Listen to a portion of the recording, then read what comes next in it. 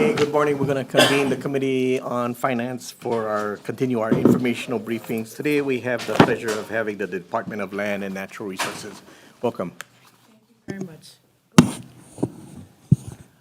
Aloha mai kākou. Aloha Chair Yamashita and Chair and Vice Chair Takonoichi, and members of the House Finance Committee. My name is Don Chang.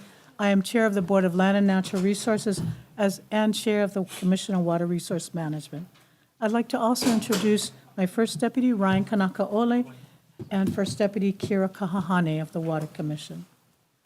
Also seated behind me is Cynthia Gomez, DLNR's Administrative Services Officer, and Dina Lau, Acting Chief Engineer, who handles our CIP. So I am going to probably defer to them as well as staff on some questions. Seated behind me are the administrators for the DLNR, and I would like to introduce them in the order of their LNR numbers.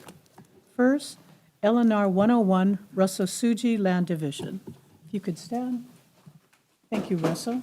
LNR 101, Michael Kane, Office of Conservation and Coastal Lands. LNR 102, Legacy Land Conservation Program. David Penn. LNR 111, Hannah Domingo, Bureau of Conveyances. LNRs 141 and 810, Dina Lau with Engineering. LNR 401, Brian Nielsen, Division of Aquatic Resources.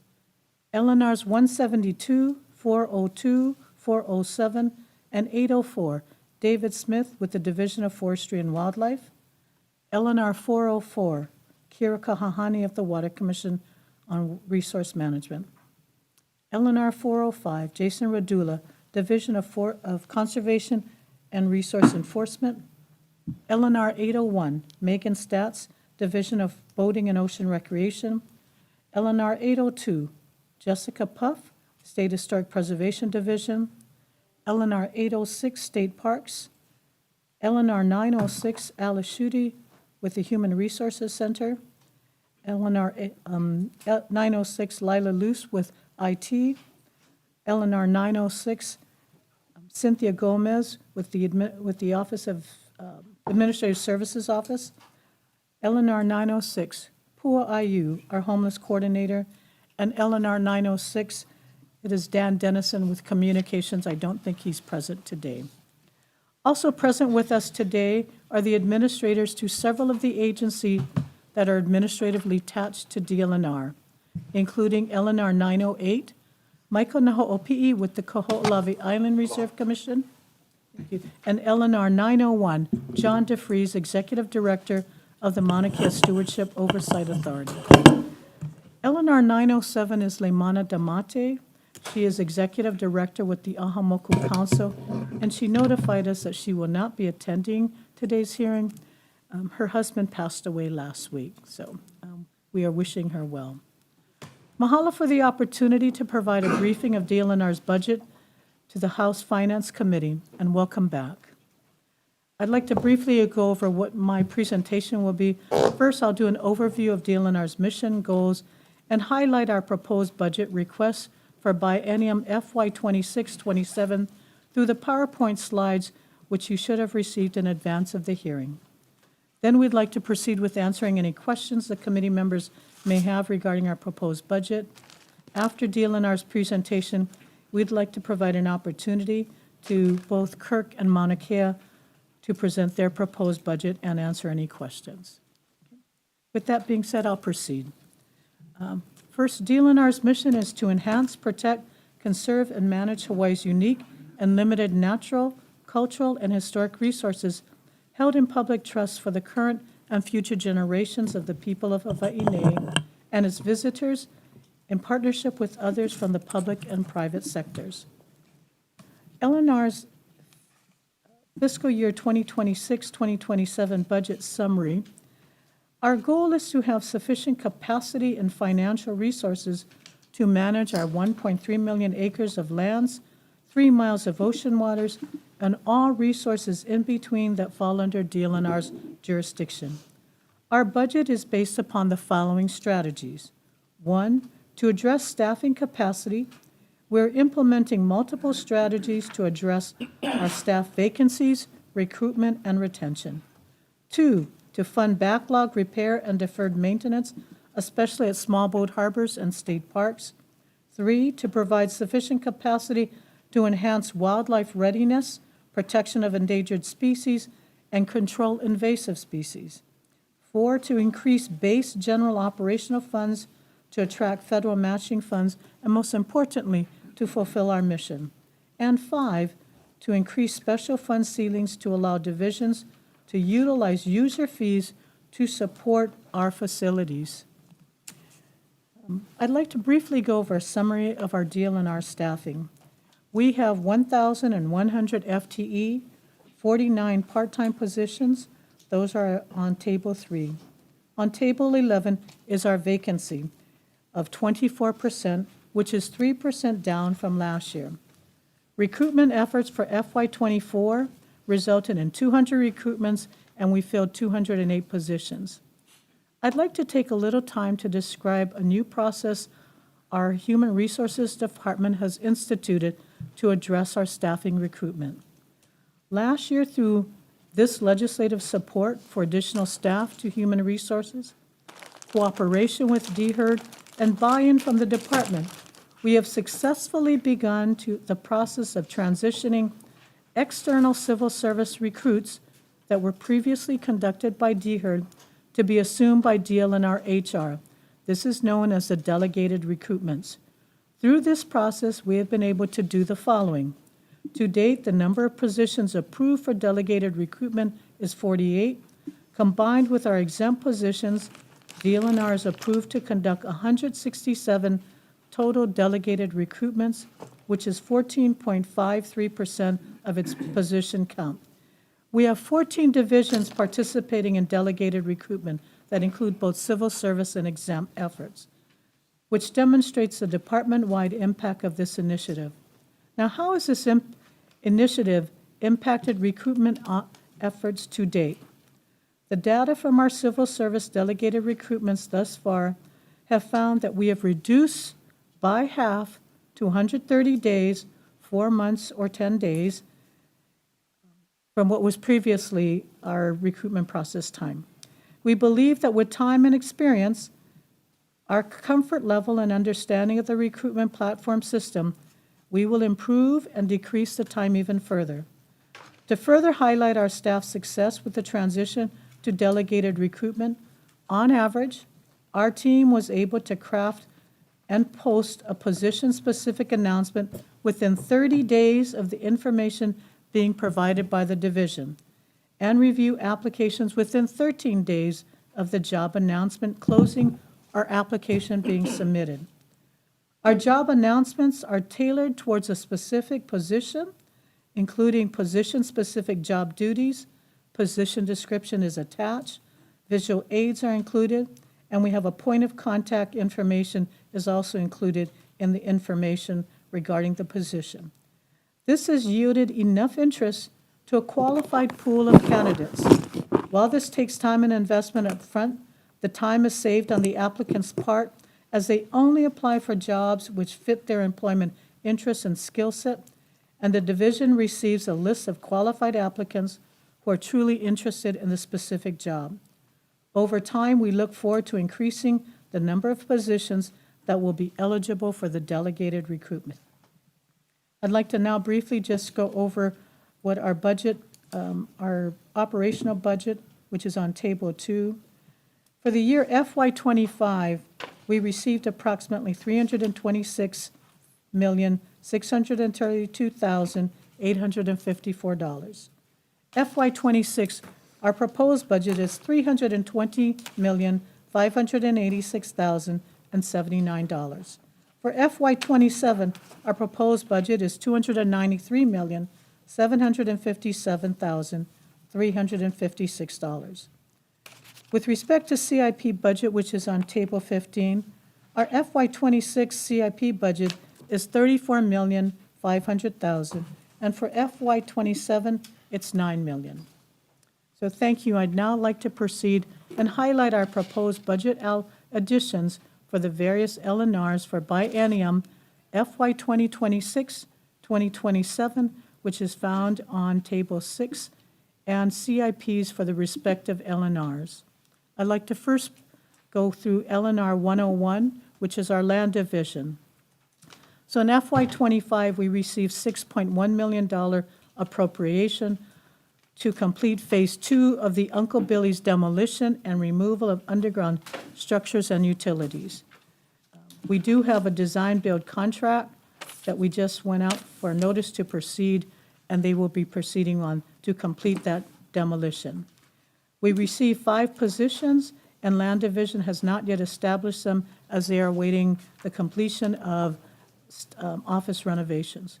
For FY '26-27, this year LNR 101 Land Division is only requesting CIP funds, all MOFB. Department priority number 2 is $1.5 million for statewide cesspool closures in accordance with EPA consent order. Priority number 9 is $700,000 for Shangri-La breakwater removal on Oahu. Priority number 8 is $500,000 for the Lower Kapahi Reservoir removal on Kauai. And priority 21 is $500,000 for the East Kapolei TOD project on Oahu. Our next division is LNR 101 OCCL, or Office of Conservation and Coastal Lands. We did not receive any funding for FY 2024, and nor are we asking for any funding this year. But we will continue to use our beach restoration special funds for coastal restoration projects statewide. Next is LNR 101. It's Climate Change Mitigation and Adaptation Commission, also known as CCMAT. LNR 101, priority numbers 34 and 36. We are asking for 2 new positions for CCMAT. Currently, we only have 1 position. She is the administrator of the office, and the 2 positions is 1 for an administrative support services and 2 for a planner. Next is LNR 102, Legacy Land Conservation Program. In FY 26-27, we are requesting fringe benefit adjustment from special fund ceiling to increase fringe benefits in the amount of $2,340. Next is LNR 111, Bureau of Conveyances. In FY '24, Bureau received a ceiling increase to retain a contractor to work on land court backlog, which has reduced the backlog by 3 years. For FY '26-27, Bureau of Conveyances is not requesting any additional funds. We will continue to work on our build-out of our automation infrastructure to make delivery of documents more efficient. We are also having stakeholder discussions regarding the potential of abolishing the antiquated land court system. Next is LNRs 141 and 810, which is our engineering division. In FY '25, under LNR 141, we received and released $2 million for statewide rockfall flood mitigation. For FY '26-27, under LNR 810, which is under our priority number 6, we are requesting $110,000, excuse me. We are requesting to add recurring funding for a Planner 5 position to support the Dam and Impertinence Improvement or Removal Grant Program, which is authorized under Act 134, Session Laws 2023. So last year, we did get the establishment of the program, but we didn't have staffing. So we were requesting staffing so we can begin to implement that program. LNR for FY 2026-27 under LNR 810, priority number 7. We would like to add recurring special fund ceiling for the dam grant program of $5 million. LNR 810, priority number 11, $10,334,475, and for FY '27, $672,000, $672,000 and 680. I have a hard time with these. It's just how to say the $672,683. I think that's correct. I apologize. It's a federal FEMA grant award it's to match our federal FEMA grant award under the High Hazard Dam Program. Also under LNR 810 for FY 26-27, it's a fringe benefit adjustment to cover increase in fringe benefits due to a higher base salary positions. We're asking for $1,097 for both years. And FY 26-27, under CIP, the Department Priority Number 4, we are again requesting $2 million for rockfall mitigation improvements to support the rockfall monitoring and assessment program, which is critical to ensuring the safety and maintenance of multiple rockfall hazard sites across the state.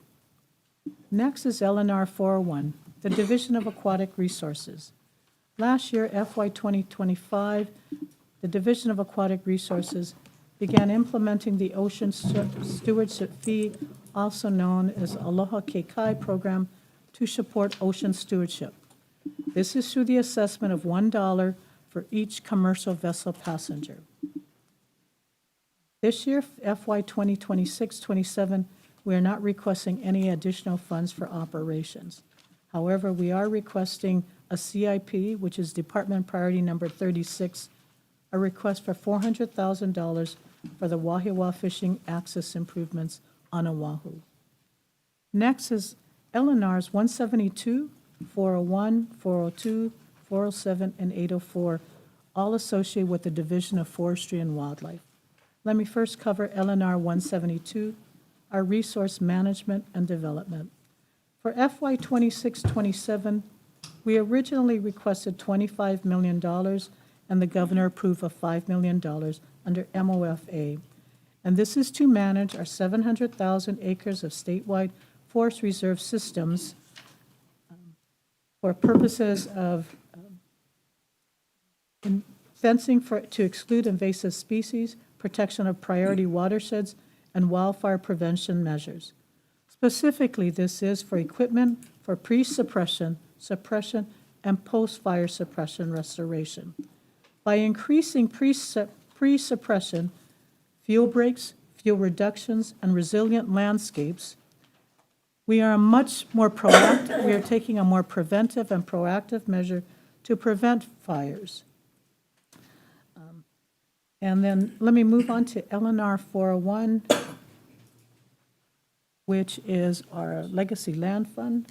We are asking for a fringe benefit adjustment of special fund ceiling to increase to higher base pay positions of $2,314 for FY 26 and 20. No, LNR 401. I think that's Legacy Land Funds. LNR 402, Native Resources and Fire Protection. We are requesting a federal fund ceiling adjustment for anticipated federal grant increases for FY 2020 of $823,000, $823,171. Priority number 8, we are requesting $1,425,696. I'm having a really hard time with these thousands. To fund 22 positions for fire emergency response. If we recall, we did receive 22 positions through the Major Disaster Fund, MDF, for fire and emergency response statewide. However, these positions were not legislatively authorized. Thus, we are asking you to fund these positions this year.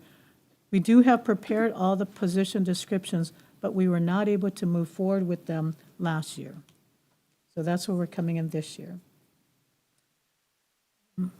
Under priority number 24, we're asking for $404.2 million to fund Invasive Species Council.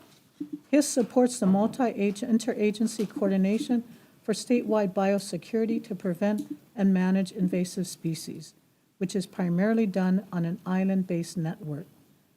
The HISC is co-chaired by both the chair of the DLNR and chair of Department of Ag. So that is the basis upon which we're trying to be more coordinated, so we're not duplicating efforts of DOA, but we're managing what's on DLNR's lands or state public lands, and DOA manages what they have regulatory authority for. Priority number 28 is $500,000 to fund Hawaii Ant Lab. This is the only organization dedicated to solely managing and eradicating invasive ants. And they have come up with a very effective tool to the eradication of little fire ants. So we would like a funding request. We're putting in a funding request of $500,000. Also, our request includes a governor's adjustment for FY26 of $4 million for fire and emergency response. DLNR originally requested in our budget $7 million, which was not included in the governor's budget, but subsequently through a governor's adjustment did include $4 million. Governor's adjustment for FY26 is $3 million specifically for the West Maui Fire Prevention Ukumehame wetland.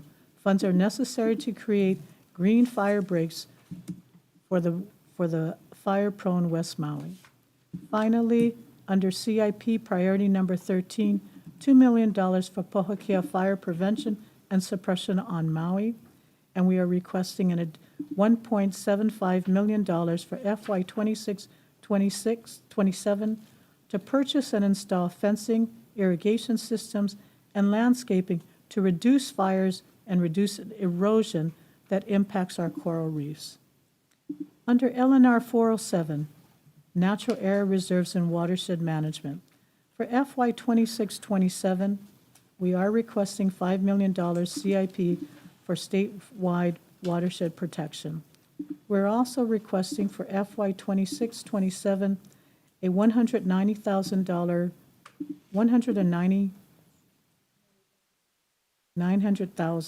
for forest federal funding, an adjustment to match federal fund grants.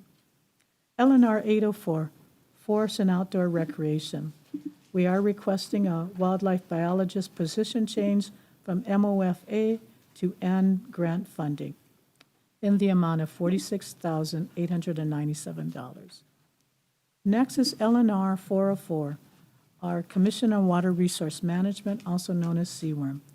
For FY25, CWRM received $1 million to support the USGS Joint Funding Agreement to conduct statewide streams, groundwater, and rainfall monitoring.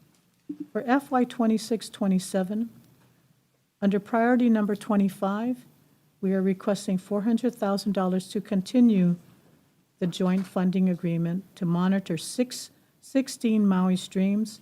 The current joint funding supports a statewide network of monitoring, again, of streams, groundwater, and rainfall stations. Priority number 37 is $250,000 for FY 26 and $150,000 for FY 27 to support Central Maui hydraulic study to analyze the existing groundwater in Central Maui. Priority number 49 is $200,000 for FY 26 and 27 to support a sustainable yield investigation modeling tool for impacts of climate change, climate impacts on groundwater. Priority number 50, we are requesting $350,000 for FY 26 and 27 to support the network of climate stations in collaboration with the Hawaii Mesonet. CWRM is requesting under CIP, priority number 11, $2 million for FY 26 and 27 for deep monitoring wells statewide. Next is LNR 405, DOCARE, Division of Conservation and Resource Enforcement. For FY 25, we filled 24 new recruit positions. 12 of those recruits are being assigned to the newly established Marine Unit Division across the state. Employees in these positions have completed DOCARE's academy training and are now in the field. DoCare's goal is to have a force of at least 400 DoCare officers. We are currently at about 140 officers statewide. For FY 26-27, under priority number 9, we are requesting $616,272 for FY 26-27. This is critical funding to increase the salaries of CREO 1 to CREO 3 for the 62 position. This funding will ensure retention and improve morale at DoCare, and it will provide pay equity.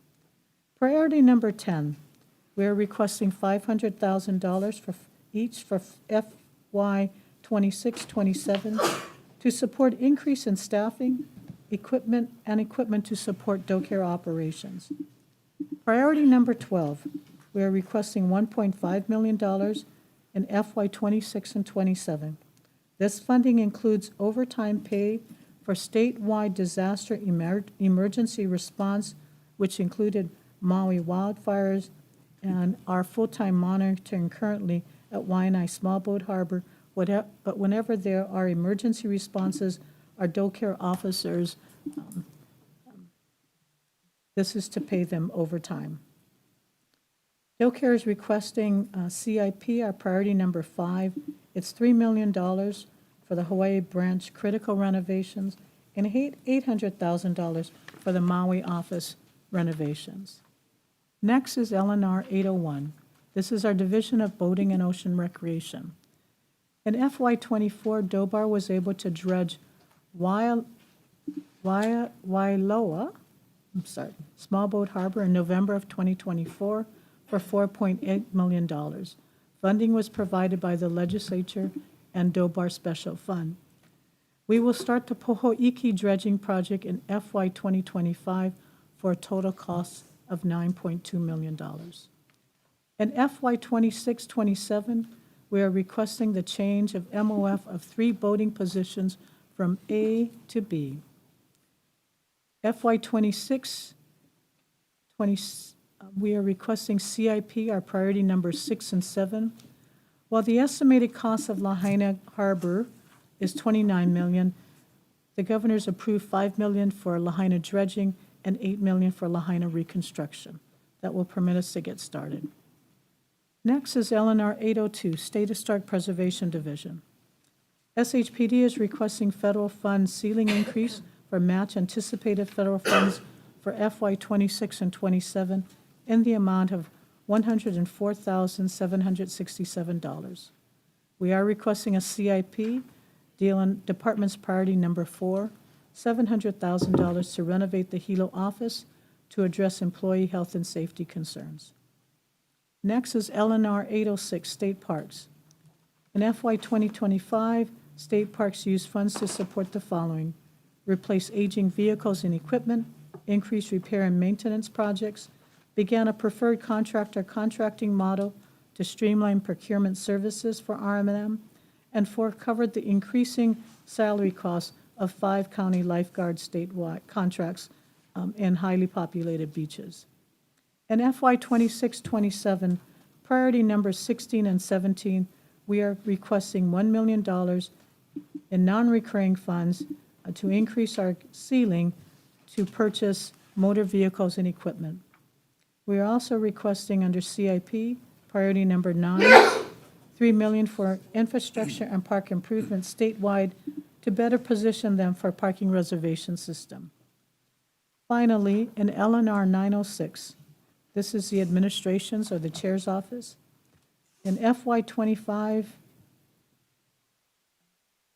mahalo to the legislature, you helped fund 6 FTE positions to the chair office, including the Economic Development Specialist 5, which has been filled. We're also in the process of interviewing for the 2 special assistants, the policy coordinator, outreach coordinator, and the administrative assistant. All these positions have been established and are in active recruitment, and we are interviewing for those positions. So in FY 26-27, our priority number 1 is to request additional funds for a labor relations EEO of $43,188 for FY '26 and $86,376 for FY '27. Priority numbers 2A, $21,372, 2B, $21,058, and priority number 4, $81,064. We are requesting funds to increase the salaries for the new delegated recruitment team. We are asking them to take on additional responsibilities to help with recruitment, so we would like to just increase their salary, commensurate with the additional duties that they're assuming. Priority number 33, we are requesting funds to complete Phase 3 and 4 of Act 182, our consolidated website. For the year FY '26, we are requesting $1,448,167, and in FY '27, $1,445,486. Finally, we are asking for a special fund ceiling increase for fringe benefit adjustment of $150,076 to increase higher base pay for positions. Okay, that was kind of a speed dating of all of our requests, but I do believe I've covered all of the requests that are in Table 6. So again, we greatly appreciate the support of the committee and the legislature in the past, and we look forward to continued support.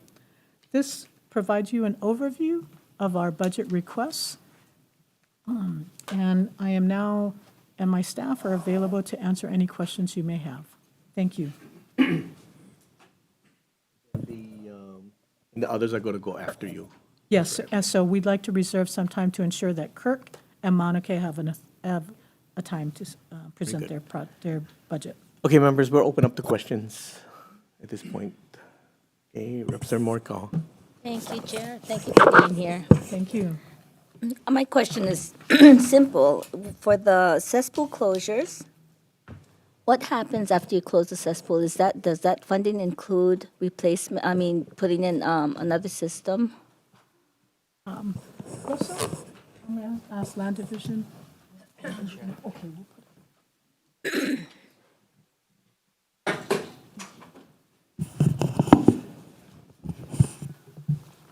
Good morning, Representative. Russell Tsuji for Land Division. The estimate does not include the replacement of it. It's just a closure that is required by the consent order that was issued by EPA and entered in and signed by the department. Our plan as to any type of future use of the property, if it was to go back out to auction or some other lease, we have a standard provision requiring the lessee, informing the lessee about this large capacity cesspool issue. And in this case, because we closed it, the issue would be mainly to either connect up to county sewer to use the property, or if that is not available, to install an independent wastewater system. Is there any not compensation, but some incentive for the For the lessee to do that? Yes. Thank you to the legislature that passed legislation a few years ago. It allows us to offer a rent credit, and it can be very substantial for infrastructure type of improvements and demolition. So like in this case, if it's cesspool kind of related, we believe it would qualify for that larger rent credit for up to the cost of the improvements, or up to 20 years of fair market rent, whichever is less. Yeah. Okay. So that will be, we think. Thank you. Okay, thank you very much. Further questions? Okay, Representative Kush. I have a few, Chair, but I'll just stick to kind of broad topics. Chair, thank you and all of DLNR staff coming in today. I appreciate that. You guys have a big responsibility. I'm just following up on the status of the conversion of DLNR to ag leases. I know a bunch have been made, and if you could just maybe update the... And these are the Act 90 transfers from DLNR to DOA? Correct. If, we have Kevin? Kevin Moore is with our Land Division, and he has been keeping all of us updated on the status of the Act 90 transfers. So I'm going to ask Kevin, I think that would be much more helpful. But we have been aggressively trying to complete those transfers. My recollection is that we did come to the land board a couple of months ago with at least 34 leases. So, Kevin, the question is, where's the status of Act 90? If you can come, introduce yourself. You can- Good morning, Kevin Moore, Land Division, DLNR. Okay, so in the last 2 years, the Board of Agriculture and Board of Land Natural Resources have approved about 36,000 additional acres for transfer, and before that, we had about 20,000 already completed. So we have dual board approval of, right now, about 56,000 acres.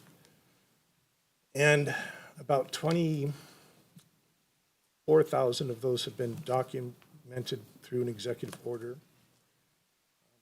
The rest of those dispositions have subdivision or mapping issues that will take additional time. But we're working with DOA and also with the Department of Accounting and General Services Survey Division to get those wrapped up too.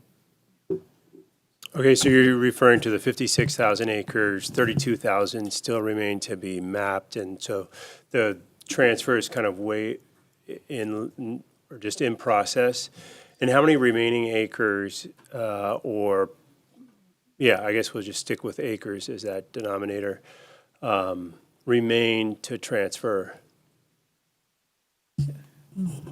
If I can represent, so the transfers are really based upon leases or revocable permits.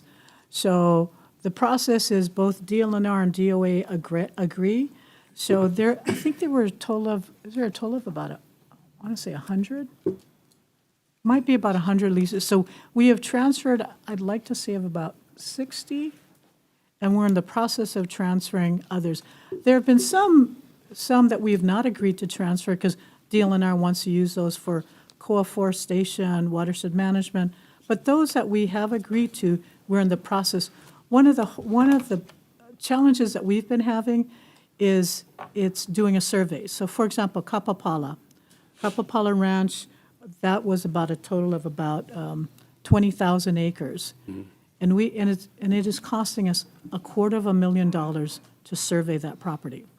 So my understanding is there is proposed legislation to try to facilitate the executive orders being transferred without the necessity of a meets and bounds survey. So that should help also facilitate many of the transfers. But we are trying to work very hard with DOA on transferring those properties that we both agree on and facilitating those with whatever tools we have. Okay, so primarily it's a logistics issue. Yes. On the ground logistics to getting it completed. Okay, great, thank you. Thank you. And then I know State Parks is going to come up separate, and Mauna Kea. You can, State Parks is with us, so you can ask them. Well, I'll wait till they do their presentation. So I did it for them. Oh, okay, I thought you said they were going to do a separate. Oh, no, I'm sorry. So it was more Kaho'olawe Island Reserve Commission and Mauna Kea will do their own. Okay. But State Parks falls under DLNR. So yes. Okay. You mentioned 500,000 for Hawaii Ant Lab in the eradication of LFA, and I was just wondering if you had any details how that was going to occur. And I understand you're working with DOA, and we talked with them about this yesterday, and so I was just curious. No, thank you. So I'm going to ask Chelsea Arnott. Chelsea is our HISC coordinator, and she will be in the best position to answer that. Thank you. Thank you. Never sit in the back row. Aloha, Chair, Vice Chair, members of the committee, Chelsea Arnott with program support for the Hawaiian Invasive Species Council, and mahalo for that question. We're working really closely with Department of Agriculture. Our Hawaiian Invasive Species Council, we fund a number of partner organizations like the Island Invasive Species Committee, Hawaii Ant Lab is a huge one too. And so they haven't had any long-term stable funding for the last 3 to 4 years now, and we're looking at having something to help stabilize that program because they are really essential with doing the on-the-ground control, assisting partners, communities, and so they're working with residences in communities mostly and doing trainings with our partner organizations like the Island Invasive Species Committees to make sure we're doing the on-the-ground support. They also do a lot of community engagement.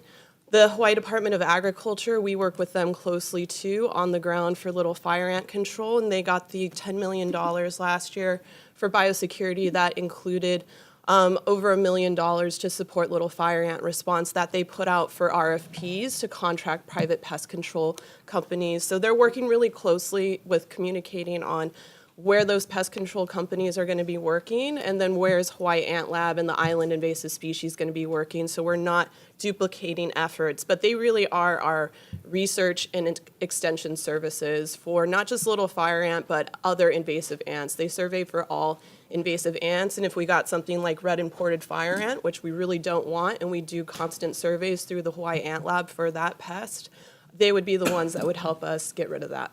So this is additional 500 recurring funding for the invasive species councils of each county, It would be, or so the, specific to Ant Lab? it's just for the Hawaii Ant Lab. And then we do have a request in there for $4.25 million that would support the Hawaii Invasive Species Council. And that, pretty much 90% of that funding goes to supporting the Island Invasive Species Committees, research through the University of Hawaii and other research institutions, and a whole array of other projects.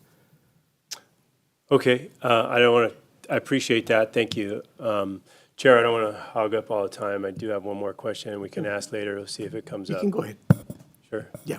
Thank you. I apologize. Thank you. Not at all. So in my district and the surrounding districts, a big issue is the leases on Waikea Peninsula and Konoelehua industrial area.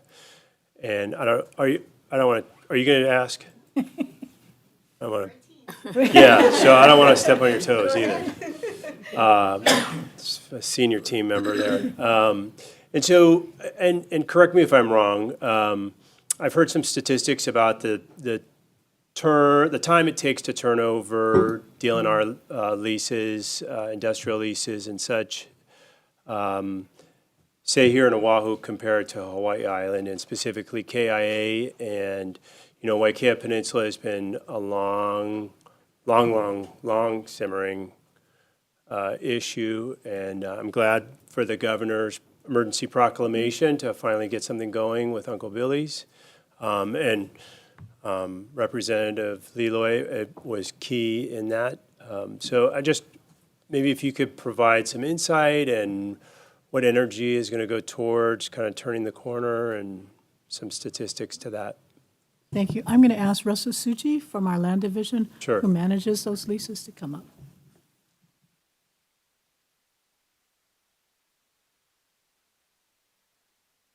You have a specific question in mind or area in mind? Yeah, I'm just asking, is it correct that the leases that are being processed in Waikea Peninsula and Konoelehua industrial area take years versus months, say on Oahu?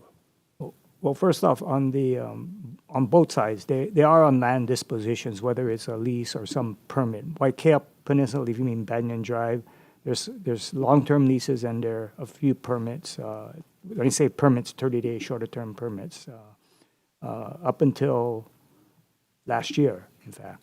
The last legislative session, they passed a law that allows us to do direct negotiation type leases. Other than that, the only option at that point, once your lease expires, is to go to public auction, which takes time to get ready. The lease document has to be prepared. All of the legal documents has to be prepared in advance of the auction, and it must be available at the auction for review before the auction occurs. In Konolehua's context, in the industrial area, again, those are all on leases already, or at the minimum a permit, but most of them are leases. The issue there is they're expiring. They're coming to their 65-year thing. With recent legislation, they have the ability to request to an extension. The research extension has conditions such as determining the current value of the improvements, and the minimum improvements to be required to qualify for an extension is 30% or more of the value of the building. And secondly, in order to qualify for an extension, you must be in complete compliance with the lease, the existing lease terms. What oftentimes happens is we get these requests for extensions at very late, when the lease is about to expire, so there's not much time to act on it. And staff ends up scrambling to make sure some compliance issues are taken care of before presenting the matter to the board. And then in addition, checking the appraisal, checking to make sure the improvements qualifies as substantial improvements as defined by the legislation. So there's a lot of work involved in before it goes to the land board for presentation. So it does take time. And so we've asked our lessees to submit that package to us in a timely fashion before, preferably a year before or more, before it expires. Because once you get into that last year, and then if we need to take to the board, for example, get information from the lessee and take to the board consents to sublease. A lot of these industrial sites are being subleased out to multiple tenants. The board is supposed to consent to those subleases, and we sometimes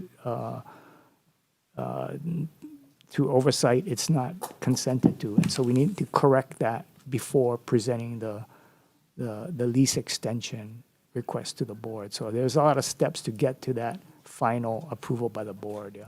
And then there's lease documentation, but getting the approval by the board is the key to meet that deadline.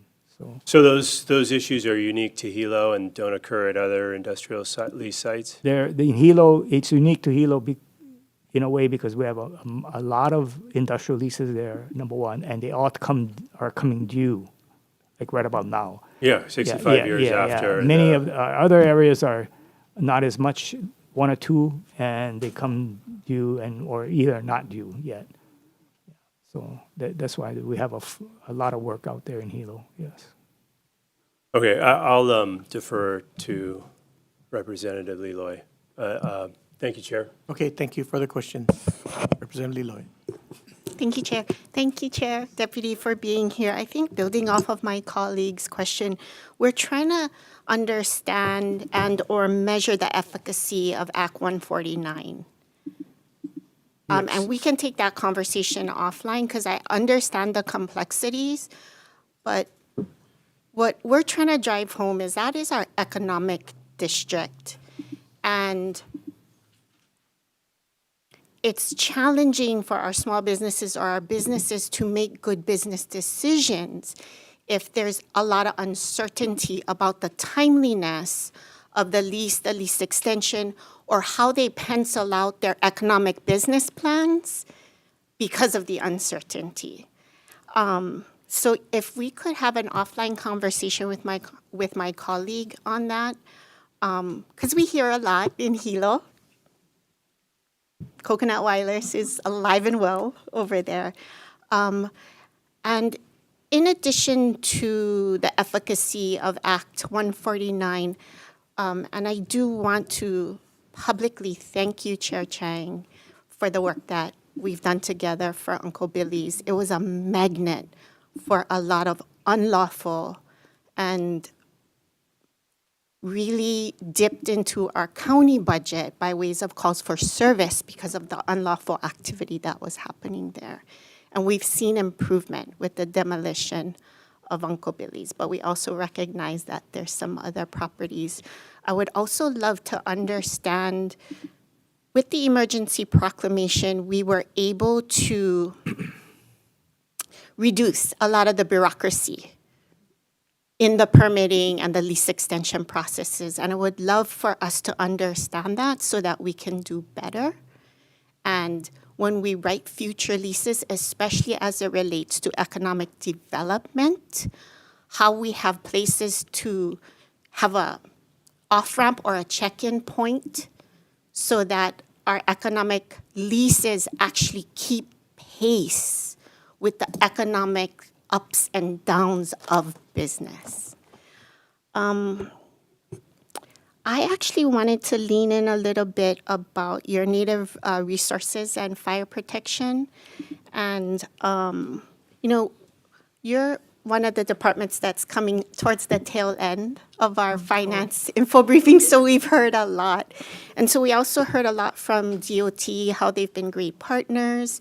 We had heard from DOD.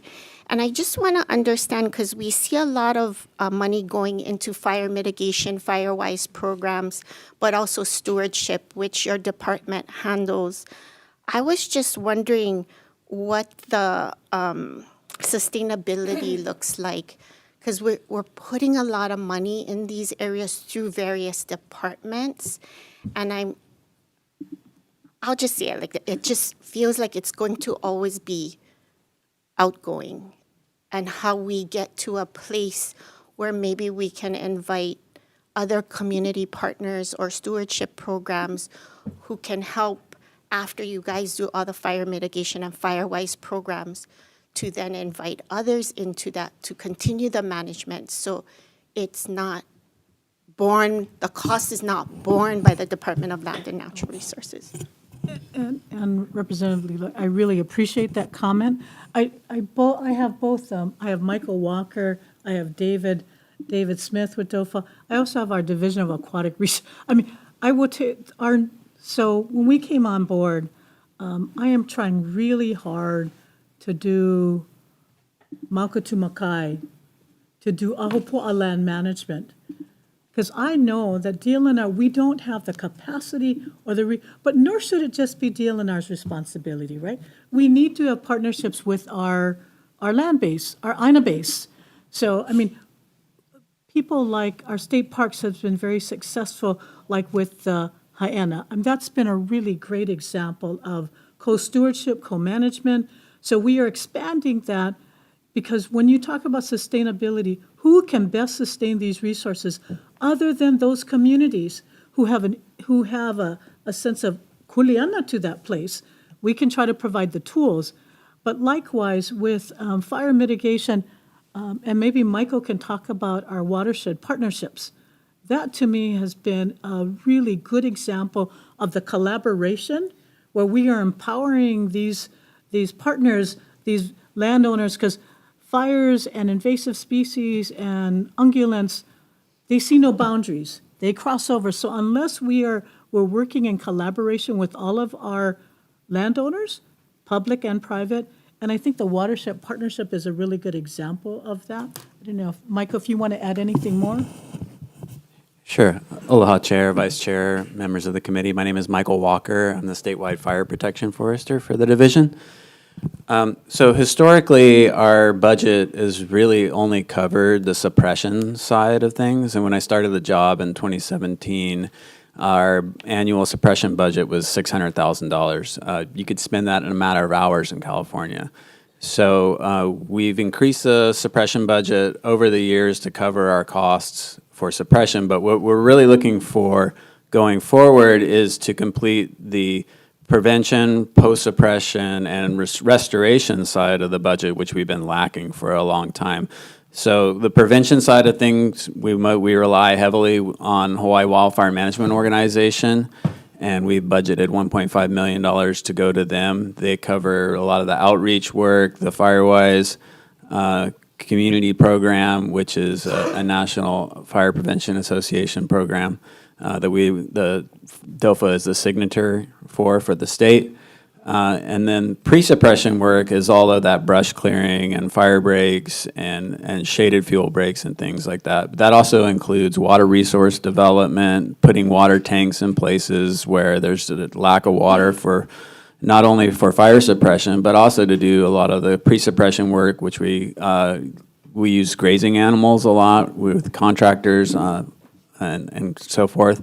And then the post-fire part of the equation too, which we haven't really been funded yet before, is to really do a lot of the outplanting, restoring forests, restoring forested watersheds, and kind of making these systems a little bit more healthy and more able to withstand what the impacts of the fire has done to them. So. Just follow up to that, and thanks to this previous body, they put a lot of money to the Kupu program, which was that stewardship program. Is that where your department is kind of dovetailing into the Kupu program, or is that separate? We do have Kupu folks out there working within each branch. We are looking to expand that this year. So because of the funding situation with SB 306, that bill got vetoed, and then the funds that we were supposed to get for our positions and for our equipment and our operating budget were funded through the Major Disaster Fund. But because of the bill being vetoed, we don't have a legal standing to create the positions. So we are looking, once we can move that money from payroll over to operating, we're going to add more to Kupu to kind of supplement that work. So if I can just add to that. So Kupu is probably one of our greatest partners. They create a workforce that we also, many of them have become DLNR employees. So through that base, so that's been, and I think we received, for some reason I want to say $5 million that Kupu received, and much of their workforce and training is done specifically with DLNR. Yeah, which walks me nicely into the next part of the question. You and so many departments are really struggling with vacancies. And I heard you mention a number of initiatives that you put in to help fill a lot of the vacancies that you have. Just wondering what that pipeline looks like, because we saw the gains that the Kupu program kind of leading into our DOFA, dual care officers, and that graduating class that you had a few months ago. Just trying to understand what kind of pipeline we're developing within DLNR to attract so many of the positions that you need from our high school or early college, so that our kids can recognize that they can stay home and be in the mountains or down at the beach, but have a job. No, and thank you for that. And I think when we came on board, we recognized that that is a sort of an untapped resource. And it's not just Kupu, but just INA-based knowledge. So how are we recognizing and acknowledging that INA base? So our HR, and in particular, all of our divisions, they have been working very closely with our HR to develop position descriptions that are tailored for DLNR. So we're looking at, maybe you don't need to have, the equivalent of a bachelor's is years of service, of, INA-based practice, and you get credit for that, and that becomes an opportunity to qualify for a position. So Kupu is probably one of those that they have direct access to employment at DLNR. We have hired a lot of Kupu interns who then become staff. We're also trying to partner up with a lot of even UH Law School. A lot of their fellows who come to us as fellows are now staff. So we're trying to create DLNR as a career path. You can actually work and you can make a living. I mean, DoCare, for example, they go online, when they go online for their recruitments or their applications, they open at 12 midnight. By one hour, all of the positions, all of the available applications are gone. But that's how sought after some of these positions are. So I think our HR, through this delegated recruitment, is able to work with the divisions to tailor the position descriptions to the specific division needs. And we have been able to attract a lot of just local kids who want to work. So that's been sort of our pipeline, as you say, into DLNR, is both, so it's not only entry level, but it's also within the department creating a promotion ladder that you can move up from one to the next so there have been many opportunities where that has been created. So like I said, we are trying to create DLNR as a career path, a very important, because most of the people who work at DLNR, they're obviously, I don't think they're there for the money, but they're there because they have a passion. But they should get compensated for what they do. So we're trying to do a lot of the different strategies. Great, thank you for that, Chair Chang. I think other departments did really well at articulating their shadowing program and their career path opportunities. And so I just want to make sure that we're funding, your HR department in the right way so that they also have time not only to just do the general paperwork, but create a ecosystem of how we get our kids from high school, college, into so many of these departments that have high vacancies. I don't have any other questions, but I offered this to the Department of Defense, and I will share it with you folks. DOD has a REPI program, which is an Readiness and Environmental Protection Integration Arm. And they've done amazing work on Hawaii Island with watershed protections, doing the studies. And I think inviting those dollars and that subject matter expertise to help us across the state to look at our Mauka to Makai kind of systems that we want to create, I think would be a great place for the department to connect with. No, thank you. So REPI is probably one of our largest partners. How much are we? I mean, we are getting, and they've been partners with us probably for the last 5 years. So they've helped us acquire lands like in Manawili. They help us with invasive species, with fencing programs statewide. So REPI indeed, and you're right, they have been a great partner. I think they kind of understate their relationship with DOD, but they've been a vital partner with us. So thank you for that. And I think we have found them to be really open to working with us statewide and trying to expand. So we've recently become a REPI program, a REPI, what is it called? Sentinel Landscape. Sentinel So we Landscape, are, yeah. so Hawaii is a sentinel landscape, and DLNR has been really instrumental in fostering and nurturing that and promoting that. So we totally appreciate your recognition of that. Great, thank you. Thank you, Chair. I yield. Okay, Representative Miyake.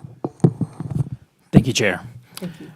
Thank you, Chair, for your presentation, Deputy, for being here. My question is for SHPD. It's my understanding that there are no archaeologists in SHPD in Maui County anymore. There's a vacancy. Have you filled their vacancies, or when do you anticipate filling them? Good morning. That is correct. Apologies, everyone. My name is Jessica Puff. I'm the administrator of SHPD.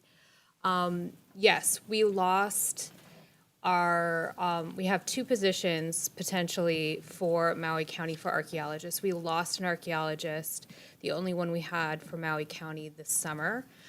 And we've been working with HR and fiscal here in DLNR to get those positions reposted as quickly as possible. I believe they should be posted this week. That was the last update that I received. And we are actively recruiting for them. So we have identified some potential candidates who are interested in applying, and we're hoping to fill those as soon as possible. They're our number one priority. Okay, follow-up, Chair. So the reason for my question is that this issue is holding up reviews for building permits.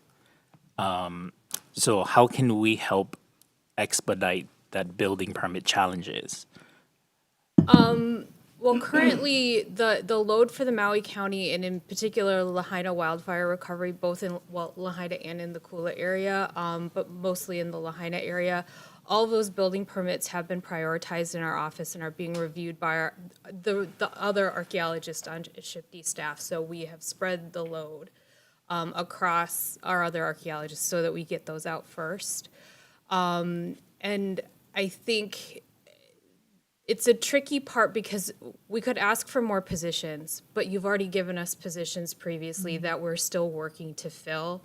We just completed the reorganization process that we were required to fill. We just also this past summer completed the pay increases for staff, and the next step was to finalize all of the PDs and get those posted, and we're working on that. So it's hard for us to ask for additional staff at this moment until we fill the positions that we have. In terms of permitting, we've been actively working with Maui County, in particular on developing sort of a streamlined approach through an agreement document where we can utilize their contract with Four Leaf, and then we can also utilize the preservation professional staff that Maui County has. They have an architectural historian, they have an archaeologist, they have the new OEV division, and to collaborate with the county more to sort of pre-review some of these permits to really only send those that have a significant concern to us for review. So we're trying to figure out other proactive ways to get ahead of this that will, I think, work in this moment while we don't have archaeologists, but is something that we can continue to build on going forward in the event that anything like this were to happen again. Okay, thank you. I appreciate that. What's the backlog for SHPD reviews? The current backlog for SHPD reviews is, it's dependent upon the project type. We're pretty up to date on all pretty simple, what we might classify as simple permits. We're up to date on all the permits for West Maui and Lahaina. We've been reviewing those projects within days, if not a couple of weeks. And I say that it's dependent because some of these projects that we get are complicated, and our number one issue right now is the completedness of submittals. So we might get an applicant who doesn't know how to navigate the process, and our staff has to hold their hand through it and explain to them what we need to complete the review. If there's consultation that needs to occur with the public or descendants about a particular issue involving their project. So those projects can take weeks, months, and in some cases years, depending upon what the applicant is trying to do and how responsive they may be to the information that we request. Okay. I'll reach out to you more offline, Administrator, if you don't mind, to talk Absolutely. more about, because I represent Central Maui. So in Wailuku, we just have years of backlog, and I don't think that's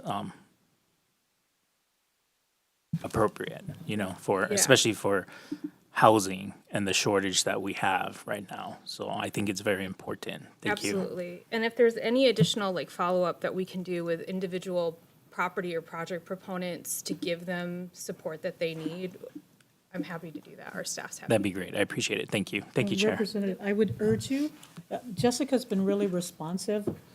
She's just recently taken on the position, a couple of months ago, maybe 3 months ago. Yeah. So, but she's been very responsive, so please communicate with her directly, and she will try to get back to you as soon as she can.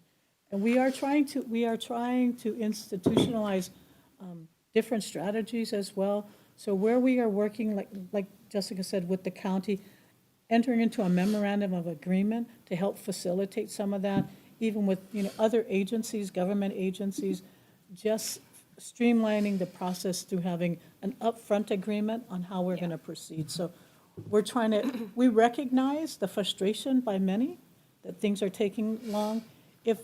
And you shouldn't hesitate. If something seems to be taking unduly, a long time, let us know and we can follow up with you.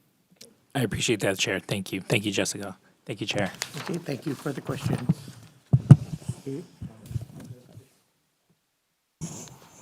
Thank you, Chair. Thank you, Director. I have a question about state parks. Okay.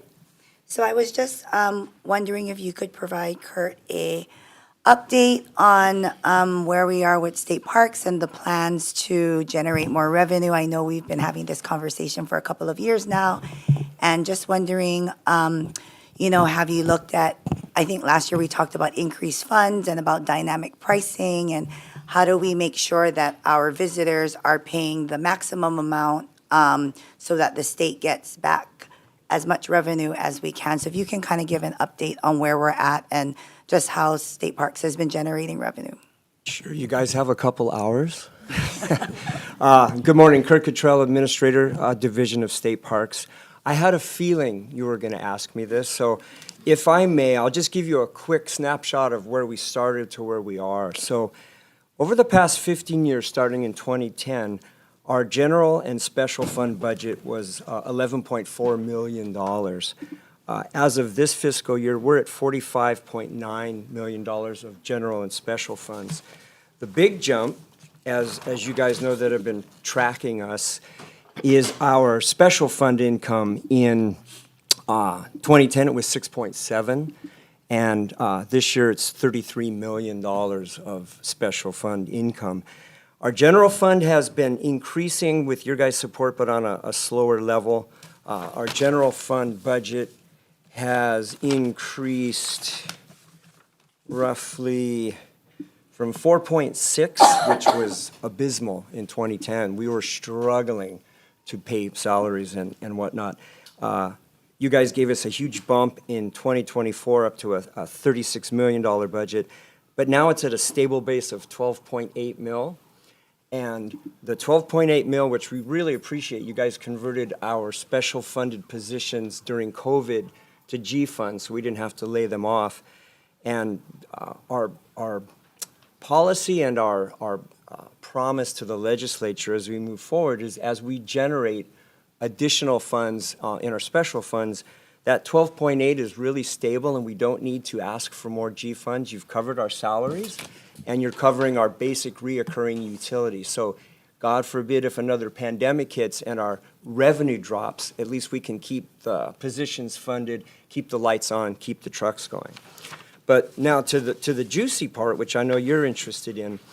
We have, out of our 54 state park units, 10 of them are what I would call monetized, meaning 10 out of the 54 generate parking and entry fees. Now, that doesn't include like our Coquet leaseholder cabins or our concessions or mobile food service that we're developing. That's strictly based on parking and entry. And the four that have advanced reservations that are performing well are Haena, the model we started with, Wayanapa Napa, Iao, and Diamond Head. Now keep in mind the reservations are twofold. Yes, it helps generate income, but the other parks without reservations are killing it on income, because what we've done is we've targeted, out of all of our 54 park units, the 10 that get the largest patronage by out-of-state visitors. Because during COVID, when we changed our rules, we essentially exempted residents from any parking and entry fees and only targeted parks that have high visitation. That's a give back to our residents, so they don't have to pay because the visitors pay. The ones with reservations, in addition to income, it's also assuring a quality of experience. And you guys, heard me mention this last year.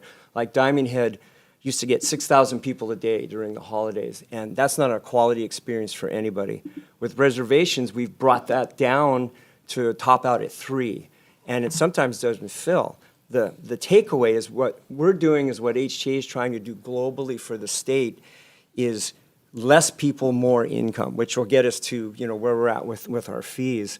And so we have now been able to establish a quality experience in addition to the revenue generation. But just as importantly, we're saving space for our local residents who have been shut out of these state parks because they've been just consumed by out-of-state visitors. Parks we're looking at now to add to the quiver of the 10 that generate parking and entry. Kua Bay is one at Keikahakai we're investigating. Rainbow Falls on the Big Island, and then the Wailua River on Kauai are 3 that we're looking at to establish the parking and entry and concurrently probably reservation system for the ones that are being overused. So we haven't delved into the dynamic pricing model yet, but when I went to the National Association of State Park Directors meeting in Alabama in September, I met with my comrades and said, so how many of you guys do dynamic pricing? And not a lot of them do, but they mainly do it to incentivize patronage like in winter months when their numbers drop. And I know we were talking about maybe flipping it and upping the price during our peak seasons like spring break, summer, Christmas. We haven't done it yet. I'm still trying to figure out the nexus. And as I said before, I want to commit to ensuring that the quality of the park unit is up to par before we anchor on more rates. So we haven't yet done the dynamic pricing. I know you guys gave us that authority a few years ago, but we're still looking at, we want to add a few more parks to the quiver that need parking management, and I'll end with, you can't just wave a wand and set up fees. We need to have either private sector or community partners that are kind of the gatekeepers. They're the concierges. If we have a reservation, you got to have staff that check the reservation. And if you're charging a fee, you need staff to ensure they pay. And that staff costs money, and we contract that out, except for Haena. It's with private sector parking companies. So the last performance metric I'll leave you with is it has to have a certain patronage level that would entice private sector parking companies to bid and generate their own income in our partnership to ensure that we collect the money and the people are actually playing. So it costs money to make money in that kind of situation. So no, we haven't done dynamic pricing yet. I'm still looking at, if we did, as an experiment, Diamond Head is the prime example where it may work, and we could try it during a peak season type of thing and see what happens. But Diamond Head now generates over $5 million a year. It's up to $6 million, with way less people than it had in 2018, 2019. So quality up, prices up, but experience is commensurate to those fees, because now it's $20 for 2 people to go in instead of 5, right? So that's pretty much the short version. I can talk offline in No, I mean, way that's greater good. detail. And I'm glad you were prepared and are looking at ways Yeah, to Dawn knows do- I'm always Yeah. over. And looking at ways to continue to expand, right? Because I think state parks, as we've mentioned before, is one of the few departments that can generate money.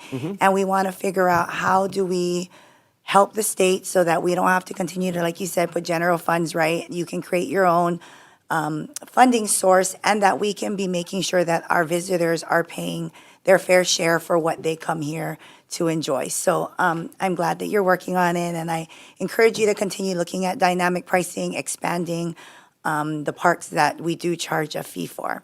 I have a quick question, though, specifically to a CIP request. So on page 12 of your slide show, it's under the engineering division, though, but I see that you are looking for $2 million for rockfall and flood mitigation, specifically for Diamond Head State Monument. Can this state parks money be used to address that rockfall mitigation instead of asking for a separate That is CIP? a great question. I think that's kind of an error in terms of, and Gason from engineering can augment that, because we're doing rockfall mitigation right now. What we're trying to do with our operational expenditure plan is big ticket expenditures that would drain the fluidity of our special funds. We're still going to default to a CIP. So we're looking for that sweet spot, particularly with the preferred contractor contracting, where we can do the small kind R&M. But if it's big and if it's going to drain a big chunk of the operating fund, then no, we would still try to come in with a CIP request. But in answer to your question, we're using $20,000 for fire mitigation planning with Hawaii Wildfire Management Organization to try to reinvest some of our special funds into preparing for wildfire. But for that, it's just too big of a hook, because it'll upset the apple cart of our operational expenditure plan, because it's a big hit. And I think, Representative Kitagawa, thank you. The $2 million isn't just for Diamond Head. Yeah, that's It is the error. It is statewide for all rockfall mitigation. So it's just that that's one of the projects that we identified, but it's not just solely for Diamond Head. Okay. And then quick follow-up question to that. Yeah, you mentioned special fund now generates $33 million a year for state parks. What is your expenses of that? Like, do you spend now $33 million a year, or? Okay, now I'm getting nervous. Yes, last year we drew down almost to the penny, the 30 million. We're anticipating, though, because we had a little bit of a hiccup after COVID. We started generating income before our ceiling went up, so we're still chipping away at essentially a bigger balance. We don't think we're going to be making in the next several years a $30 million nut. I think it's going to go down at current levels of income to about 28, 27. So our goal is to deplete that special fund, as much as we can. But we're always rolling over a little bit each fiscal year just to, because, as you guys know, there's some years we didn't get a release of funds last year till like the end of the second quarter, right? So, but as we generate more, we will spend more, I assure you. However, if we start generating more than we can spend, it's going to accrue. Great, thank you. Thank you, Chair. Okay, thank you. Here, Lloyd. Yeah, I have a few questions, I guess, for I think the LNR 402, Michael. To start, I think, David? okay, did he leave? Okay. Oh, okay, maybe David and Michael. Okay, yeah. Oh, sorry, the program ID numbers. I have questions for you too, Dave, so. I'm a little slow these days. For the post-fire restoration that you mentioned, I'm curious how much overlap there is with that, with watershed lands. Like, when you say post-fire restoration, are we talking about forest restoration? Is it is it on state lands that are not in priority watershed areas, or how much does that overlap, and how do you guys work on those lands? There can be some overlap, but I think like a prime example of like the post-fire restoration work is the Pu'uanahulu area, particularly that Malka area that borders PTA. That suffered a fire a couple of years back that burned a beautiful stand of ohia and kolea there that we're working to restore through some novel techniques of aerial seed dispersal there, as well as in the ground planting. So there can be overlap, but a lot of the areas that are impacted by fire are not in these priority watersheds. Because of most of them are on the leeward sides there. So, Got it. Do you just have at the top of your mind like an example from everybody's district that you just pull out like that? Everybody's district? Just yours.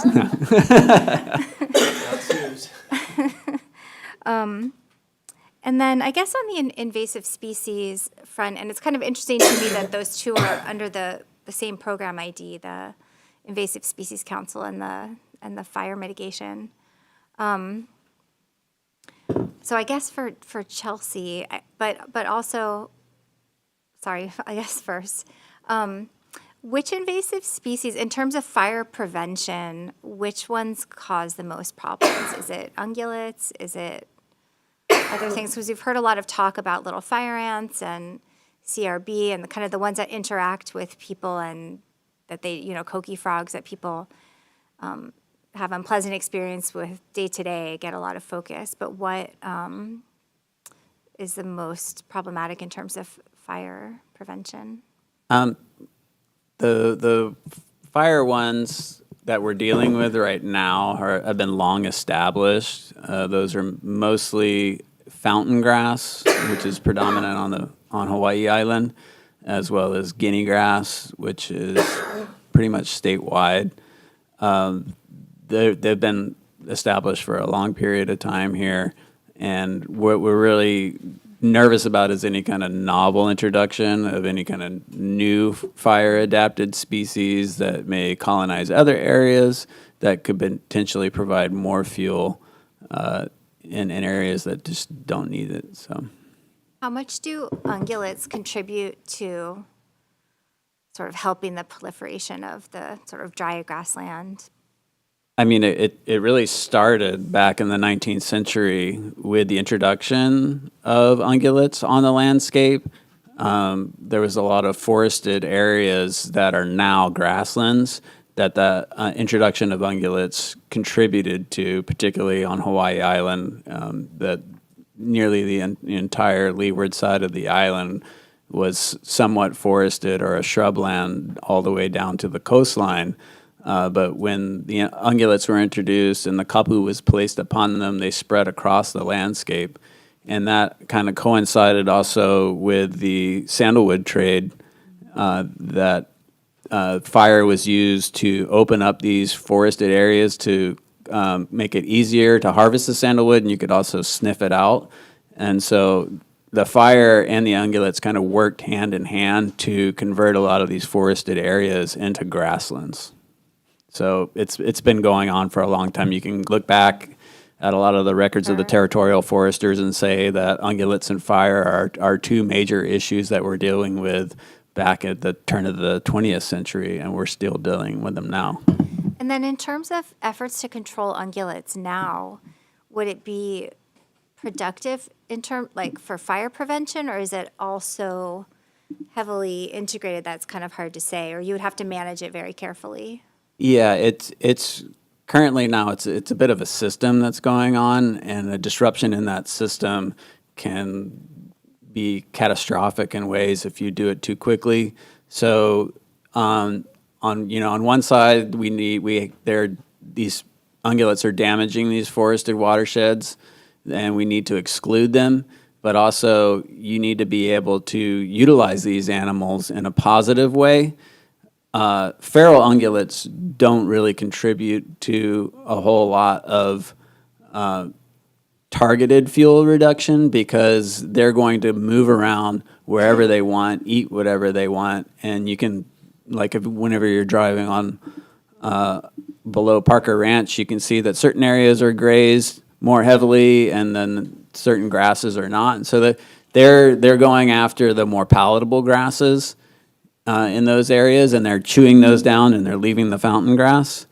So you really need to install fences and force the animals to eat the grass that's there, including the fountain grass. Otherwise, if they're just moving around freely on their own, they're only going to really target the ones that are more palatable to them and leave the fountain grass, which is a lot more flammable, intact. And between the species, like goats, sheep, or cows, if you're going to use one as a tool for fuel reduction, is cows the most preferable, or what? They all have their pluses and minuses, and you can look at Haleakala Ranch. He uses mixed herds for specific purposes. Sheep obviously aren't going to be reaching up and browsing as much as goats are, and cattle to the same effect, but you can use goats in particular in areas that have been degraded far below what it would be deemed a good paddock for a cow. You can use the goats to start rehabbing that area by having them eat a lot of that more things that aren't going to be as palatable to the cows, and start to kind of convert that process over from something that's dominated by shrubs and things that aren't as palatable to the cows back into a grassland. So they use them, and I'm obviously not a cattleman, but I've seen these projects work, particularly on a lot of the Haleakala pastures that they're hot country pastures that are above Kihei and things like that. They will rotate their herds and move in goats for a while, and then put the cows in after that once they've kind of rehabbed it with the goats. So they're a tool right now that need to be used as such, but they also need to be excluded from the areas that are high value watersheds. But For the feral animals, are they just continuing then to contribute to the risk? I mean, besides the damage to the environment? the deer in particular are horrendous for any kind of cattle operation. They'll just go through and completely mow down and pull it all the way down to the roots. Before fire risk? Yeah, and also once a fire burns through an area, then the deer disperse out into the ranch lands more, and unless they've fenced those deer out with 8-foot fencing or so, they're just taking huge losses from the deer activity there. So the program that wildlife has in effect, where they're getting money for tails, is Haleakala has been really utilizing that to bring a lot of their deer numbers down and then putting money back into fencing so that they can exclude those animals and start to restore a lot of these paddocks. And That'll be better whose for cattle. Job, like, does that fall under DOFA? Whose job is sort of dealing with that? The wildlife program, through the emergency proclamation, has received a lot of funds for deer fencing, where like Kula Ag Park is a great example of a project that they've completed where they've excluded the deer from the Kula Ag Park. And then the money for tails is definitely starting to make an impact on the numbers, but it needs to continue because these animals reproduce prolifically, so. Okay, I guess some questions then for Dave and Chelsea, if that's okay. Dave first? Dave? Sure, Or David. Chelsea?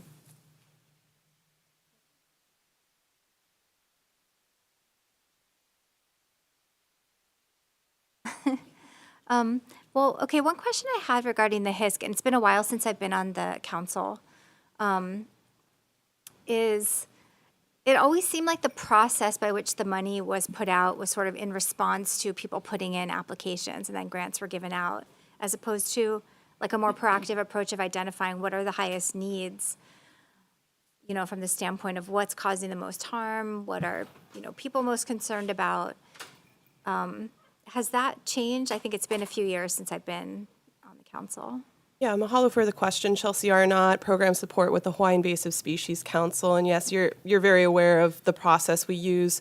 And it hasn't changed much. We do a competitive grant process. And from that process, we really do pull out what the priorities and the needs are because they shift every year. We have new pest incursions, whether that's to Hawaii or spreading across the islands. And so we really see those priorities come out in the applications and with our evaluation committee, which is designated by representatives that are on the council, that are staff members from those agencies that are on the council that have expertise within the sector or that area. So we really do have a broader overview of the issues that are impacting Hawaii in regards to invasive species, and our evaluation committee is also aware of those priorities, and we try to make sure that the funding is really serving that. Take, for example, in 2013, when we had coconut rhinoceros beetle detected here on Oahu, HISC funding really supported the initial efforts to support some of the staffing and needs that couldn't be covered by federal funding, like vehicles that we needed to go out and do the trapping efforts. So those priorities definitely come out through the process. Do you think that it effectively prioritizes the sort of just need for ongoing work, like for some of these species that will always need to be managed and they're not kind of new and exciting and there's not a researcher at the university that wants to put an application in? I mean, I guess these applications come from the committees of each island, but I mean, I know for Big Island, it's proportionally underfunded compared to other islands just because of size. I assume that continues to be the case. So I just am concerned that, like, that we should have a bigger discussion where, you know, people all get together and decide is always respond. I mean, we need to respond to the new things. We need to prevent new things from coming here, but there's also a need for ongoing work on, you know, these things that have been around. Little fire ant on Big Island, not just new outbreaks on other islands, but, you know, the ongoing coqui frogs on Hawaii Island. And I'm sure my fellow Big Island representatives can relate. Yeah, and even things like goats on Big Island. I mean, we're just constantly getting calls. Yeah, agreed. And the Island Invasive Species Committees are really the ones that are partner organizations that are working on those longer-term commitments to eradication of these pests. So they're really working within the communities and the counties and with the different agencies on, you know, a lot of species that we don't see because they're being controlled and they're being managed. Like, we don't have Myconia taking over the watersheds across the state. We do have pockets of it on some of the islands where it is widespread, but because there's been these ongoing efforts by these committees for the last 2 decades, we don't see species like that taking over. And they are working the harder pests like little fire ant, coconut rhinoceros beetle. That's a more interagency collaboration, working really closely with Hawaii Department of Agriculture, because these pests are really easily spread between the islands and even intra-island. And so HISC funding supports that existing management. And what we really want to do with additional funding is we do need to boost research again. We've really kind of fallen off the radar with being able to truly support research, and we're seeing the impacts of that with not having the tools and technologies that could really help address the existing pests that are across the landscape on a larger level. And for the ask for a Hawaii Ant Lab, which I'm glad to see the department supporting instead of like another appropriation bill here, is there, I mean, now that we're dealing with little fire ants more widespread than just Hawaii Island, is there any thought about how to equitably use those funds? Yeah, so what I would really love to see is, and we've talked about, and it's highlighted in, we have an interagency biosecurity plan, is institutionalizing some of these partner organizations, because we're talking about this is long-term management, and these programs are every year start at zero and have to find money year to year. And the Hawaii Ant Lab is a prime example of not having consistent, stable funding to support their program, and they've been furloughed probably like 3 or 4 times over the last 3 years because of a lack of funding. So that funding is really going to support, most of their staff is stationed on Hawaii Island in Hilo, so that will support the staff that not only does extension work and trainings in Hilo, because little fire ant's still a problem. Even though it's widespread, that doesn't mean we don't want to manage it and communities don't want to figure out how to manage it. So they do that training, but they also come to the other islands to help support larger scale infestations. And we do have staff here on Oahu, but it's I think it's like 1.5 people right now, and we have over 70 infestations on Oahu, so that is a huge issue. So that funding would support more stable staff that can do the on-the-ground work, the training, and continue the research. Yeah, I guess I just see when we put funding in, I think it's a limited amount of funding, so you do want to prevent the spread to new areas where you can. And I understand that, but I think if there's programs to help individual homeowners in areas at a certain point, then there has to be some thought about equity, compared to people on in Hilo or Kona that have been just paying these costs out of pocket. Agreed, and that's a great point. And with the Hawaii Ant Lab, they're starting to institute a community action program. So in Kailua and Lanikai, where we've seen a huge amount of infestations of little fire ant, they're really training the community to be proactive, not only to treat their own properties, but to make sure their neighbors are treating their properties. Because if you just treat one property, but you have infestations on this side, it doesn't matter. You're infested with little fire ant, and you're going to continue to be reinfested. So they're really utilizing the funding they have now and the staff they have now to expand the work. And then that's in conjunction with the funding that Hawaii Department of Agriculture got for the RFPs that are going out for private pest control companies and working alongside those. Okay, I don't want to take too much more time. You can go ahead. Do you have anything else? I guess for David, thank you, Chelsea.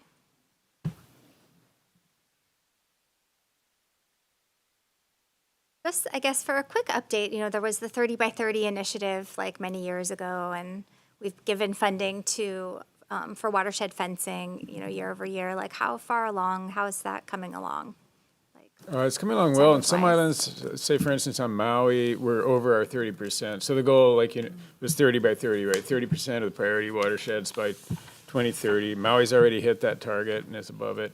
And then some of the other islands are more challenging, but they're all on track for doing that. What I'm seeing is 22% of forest protected at this point. So we're at 2024. So we're definitely on track. One thing I always try to keep it in perspective is that's 30% of priority watersheds.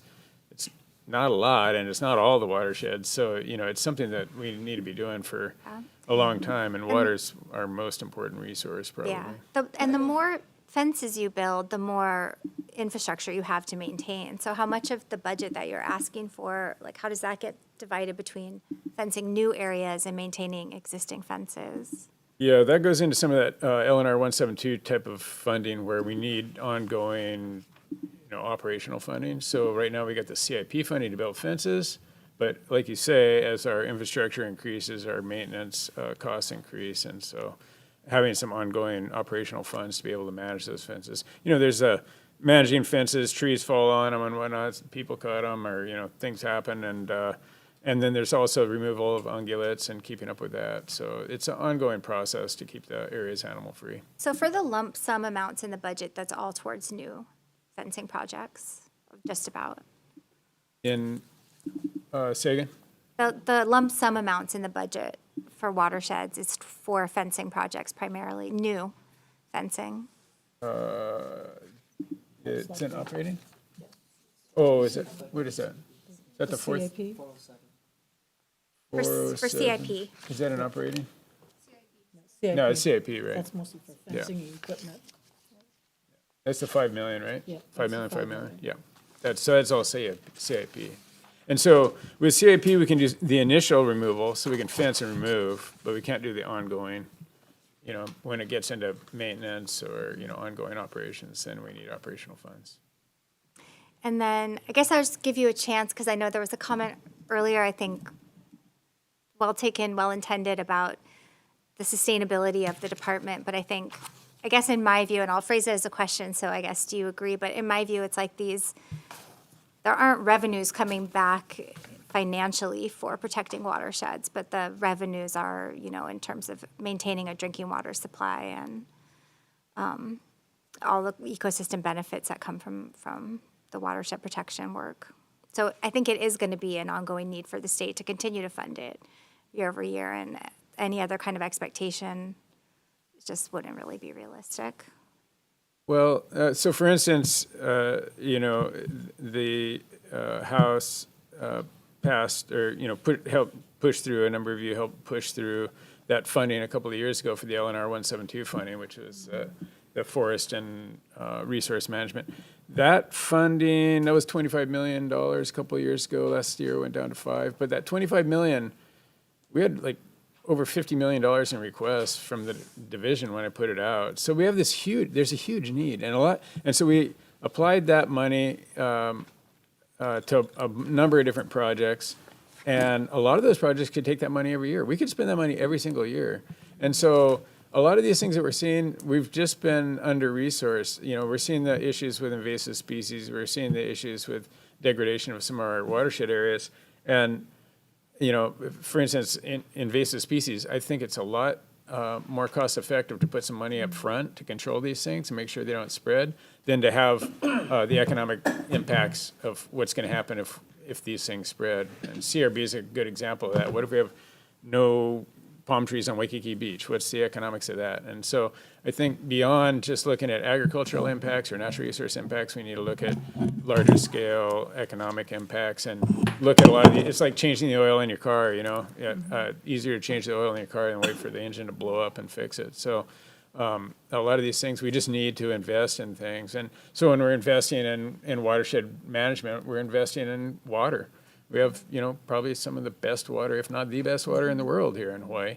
And yet, we're sitting in the middle of the Pacific Ocean, with no plan B. I guess reverse osmosis could be plan B, but that's very, you're not going to get as good a quality, and it's going to be very resource intensive to do that. So the most cost-effective thing is going to be managing watersheds in that particular case.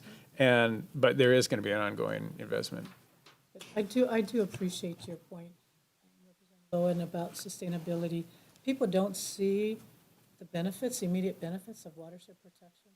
But if we haven't been paying attention to Red Hill, Maui wildfire, droughts, climate change, I think we're seeing that. And for DLNR, quite frankly, we have the benefit of having all of the expertise in one department from Malka to Makai. That if we're not taking care of our watersheds, the water that flows down to the ocean is not going to take care of our coral reefs and everything in between. So there's been a real coordinated effort that whenever we're looking at projects, we need to bring in all of those resources to make sure that we're looking at it in a sustainable way.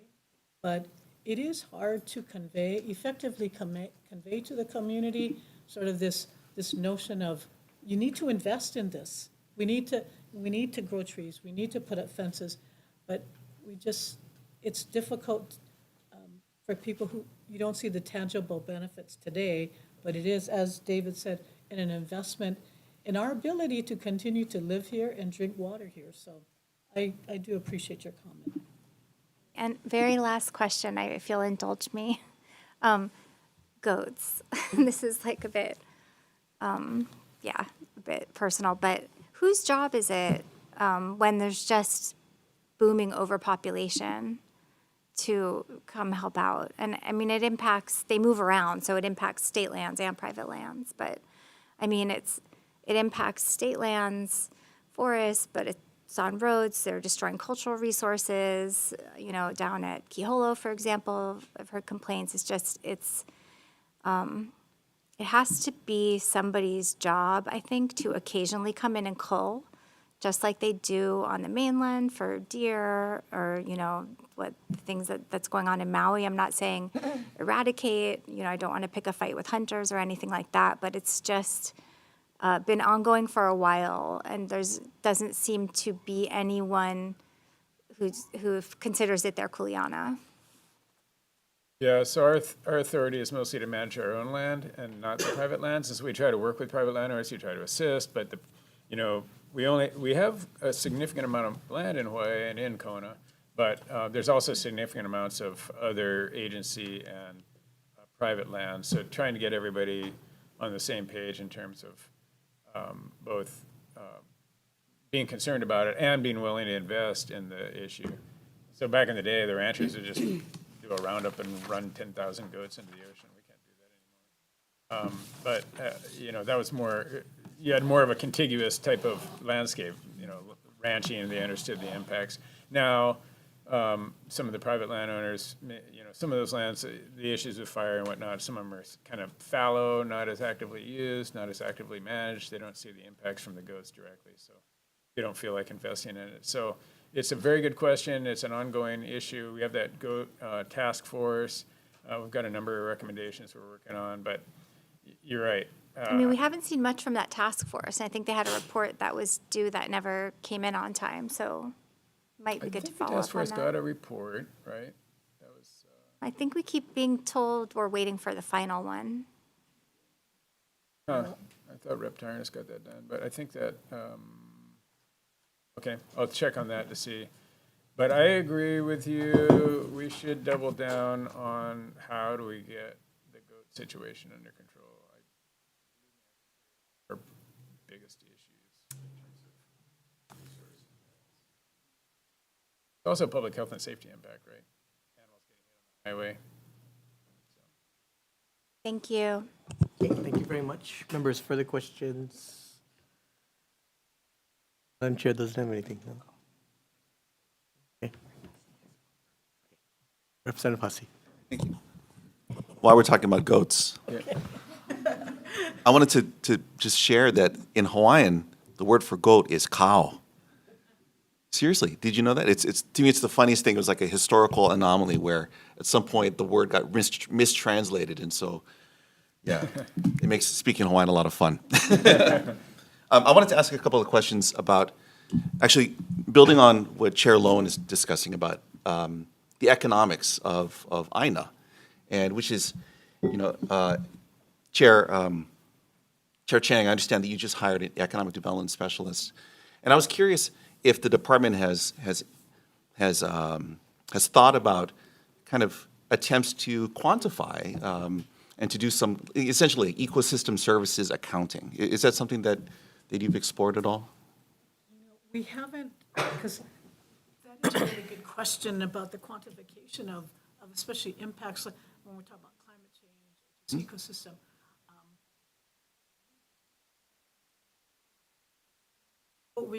What we can do in dollars with the impact of like erosion, loss of property, but I don't. At least I'm not aware of a particular quantification. Okay. Other than on like. There is an outdated. That was issued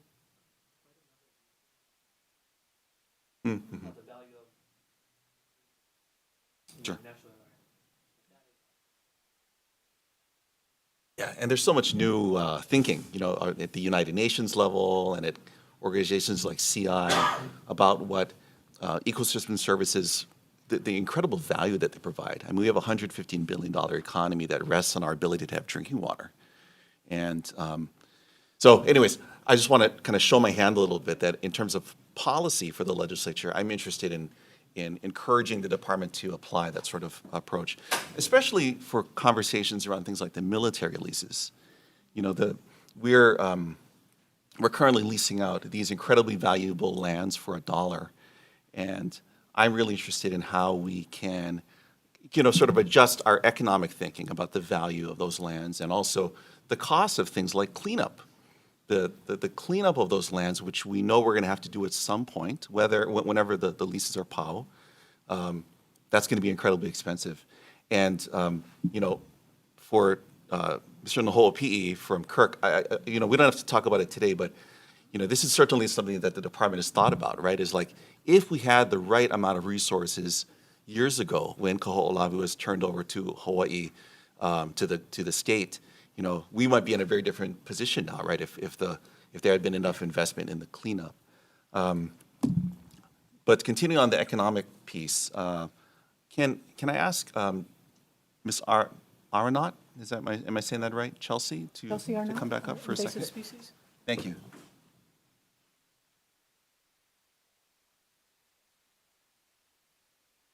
Thank you very much. My question is about the way that the state of Hawaii is pursuing its procurement of private contracts for the invasive species work. My understanding is that Ag and DLNR are both kind of working in parallel. Is that right?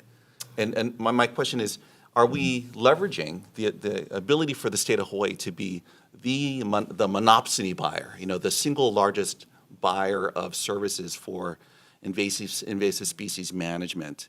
And instead of splitting out the contracts, going for big procurements where we can essentially use our power as the biggest buyer to lower the cost of those procurements. Yeah, that's a great question. Chelsea Arnott, Program Support for the Hawaii Invasive Species Council. It'll be a bit challenging for me to answer on behalf of Hawaii Department of Agriculture. The funding that came through Act 231 that they put out for RFPs, they're in control of that process, and I'm not sure how they want to leverage. All I can speak to is that we are working in parallel. Department of Land and Natural Resources administers the Hawaii Invasive Species Council, which supports these partner organizations under the University of Hawaii, like the Island Invasive Species Committee and Hawaii Ant Lab, that are on the ground working on little fire ant. So they need to be working in parallel with Hawaii Department of Agriculture and these private pest control companies to ensure we're not duplicating, doing the same residences, doing the same communities, and also ensuring that these private pest control companies know the system and the protocols to have effective treatments. In the future, can we kind of enhance that and see how it would be? Because I forget what the numbers were. I think it was around, I'm going to botch it up, but I want to say it was maybe around 50 residents that the private pest control companies are going to be contracted out on Oahu to take care of with those RFPs. And in the future, we could maybe there could be an increase in that, just seeing how those pest control companies do it. But they're more expensive. We did a cost estimate compared to Oahu Invasive Species Committee doing some of this work compared to the private pest control company, and it's about 60% more, like doing it per acre. Sure. So it's just more expensive, but like you're saying, that's a good point to bring down the cost with larger contracts. Thank you. Thanks for your consideration of that You're strategy. welcome. Yeah. I guess one more question for Chair Chang is relating to, well, actually two things, if I could. You had mentioned really briefly that you're looking at abolishing the land court, and that sounds great. Can you speak to that a little bit? Well, I should say, we're beginning conversations about, because it is antiquated, we are only one of 2 states that do it. It exposes the state at risk because we're guaranteeing title. Much of our backlog is with land court documents. So we are beginning to have conversations with various stakeholders, whether they're with title companies, large landowners, but beginning to open the question up. What is the viability of land court? How many people, because when we have state land, for many of our lands that are in land court, we're actually trying to deregister them because it is very cumbersome, right? But I think we recognize this is a long-time institution. So I'm not aware of any proposed legislation, but I think we're wanting to start the conversation, so whether there becomes a resolution for a task force. I think that's just where we're at right now, is I've been willing to say it out loud. I think there have been others who've been thinking about it for a long time, but I am willing to entertain that. But I'd like to get the temperature check on the broader community. So sort of this announcement in our budget briefings has been a way to sort of because we haven't publicly announced it, but there have been smaller talk stories. I think this counts as publicly announcing it. No, that's what I figured. So I'll see how many, what kind of response I get. Okay. And the last thing I want to ask you, Chair, is relating to the Public Land Trust inventory. This is one of the biggest problems that hinders our ability to really deal with, Office of Hawaiian Affairs, our obligation to appropriately fund the Office of Hawaiian Affairs. And I'm curious what progress DLNR has made with the PLT inventory. We have a public land trust. We have the PLTIS. It was pursuant to legislature to. So we believe that this system is accurate. Or the challenge is each of the departments, they account for their own revenue and what they deposit. DLNR, we just receive it and then we put it into an annual report. We don't audit or we don't check of any of the reports that are submitted by other departments. But I think, so I have asked OHA I think there's a perception that our inventory system is not accurate. But, so I think we have been, there's a PLT working group, which both Ryan and I sit on. There's 3 members of the state, 3 members of OHA. And I do believe that we are coming in, to address whether it's perception or the reality, but I think we are trying to seek funds to, whether it's an audit or whether it's doing a new system for the inventory, that is being proposed. While we believe it's accurate, while we believe there is a good identification of all ceded lands, I think there is a community perception that it's not accurate. There may be, OHA and the working group did consider coming to the legislature for some funds. LTIS or do a separate system. Thank you, Chair. Thank you, Chair. Okay, thank you very much. Further questions? Representative Kush. Just a quick one for Kurt, please. Just waiting until he sat down again. I don't know if I can do a quick one. Yeah, you and me both. So 2 things, just a quick update on Hapuna, where we're at. I know the water system, you have a 2.6 million line item for various park improvements, and that's a big spread. And I just wondered where we're at on the water system, cabin renewals, concessions, parking attendant.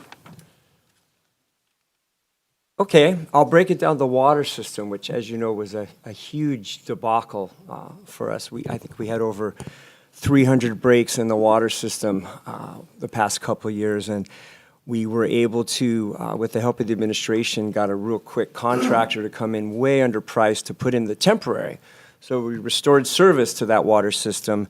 We're currently getting close to finishing the CIP for the new permanent one, and the CIP that we had done over a decade ago, I think we got some bad pipes. The Driscoll pipes just didn't hold up. The county had All Driscoll. Yeah, yeah, and so that's why the lifespan of that water system decayed way before, its performance measure. So the water system is stable. We got that almost POW. We're working on the cabin renovations because we know those are really important assets for our general public, our residents as well as our visitors. So we're redoing those cabins. There's a new water system that will be placed next to those cabins there. So those are going to undergo renovation. That park currently generates revenue, but the revenue we generate, and I'm not as well prepared as I was for Rep. Kitagawa on this one.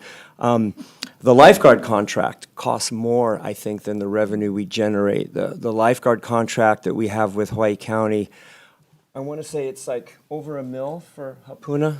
So, and that's critical. We have these 5 lifeguard contracts because we don't have state lifeguards. Hapuna is one of those that we need, county lifeguards. So the operating expense of the lifeguards really offsets the income, but the income helps, cover those costs. So we have a concession there, and right now that's a stable concession. We're not looking at expanding, anything in that regard. We have the guys collecting the funds. The parking lot is sufficient. We're looking at maybe over at Wailea some other improvements to roadways and whatnot. But once we get the water system done and then we start, finish up those cabins, Hapuna is what I would consider POW in terms of that investment as we move on to other state park projects. Okay, great. Thank you for that update. Just for others, Hapuna is 60 miles away from Hilo, my district, but it's where everybody in East Hawaii, it's the go-to spot. Yeah, it's the best beach. Yeah. Yeah. And then another thing, for the lower, like Mahaiulas, other lower, maybe other, there's a couple, Mahukona and Lapakahi, these lower visited places, in places like New Zealand, and I've seen it elsewhere, and I'm drawing a blank, but the use of QR codes and parking nowadays is super efficient. And that way you can just have one person rotate around and check to see if the license plate, like they literally drive by and see if the license plates, there's not even getting out, there's no checking. It's very automated, it's very efficient. And if you didn't pay, then you just get a ticket. Right. Well, when I went to the conference with all the other state park administrators, you can imagine how we got hit up by those companies. There is a plethora of those companies. And the tech is great.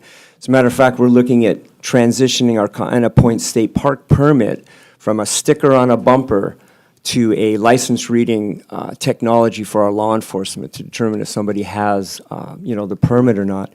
Lapakai is a great example. It's one of my favorite parks, and it's a jewel of cultural. Don't say it out loud. Yeah, sorry. Don't go there. Don't go there. But it's a jewel of cultural history. Patronage is low. I kind of like that, given its sensitivity. So it's a double-edged sword, as I mentioned earlier. For us to invest and have staff, you need a certain economy of scale of revenue. And I've been asked by the community on the west side of this island to consider a model for Makua and Kiawa'ula that's comparable to Haena. And I say, you don't want 3,000 people a day out here or 2,000. Those models work at the high patronage parks. The sleepy little parks that are performing well, that don't really have capacity to generate income, the Diamond Heads and the Wainapanapas and the Eaus and Kokei, those will be the revenue generators that we spread out to the smaller parks that we just want to keep the volume down. But we are looking at new tech. And it's almost daunting how many different types are available for this type of collection.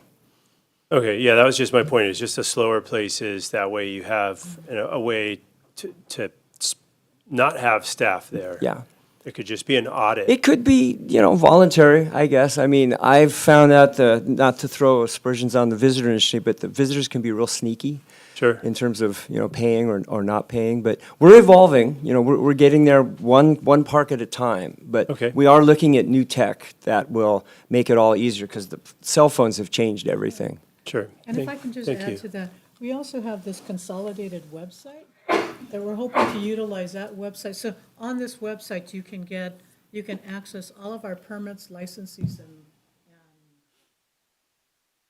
permits and whether they're from state parks, DOFA, it is everything that DLN has. So we're trying to move into phases 3 and 4, which will also position us to utilize, like you said, QR codes or other kinds of technologies to better manage, but also to gather better data about the capacity.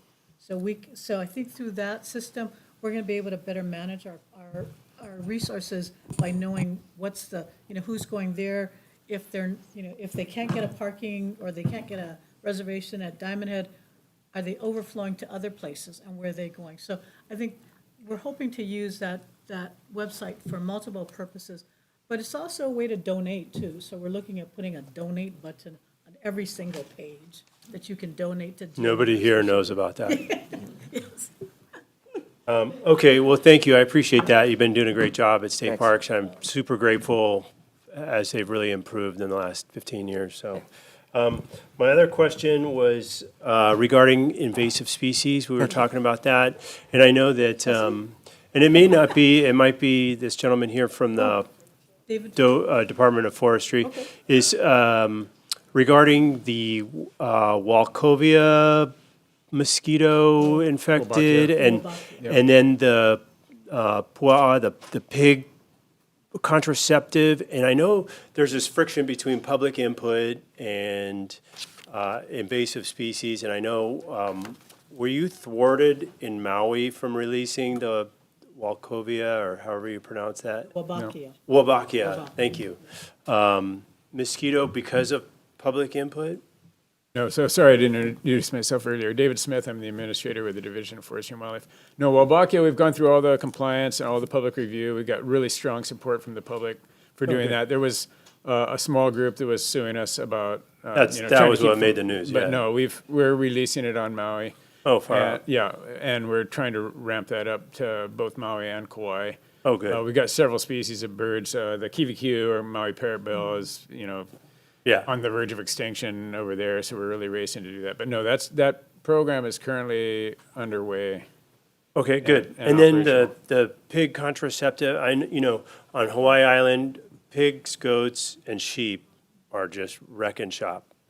And so I know there was that same friction with public input, and I just wondered if there was any progress There was some concern on the pig contraception thing from hunters. We are not utilizing that particular product. We've done research on contraceptives with other problematic species like pigeons that are getting over, people are feeding pigeons, they're just everywhere and causing health nuisance, and trying to use contraceptives. And it seemed like,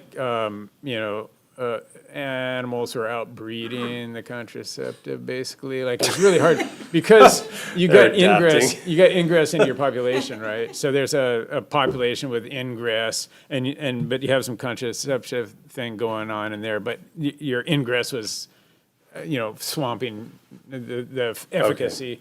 And because of a lot of the other issues and concerns from the public, we haven't gone that route. I think direct access, public hunters provide a great service in terms of controlling feral animals. And I think the first thing to do is just open areas up to year-round daily hunting, and then see where you're at from there, and then look at more aggressive control measures, either with incentivizing hunters, trapping programs, staff work.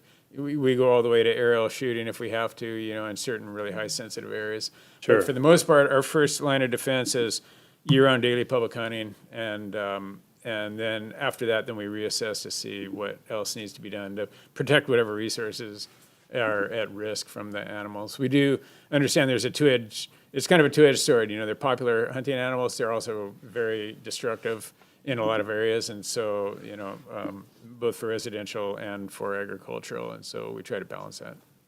Thank you. No further questions, Chair. Okay, thank you. Chair Hashem. Oh, he left. Okay. I guess he'll come back later. Okay, members, any further questions? Okay, he came back. Sorry. Go ahead. To be for Don and Shipti. Jessica? So last year we toured Makena on Maui, right? The ocean reserve. You guys are doing repairs to that site, and Shipty was involved, and they had to, the site, the ocean preserve, the historical site is right on the water. But they had to do an AIS for the whole Ahupua'a. Can you explain that? Why is that? I'm not familiar with that project in particular off the top of my head. I will say that for projects that are located in potentially cultural sensitive areas, we'll request what's called a literature review and field inspection for the entire Ahupua'a. But AISs are typically limited to the impacted area of where the project is going to be located, like particularly if there's going to be any ground disturbance. So I can follow up with Dr. Lebo and the archaeology branch to get more information on that. Okay. The only reason I can think of in the McKenna area, there's been, it's a highly sensitive area, but I think like Jessica said, it seems very unusual to have requested an AIS. Rather than speculating, Jessica will follow up and provide you information on that. Okay. I just wanted to know how is that going, because we toured that last year. Okay. All right, thank you. Okay, thank you. Further questions, members? Okay, thank you. We still have to do Kirk and Monica, so, but, before you go, I think, the legislature in general appreciates the work you're doing. It is the purview of this committee, or the responsibility of this committee, to figure out how we're going to address many of your needs. As you know, 2 years ago, we tried to give you additional funding, which I still believe is important. But those kind of infusions of cash for government is cyclical. So we are moving into a flat cycle. As the only thing kind of holding us up right now as far as our economy is construction. There are things happening in the construction industry is doing well, but tourism, as we know, we don't know what's going to happen with Japan. Now that we had the LA wildfires, that, as you know, tourism, a large part of them come from California. So revenue may be affected that way going forward. We got to make choices, right? So at the end of the day, and we've had this discussion in the past, I believe that the impact of climate change is where I believe the priority should be.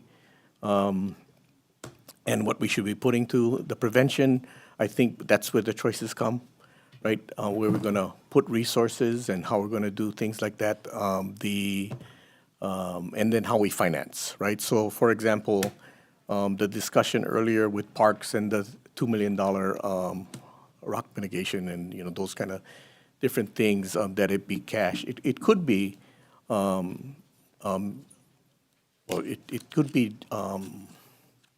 CIP, it could be, we could use mechanism. And, this is something that I've been thinking about for a while. It's like, okay, so we are, there's a cap constitutionally of how much we can float in general obligation bonds, but that's based upon using general funds to pay debt service. But if we use special funds to pay debt service, and then we could use, right, it's expensive for you to do your own revenue bonds just for a small project like that, but we could do a reimbursable GO where it comes out of that, and then we could pay those kind of projects over time and then maybe be able to do more. That's possible. So how we finance and how we move forward on certain things, even our office is having conversations with DOBOR on, I've always believed that they're, as far as recreational uses, that it is a responsibility of the state. But once it becomes commercial, then that's the gray area of who should be paying. And I believe that because it's commercial, similar to commercial harbors, it should be user-funded. How to draw that line and how to make that work, I think it's going to be difficult going forward. But we're going to throw a bill out to to start that conversation, right? And how to figure out those kind of things. But at the end of the day, we have all these challenges, and it comes down to how are we going to fund it. So we want to continue to work with you going forward, and we thank you for your presentation. So, Thank you very much, Chair. And we've taken very seriously your recommendations to us, and both also Representative Kitagawa about, where we can generate more revenues through our own uses. We are trying to do that. So I look forward to continuing working with the House on those kinds of matters. So thank you very much for this okay. opportunity. Okay, thank you very much. Thank you for waiting. We'll bring up Kaho'olawe. Kirk.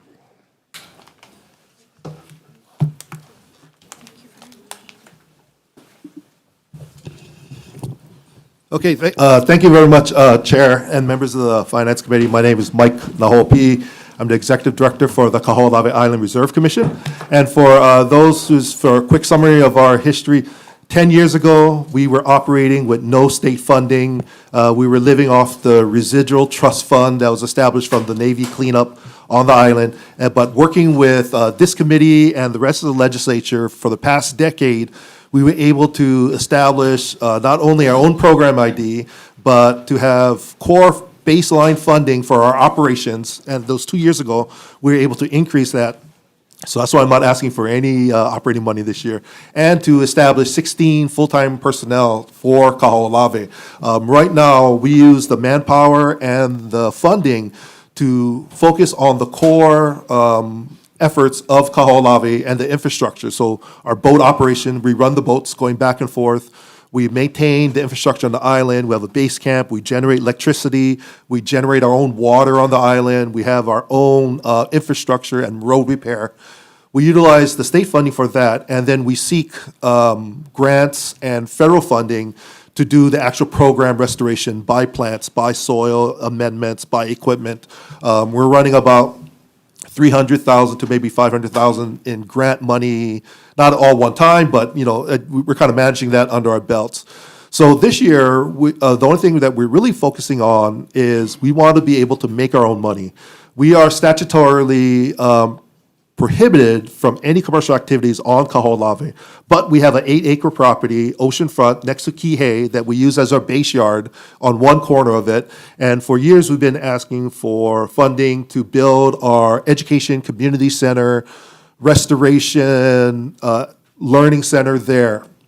In addition to consolidating all our staff in one building, because we're located in a bunch of different spots all over Maui, we can also, we want to house our exhibits and museum pieces that we have to be able to document the story of, Native Hawaiians fighting against the big government to get Kaho'olawe restored, to honor the people that came before us, that gave their lives for the return of the island, and for the long-term sacrifices like Dr. Emeta Luli, what he has done for the island.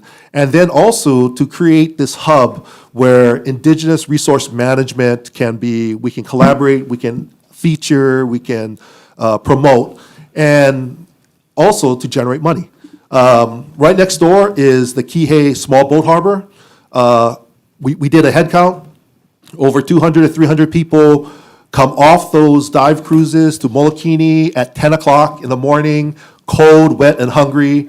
I will have food, hot beverages, and $25 or at least $25 covers to tour our museum, to learn about our history, to learn about indigenous restoration efforts that we have been doing, and our work cleaning up military ranges. Because I think we're the only agency that actually works on restoration of military lands, former military lands, and I think we're the only guys that are actually working on a bombing range, planting with unexploded ordnance, in the area. And we've been doing it for 20 years. We have a lot of people are coming to us to learn how to do these things that we do on these barren military properties, working with unexploded ordnance. So that's another thing that we can get federal funding and featuring it. We are actually working with the Maui Ocean Center. If you ever get a chance to go to Maui, we have about 1,000 square feet of exhibition space that we work with them. It's a model of what our museum is going to look like inside. So we have exhibits, and they're giving us part of the proceeds. And we have an agreement that they will anchor one end of that Maui Strip, and we will anchor the other end. So we will jointly do ticketing and pricing. So this request is for phase 2. Phase 1 was already funded a few years back. We got conceptual designs, and we did our first permits, were able to be accomplished.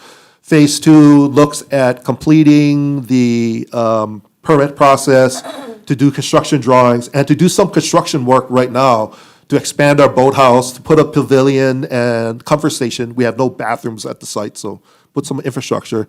This request was in our CIP request. It didn't get picked up into the administration's budget, so we're hoping if there's any CIP money left around.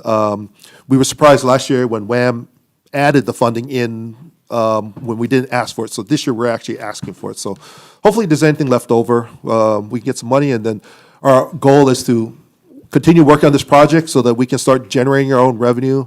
It's in one of the hottest development tourism areas, so there's a lot of potential to make revenue, and then it also lessens the burden for us to have to keep coming to you guys for funding. We'll be able to generate some of our own operating funds for the place. That's pretty much it. So, are there any questions? Okay, thank you very much. Members will open up to questions. And by the way, there's no such thing as leftover CIP. You gotta hope every year. You know me, right? Because I started last year with, once again, Mike is back at the legislature asking for money. Okay, Representative Bush, followed by Kitagal. Thank you for coming in. I love what you've been doing, your work, and your ideas here. Do you have any ideas, or do you have any conceptual, like, revenue streams or budgets? And then, like, any idea what all your lease consolidation, if you were able to move into this facility, you know, if you subtracted all those leases, because you mentioned everybody's dispersed around in different places. Yes. So part of this next phase of funding in our planning is actually to develop the economic model and the economic projections. But for a lease consolidation, it's about over $120,000 of lease that we pay right now because we have to rent space on Maui because there's not enough government space on Maui. So it's about $120 a year. And then also, I did a quick calculation.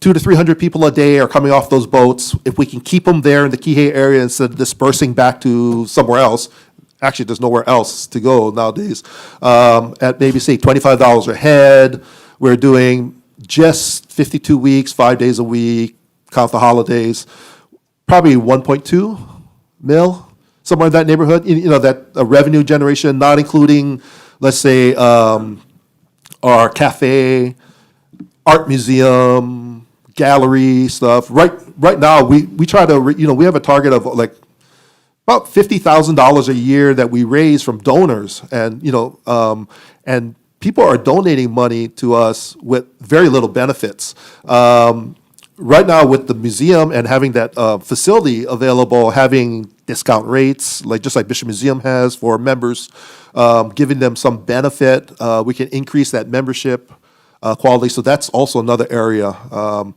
In the past few years, we've been kind of low on the donors. People are having a hard time with money, but there is some serious funding available, and it also introduces funding, introduces another revenue source for tax base in the Kihei area that is not either the food concession or it's actually a tourist attraction or someplace people can go to and stay in the Kihei area.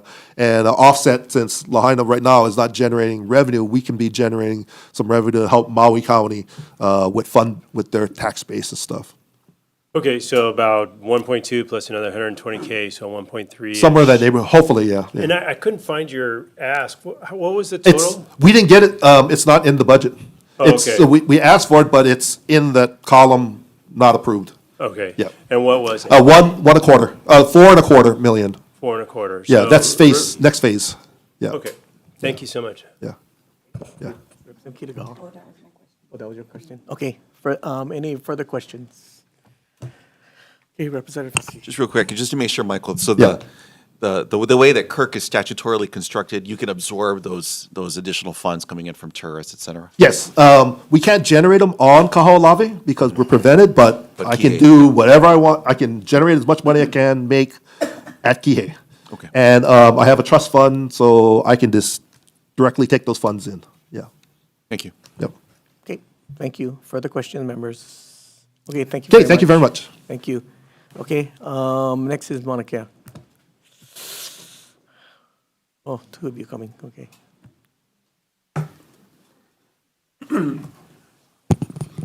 Good morning, Mr. Chair, Madam Vice Chair, and members of the committee. Life is always great when you have a Nahopi around, and I've had the pleasure of working with his brother.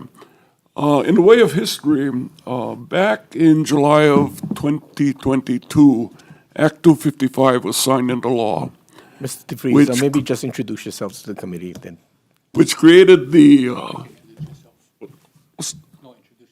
I'm sorry, John DeFries, Executive Director of Mauna Kea Stewardship and Oversight Authority. Okay, thank you. In the way of history, back in July 2022, Act 255 was signed into law, thus creating the Mauna Kea Authority.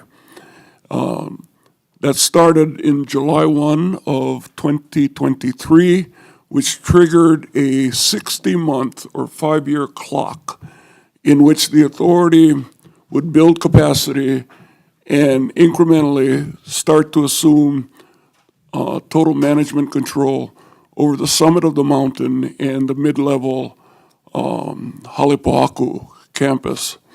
We are in the 19th month of that 60-month cycle.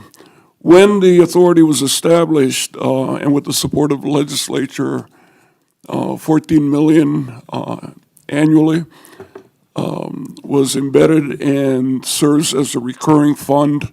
At that time, our board chair, John Komeiji, was functioning as the lead executive as well. And John, I'll have you provide some background as well.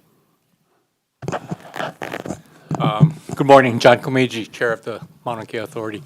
Back when we made our initial requests, we had asked, the University of Hawaii currently has about 50 some odd people working on the Mauna.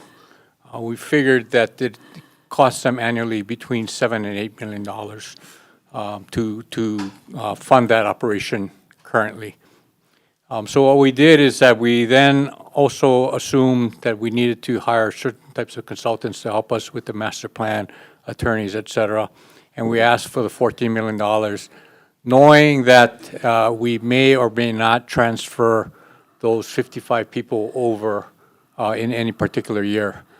But the reason for the request and the continuing ask is that it's a new framework for all of us. The state has not created a new state agency in years. And the road that we're facing with Mauna Kea is somewhat uncharted. So we asked to have the flexibility that in case we needed to bring over some or all of the employees, that we be given the opportunity and the ability to bring those people over if necessary. And this committee and the rest of the legislature saw fit to give us that. The money that we didn't use would then lapse. If we didn't use the money, it would then lapse, so there's no really harm to the state. So we have continued to make that request. For the first time, you'll see that we've actually, this is the first session where I actually have employees. The past two sessions, it was Just with you. the help of, no, but I had the help of other authority members. But we really didn't have employees, and working through some of the requirements of state government have been somewhat challenging. But now we have employees. We have 3 employees. We're thinking about how we incrementally bring over some of the University of Hawaii employees without disrupting their operations, and yet at the same time providing the necessary support we have to build. And we can talk in response to any questions about the very complicated. I tell people that I've done a lot of really interesting things in my life, but this is the most complicated thing that I've ever done in my life. The most complicated by far. And we're not even talking about addressing some of the more challenging issues that we're faced with.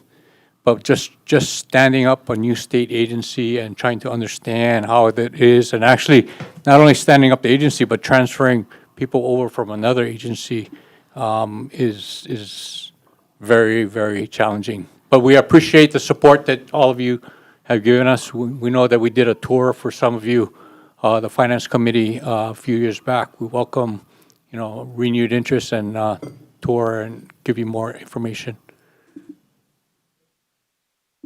Thank you. Okay, members' questions. Representative Kush. Any answers? Go ahead. Thank you, Chair. Thank you, gentlemen, for coming out today. Of course, this is, maybe one of the biggest issues in East Hawaii, and on your shoulders lies the future of either becoming pool boys and lawn boys for future part-time residents, or a thriving technology field and on our island.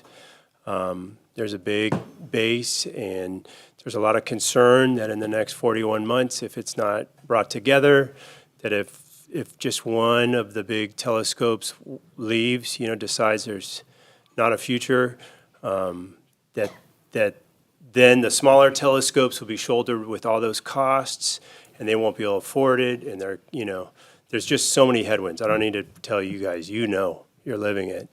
And I just wondered,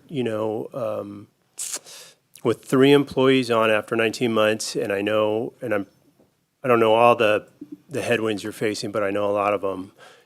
How confident do you feel we're going to get it all together in 41 months and be able to start writing leases or renewing leases? For the existing, not talking about any future expansion, but just existing leases. I feel pretty confident about being able to do that. Now, whether we're able to solve all of the pressing issues, I'm confident that we will be able to build infrastructure and create the state agency that we're required to do, and absorb the people from the University of Hawaii and manage the Mauna. Now, some of the more delicate issues, I think is something that we have to resolve. Part of our plan is, in addressing the astronomy framework, is to, it has to be part of an overall vision, right? You cannot just take the issue of renewal of leases, decommissioning TMT separately. The first issue that has to be addressed is, what is the carrying capacity? What does the authority believe the carrying capacity of the Mauna is? And the planning process hopefully starts that issue, discussion of that issue. And then part and parcel of that, the next step, and it's kind of all mixed together, is, okay, if this is the carrying capacity, what is the decommissioning, who gets decommissioned? How do we set up new leases? And then finally, the issue of TMT all gets kind of all put together. But we do anticipate being able to get all of that going. One of the challenges that's not, I guess not a real, let me back up. One of our members have coined this phrase that we can only proceed as fast as we can develop trust. And as all of you know, developing trust with a new process, new people, is something that you have to go at a fairly slow pace, because you cannot rush trust. So part of what we're trying to do now is to develop trust and to have people understand who we are as the Mauna Kea Authority, who we are personally, what not necessarily what our beliefs are, but we've been having community meetings to kind of introduce ourselves, so people feel a little bit more assured about who we are and what we're doing. And the ability to actually do stuff is a little harder, but I feel pretty good about being able to reach those within the 5-year period. The leases, don't expire to 2033, but we understand as a group that the lack of certainty by any of the particular observatories in terms of whether they get renewed or not impedes their ability to attract funds, attract grants, et cetera. So we understand that there's an urgency to start addressing the issues because their economic future is in jeopardy if they can't go to a grantee and say, I'm going to be around in 2034. We get that, but it's the balancing of that, developing trust, developing trust with the Native Hawaiian community about our who we are. That's all being put together, and that's the complexity. Yeah, no, balancing the cultural aspects and then the global reach of astronomy is the central issue here. And yeah, I just, my concern and many constituents in my district and throughout Hilo, is that timeline, and it's a delicate dance. I mean, I don't even know. It's really tough. So I just wanted to get your perspective on that. We just submitted a report 30 days prior to the session. And if you look at our report, we actually included way more than most report. We actually have created a timeline or a chart, and it's included in a report of all of the major tasks that we think that have to be undertaken. And we're actually putting that on a app so that we'll have the ability to follow that, all the tasks. But you can see, if you look at our report, we identified all of the tasks that Act 255 requires of us and things that are collateral that have not been identified by Act 255. So I would urge you to take a look at that report and the It's time. about 40 pages, that one? Yeah. Yeah. Yeah, but there's actually a timeline. I mean, there's Yeah, actually. no. Yeah, so, we had some discussion about whether we include that or not. But that, part of that is to let people know what we're doing. But more importantly, hopefully develop some trust that we kind of know what we're doing, sort of. And let me add too that the act requires us to do a new master plan, a new management plan, and a financial plan, right? So we've got that going. When I think about it, I don't know if there was a perfect time to make this transition, but this time is about as imperfect a time as we could have selected, right? Because we're running on Understood. parallel tracks, and we're having to balance all of that. And you've got people who believe the elephant in the room is TMT, and then others who believe if there is an elephant in the room, it's the sacredness of the mountain that we've got to come to grips with and understand how we elevate our presence, our conduct, and what we're doing on the mountain, right? And all the human impact that has nothing to do with astronomy, actually, that we're having to factor in. In answer to your first question, from an operating standpoint, we're operating as if we have no choice but to make this conversion. There's no value in us trying to second guess whether we've got enough time or not. We've got 41 months left, and every second will count. Frankly, we've got to put this thing to bed by September of 27 so we can come back in front of you in advance of the 28th session so that we're fully operational July 1, 28. So that 41 months is an accordion, but I wouldn't be here if I didn't think we could do it. Chair, if I may, Please. a little more. Go ahead. For the 1.95 million for the consultant, and it's well established that the University of Hawaii has done a good job changing, and a lot of the issues have been long-standing issues, decades, since leases were first started in the 60s. And so are you statutorily or strategically allowed to adopt some of their success stories? They did a lot of outreach and stuff. And so, just to like, here's your successes, copy and paste. Here's your failures. We need to rethink these and reach out and invest time and effort into those. in order to bring this Yeah. to fruition in a Yeah. a So, timeline? what we've looked at in developing our own master plan and management plan is that I believe we have consensus at the board level that we're not going to start from ground zero.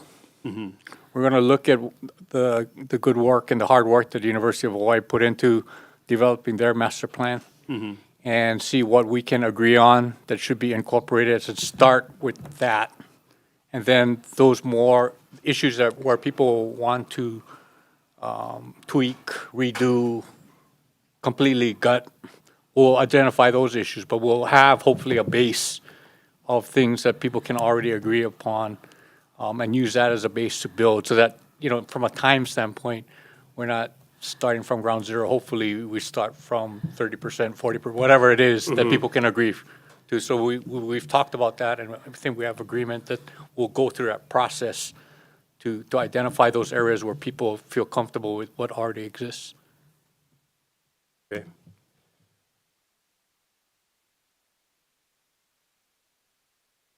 And on here, you have a table, those action lines.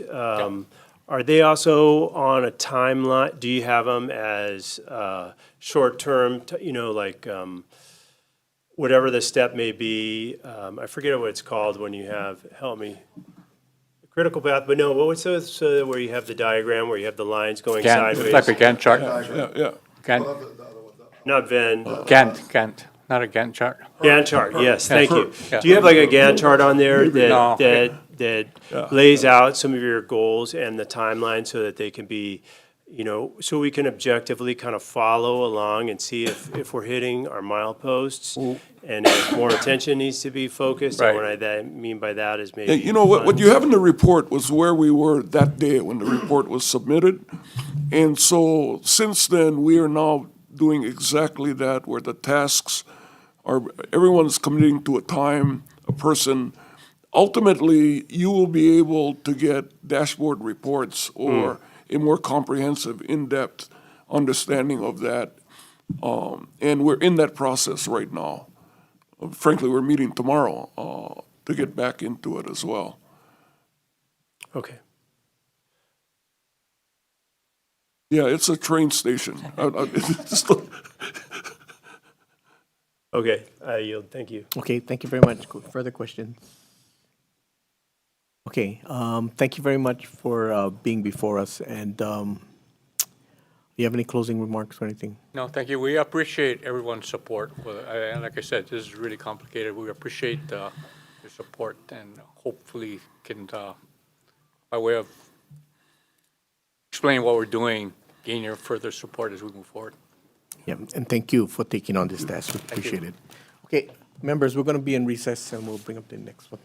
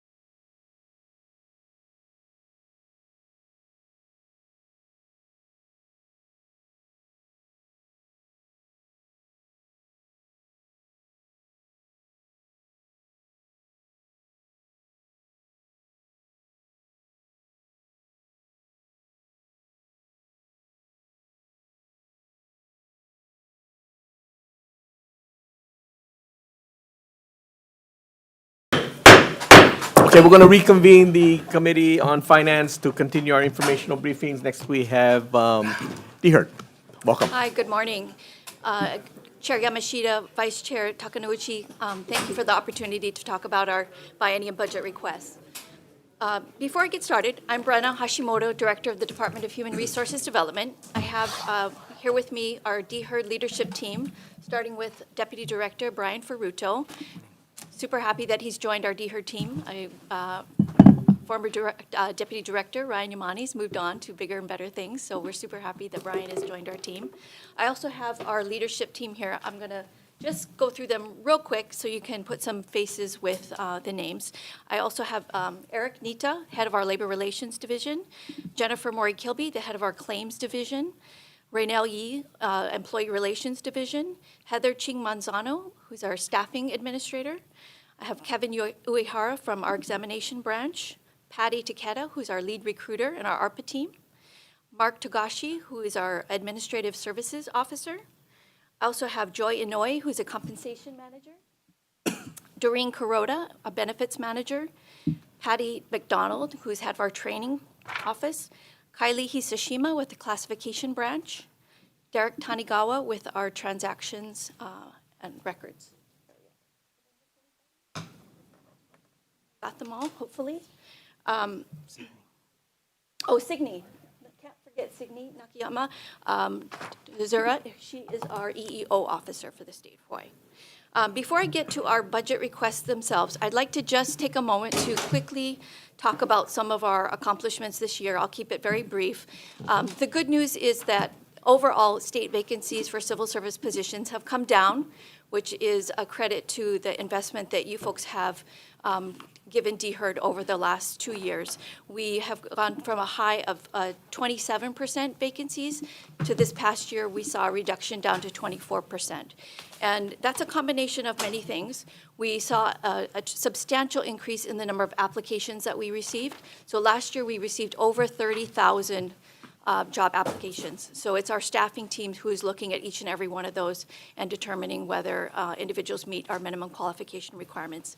They did screen over 25,000 of those applications.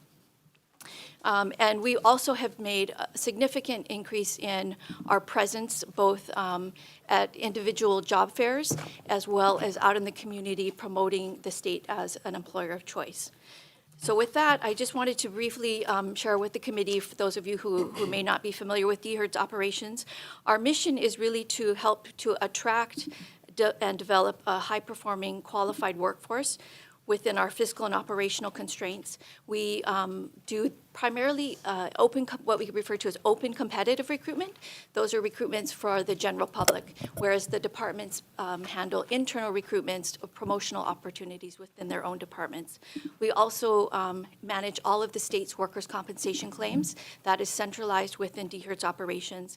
We also do manage all of the voluntary benefit programs like pre-tax parking, our bus pass program, our deferred compensation program. All of those are managed and maintained out of DHERD. We also are largely responsible for advising departments on labor relations issues and handling collective bargaining with our 15 different bargaining units within the state. And we also like to promote the safety and healthy work environment for all of our employees. Our strategic objectives are really to focus on strengthening DHERD's capacity. And to that end, when I took over DHERD, we had 90 positions, 30 of which were vacant. So that was a tremendous burden to try to get to accomplish what we needed to do with the limited resources. As I checked yesterday, we are up to 87 staff. We still have a number of vacancies, but we are actively recruiting for nearly all of them. A couple of them are pending redescriptions, but we are actively recruiting, and I'll talk a little bit about some of our challenges there.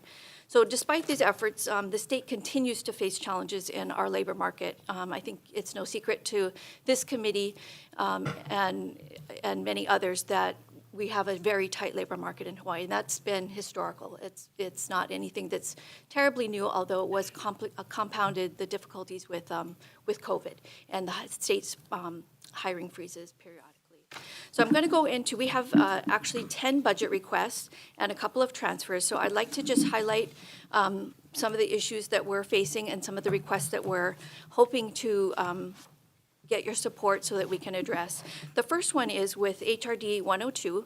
I should back up and say that DHERD has two program budget IDs. One is HRD 102 and the other one is HRD 191, which is basically our director's office, our administrative services office, our information system office. But all of our operations are primarily in 102. So the first request is to increase our payroll capacity with an increase of $581,321 in each of FY 26 and 27. And the reason for this is that because we had so many vacancies for so long, I think most of you know that when you have vacant positions, they don't get collective bargaining increases. So those salaries that are attached to those positions become stagnant. And when we go to fill them, they don't match the salary schedules that are in place. So we're often having to move monies around in order to be able to hire and fill positions. So we've come to the point in time now where our budget is preventing us from filling positions, especially at the authorized level. We may be able to bring folks in at the lower levels and train them up, but we need the capacity to then recognize the additional work that we're assigning them and be able to promote them within their same job when they've earned that ability to be promoted. And it's simply a matter of being able to support our employees and encourage their advancement and retention within DHERD. We don't want to see them moving to other jurisdictions because they can pay, better than we can. So within our executive managerial ranks, we're finding that we're falling behind in terms of our longstanding staff versus what we need to pay to attract individuals into these jobs when we have vacancies. So this would affect 45 of our positions. So I mentioned earlier, DHERD's about 100 positions. I think our authorized FTE is 102. About 45 of those positions are what we believe are underfunded. In fact, 28 of the 45 are staff level positions. So they're not managers. 17 of them are managers. 28 are staff. They're both HR specialists, HR technicians, HR assistants, which we believe should be fully funded. I should also mention that 37% of DHERD will be eligible to retire within the next 5 years. That's a staggering number for me as director and having to fill potentially that many positions, additional positions on top of the vacancies we already have. And so those are some of the challenges that we would hope to address by being able to fully fund all of our vacancies.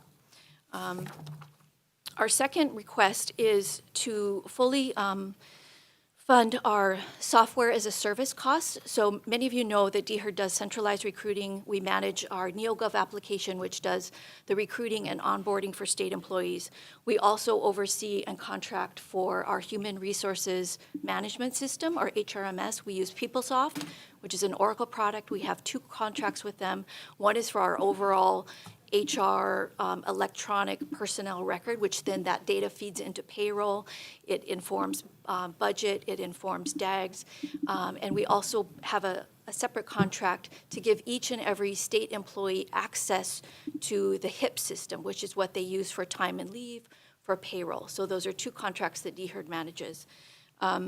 We also have a contract for our Adobe Learning Manager, which is our on-demand training platform. So employees that want to, learn about Microsoft products, or they need soft skills training, or we have mandatory trainings in terms of civil rights and ethics is another one, workplace violence. All of those mandatory trainings we can deliver very efficiently through on-demand training modules, and those are available to all employees through the Adobe Learning Manager. The difficulty we have is that our budget is, for all of those platforms, is right now $430,000. I don't think it's been adjusted for a very long time, where the actual cost is getting close to $1 million. So the effect of that is that we're having to beg, borrow, and steal from other, operating expenses in order to cover those expenses. And it's not sustainable. I think at this point in time, we have a little bit of money in this current year because we use some of the IT infrastructure monies to pay for one of the contracts. But after this fiscal year, we will be in the red when it comes to paying for the software. And those are used by all state agencies. Although DHERD has the contract, every single state department and agency uses each of those platforms. Our third request is to add 2 positions and funds for our employee records and transactions area. These are 2 positions that we currently have in-house. They are funded through ARPA monies, and we would like to be able to continue those beyond the life of the ARPA project, which is the middle of next year. So the idea is that we would, I think the first year is half-year funding at $112,186. The second year is full funding, and that's with the idea that we would continue to fund them with ARPA through the end of the life of that project and then transition them to civil service positions. And so there's a delay in funding this next fiscal year for that purpose. But these 2 staff are going to be extremely critical for the upcoming EFS project, the Enterprise Financial System. That's going to enable DHERD systems to be able to communicate and transition effectively to EFS. Without those positions, I think we're going to have a very difficult time collaborating with ETS and DAGS on making those systems talk to each other. The way that PeopleSoft originally was envisioned is that it was HR focused. Now we've branched off, we've added on HIP, which is a payroll component. We've added time and leave. Now we're adding the EFS, and I think some of the lessons learned through some of those progressions is that we need additional capacity to make sure that we can be valuable contributors and that it will go smoothly. And these 2 individuals are business analysts, so their whole job is to look at our data, how can we clean up the data, how can we make sure that when we're talking to other systems that we're using the right data points. Our 4th budget ask is similarly to convert some ARPA project positions in our staffing division to civil service. The first year ask is for the 6 FTE and $231,728, and FY27 would be $427,036. It's to convert 5 FTE that are currently funded through ARPA. These are the individuals that are doing all of the outreach when it comes to marketing the state as an employer of choice. We've done a lot of social media. We've been advertising on the bus, within our local malls, even on the neighbor islands, within the theaters. If you go to Consolidated Theaters, you'll see our ads before the movies play. We have a contract with LinkedIn. We've also been advertising at athletic events at the Stan Sheriff Arena. So this team has been paving the way for all of those programs. They've also hosted and attended over 40 job fair and recruitment events over the last year, many of which we employed some rapid hiring techniques where we screened individuals in advance or we screened them on the spot. We did interviews on the spot. And it all depends on the location and the buy-in from the departments, but we would have the managers come, do interviews there, make conditional employment offers, or at least be available to schedule interviews, talk to applicants, explain their jobs. And we've seen a lot of success in those events and hope to partner with other departments who'd like to try out that sort of approach. This team also has been helpful with Hele Imu, which is the intern program run by the Department of Labor. We have a staff person who's assigned to help interns with some soft skills, with resume development, for interview practicing, that sort of thing.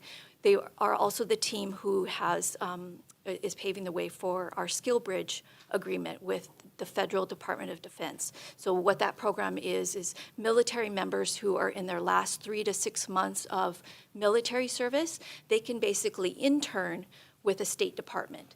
And the military continues to pay their salary and benefits while they're interning with us, and hopefully then they become interested in state employment as a career move after their military service is completed.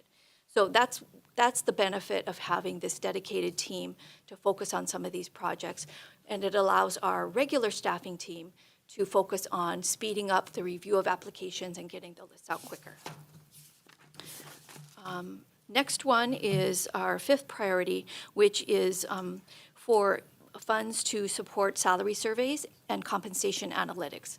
I think many of us have heard from a number of colleagues that the state doesn't pay enough in certain jobs, and until we have some kind of market data, it's very difficult to either confirm that or dispute it. So we have invested some ARPA monies currently into contracting with a company that does provide some compensation analytics, and not only the data itself, but some software that will speed up our review of our own compensation. Right now we do it very manually with Excel, but the software makes that much easier. And right now we're funding that contract through some ARPA funds, but of course we all know those will be going away. So we would like some general funds to be able to continue our membership in the Hawaii Employers Council, which we have found very valuable. We just recently signed a contract with them and became members, and are looking forward to using their knowledge, their expertise in certain areas. We'd also like to use it for some pay equity training for our staff, as well as some monies for that compensation analytics and data that I've mentioned. The next one is a biggie. It's we're requesting an augmentation for our workers' comp claims administration. So I mentioned earlier, DHERD manages all the workers' compensation claims for executive branch departments. We don't do UH, we don't do DOE, but we do basically all the other departments. And I think we even do for the legislature. And it requires, it's a entitlement program, basically required by state law, so we don't necessarily have a lot of flexibility to cut back. So typically our budget, our base budget for workers' compensation is around $10.5 million per year, but we typically have required more. And over the last several years, we've been able to use some ARPA monies. Last year, we did get some additional temporary funds, so we essentially like to continue, we're asking to continue the temporary funds for the next 2 years in the amount of $5,491,297 in FY26, and for FY27, $6,515,078. And that's kind of the incremental increase that we've seen over the years in terms of workers' comp costs. So the good news is that workers' comp claims were actually we have fewer claims now than we did several years ago. We're down to around 900. Our claims administrator has been doing a fabulous job in clearing out old cases that just needed to be cleared out and settled. But we're also finding, even though we have fewer claims, the costs are going up. And a lot of that is attributed to the increase in costs for prescription drugs that are dispensed from physicians' offices. Those costs are skyrocketing. And so this additional funds will make sure that we can pay the claims that we need to. We pay for medical benefits, we pay for prescription drugs, we pay for permanent disability, temporary disability, all of those things, settlements, all of that comes out of this fund. We pay.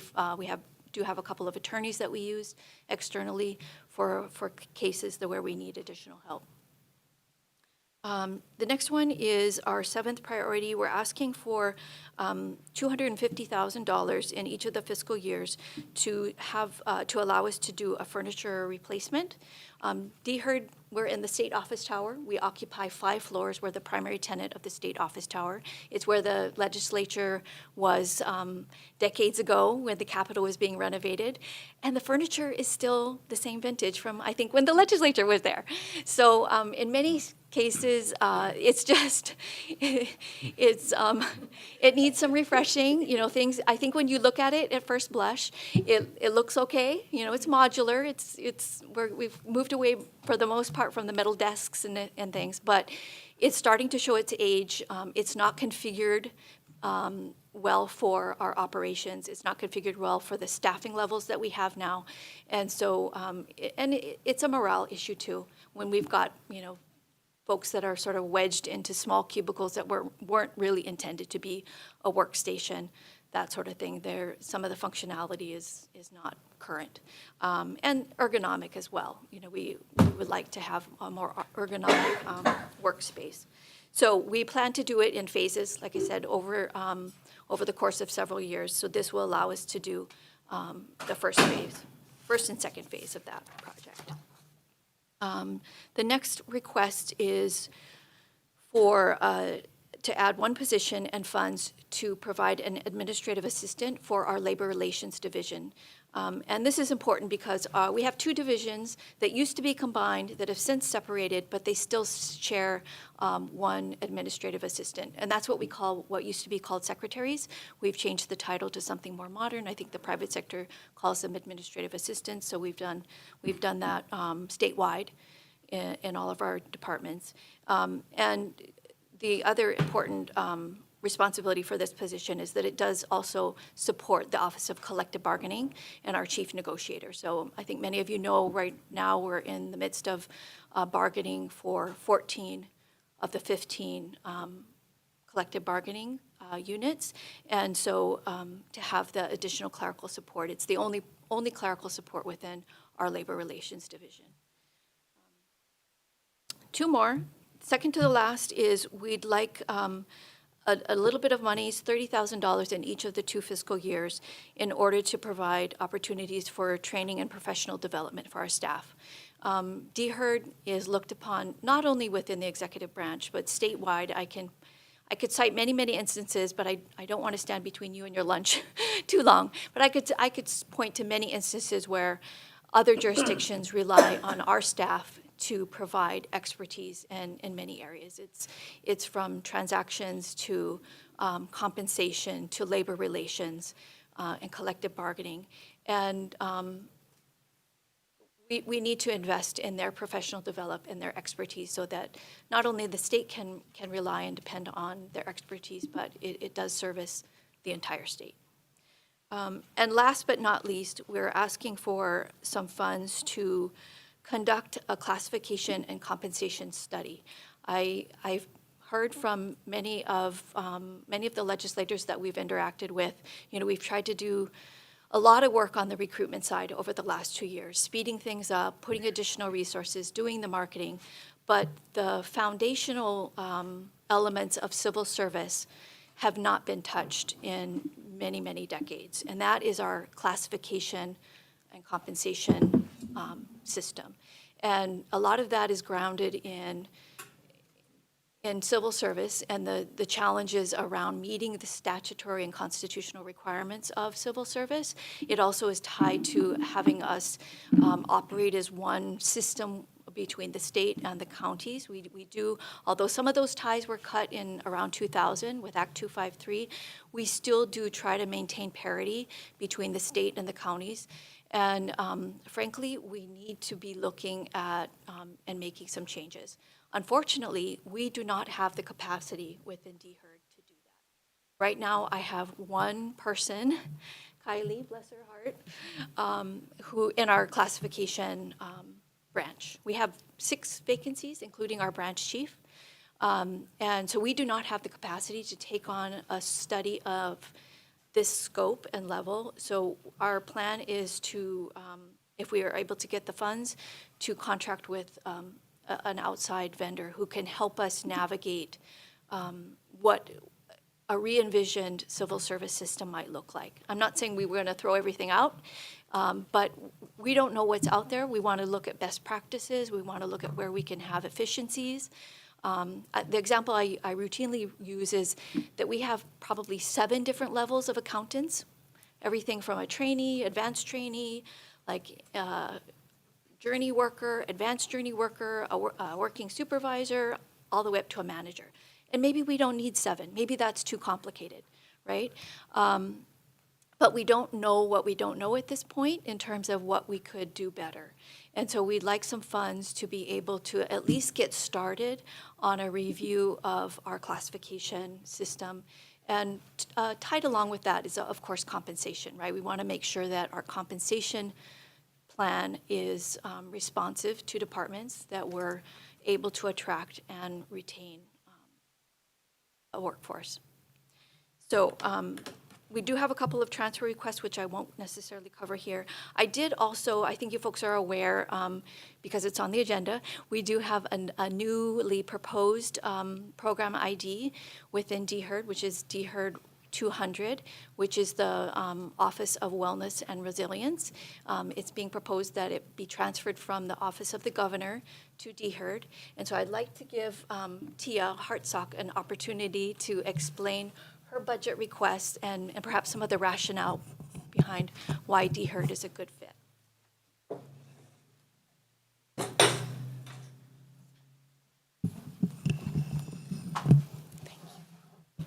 Aloha, Chair, Vice Chair, and members of the committee.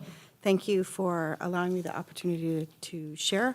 I'm Tia Hartsock, Director of the Office of Wellness and Resilience. We're currently housed in the Office of the Governor through Act 291. That was passed in 2022, hired when Governor Green got into office in 2023, January, and am fully staffed with 6 positions that we are asking to be transferred to Department of Human Resources Division July 1, 2025, where the original legislation of Act 291 has us transferring July 1, 2025 to Department of Human Services.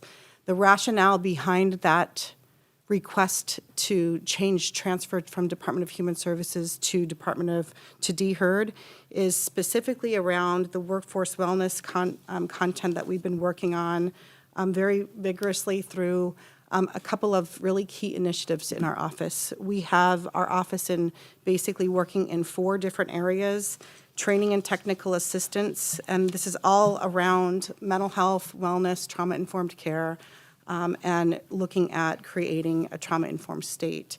And so those positions and those buckets, as we call them, of focus are really looking at training and technical assistance, data and assessment, policy and program developments, all these specifically around trauma-informed care. And the last one is,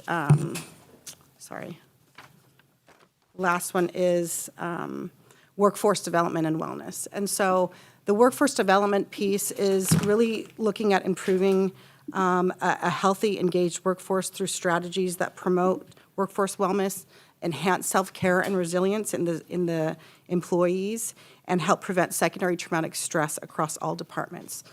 We were thinking within the Department of Human Services, as part of our trauma-informed care executive order that Governor Green signed in February of 2024, specifically mandates Office of Wellness and Resilience to look at trauma-informed care trainings across all departments, including assessing departments for their ability to uptake this information. And we were looking at that in terms of a workforce wellness and accessibility to staff, their training programs through human resources, and looking at DHERD as an office that would better fit our purview in this office around looking at staff all across all departments versus just looking from DHS then to the other departments and assessing them. It makes more sense to look at a department that has the concept of addressing workforce across all the departments. And so the concept of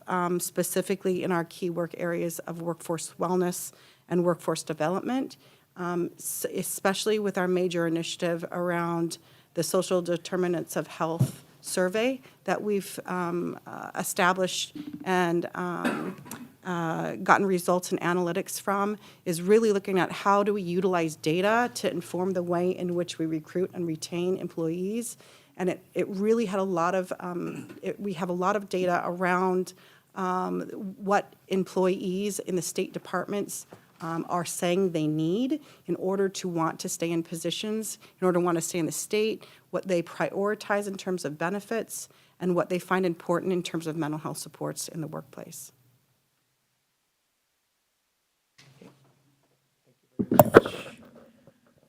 You're good now. Okay, thank you. Members, we'll open up the questions. Representative Morikawa. Thank you, Chair. Followed Thank by you. Lamasao. many, many, many years ago, I worked in personnel, well, civil service way back then. They used to have conferences. I'm not sure if it was every year, but where all the jurisdictions would get together and talk about some of the things that you're talking about today, you know, compensation plans and so forth. Is that not happening anymore? I believe I attended one of those when I was a newbie to HR back in the early 90s. And no, we haven't had a convening of civil service. I forget what they called it, but it was in conjunction with the Public Employees Compensation Appeals Board would meet annually to talk about pricing. And we used to convene a meeting and talk about different issues. But we have not had one in a long time.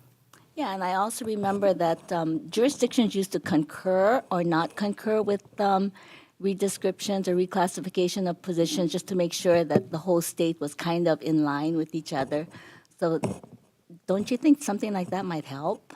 So that still does happen whenever a jurisdiction is proposing a change or a new class. And when I talk about a class, it's like a new job title. It's something perhaps we've never done before, or we're making amendments to a current class to sort of bring it up to modern times. We do consult. So our classification branch will reach out to all the jurisdictions. They have a group that does meet. They don't meet in person, but they do communicate.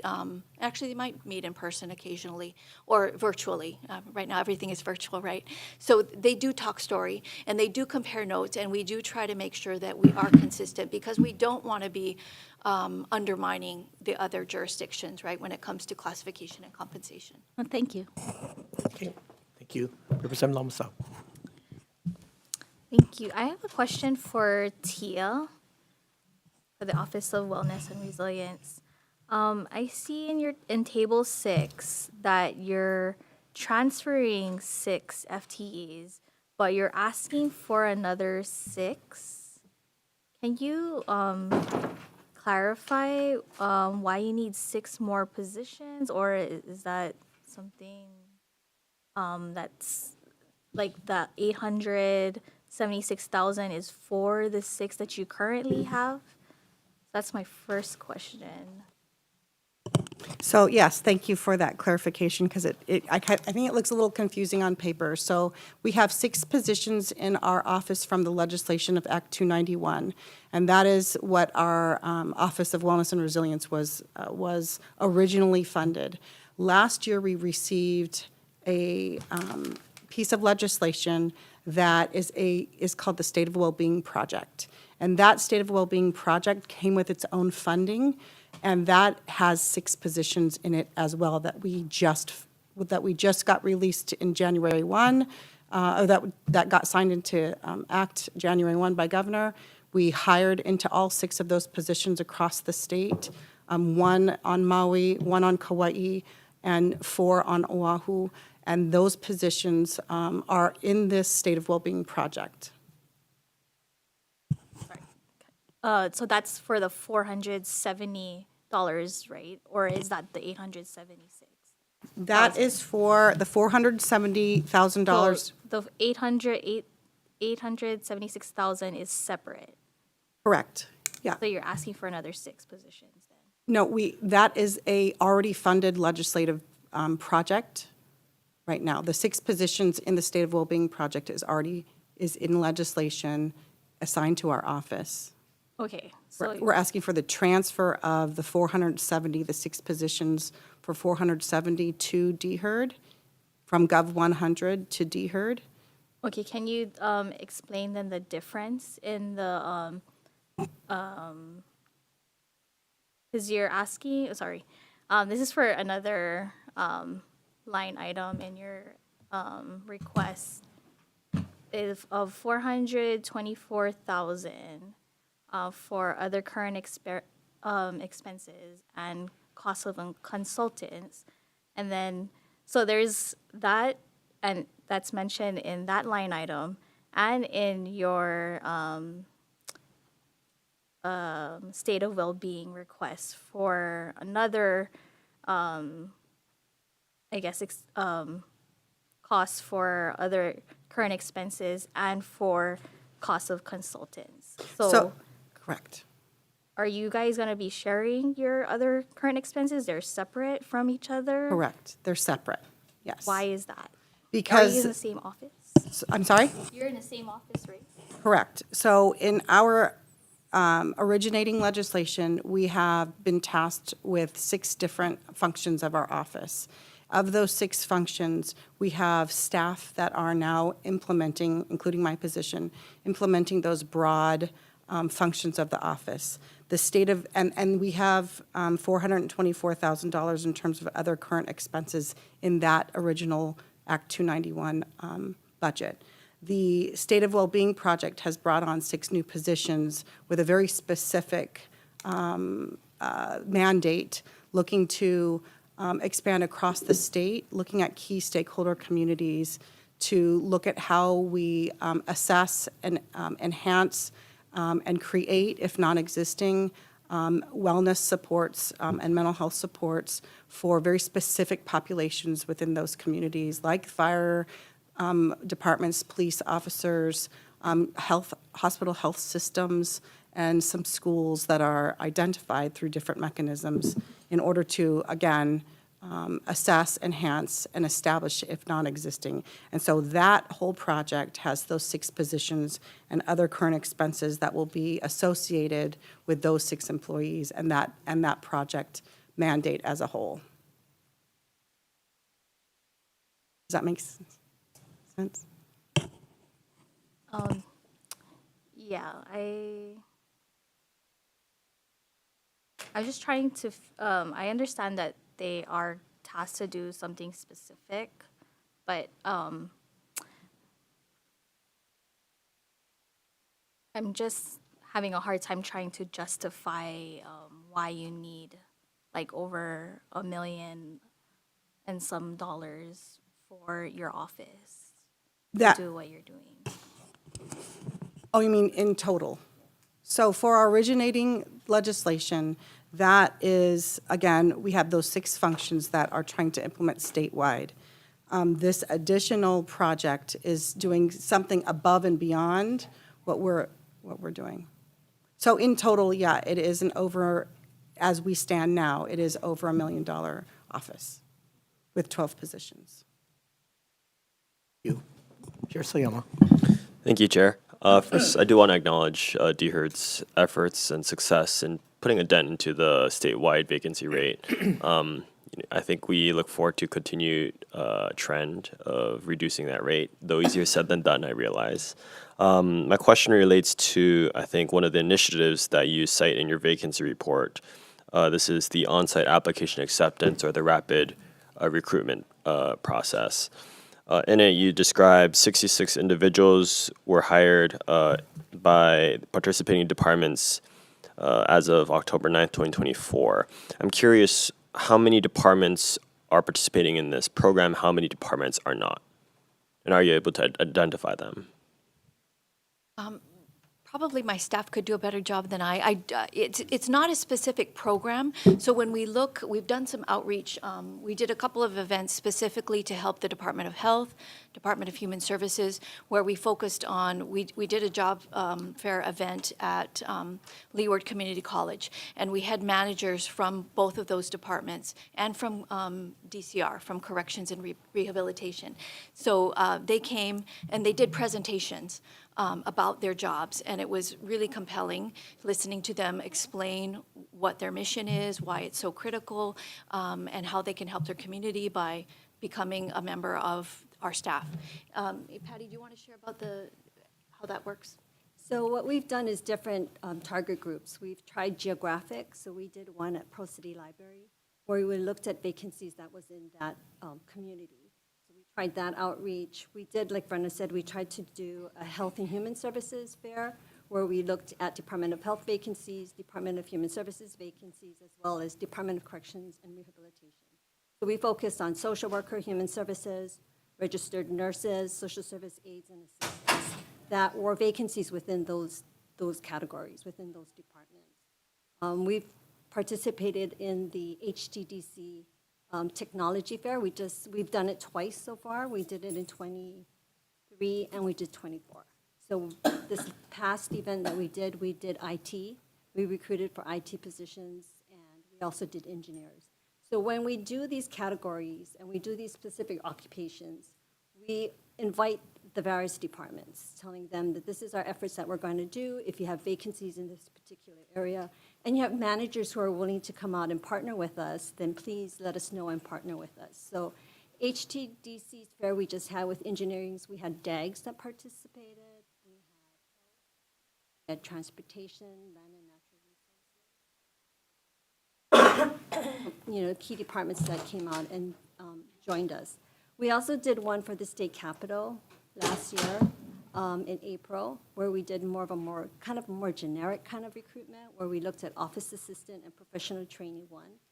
And that was open to all the departments. And I believe the majority of the departments participated in the office assistant recruitments. And that one was pretty successful. That's encouraging to hear. I appreciate the surgical approach that you guys are taking with these recruitment efforts.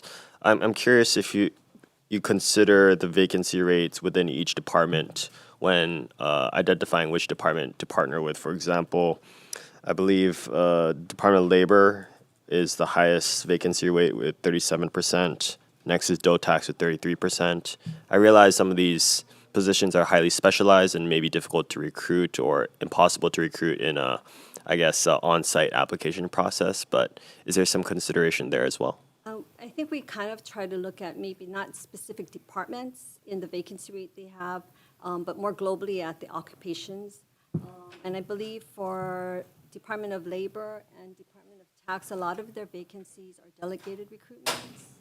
So those recruitment efforts would be. I see. Can you kind of elaborate on that? You said dedicated recruitments. Is that correct? Delegated. Delegated. Okay. So in that situation, the host department is solely responsible for recruiting. Right. I see. But they're delegated to conduct business as if. I see. It's usually specific vacancies or classes of work that are unique to their department. So, they're the subject matter experts. They can help us. Thank you for that clarification, Chair, if I may continue. Please. Okay. You also mentioned in your testimony a internship program with regards to military veterans or active military personnel. I believe, is that the Skill Bridge program? Yes, it is. Okay. Also in your vacancy report, this was noted. It also noted that while numerous service members expressed an interest in our program, since its inception, none possessed information technology experience, and so there's been a real challenge in participation. Is that correct? When we began the Skill Bridge, the first occupation we focused on was the information technology, because we thought that was a career area that was across the board. All the different departments have IT positions, and everybody was experiencing high vacancy rates in that area. Unfortunately, when we rolled it out, vacancy seemed to have gone down. The interest was not as great as we thought it would be. And so we've since expanded to other career groups. Like we've added on office assistant, added adult corrections officers. So we've gone out to meet with all the different departments and tried to work with them and ask them to identify areas that they believe would be successful.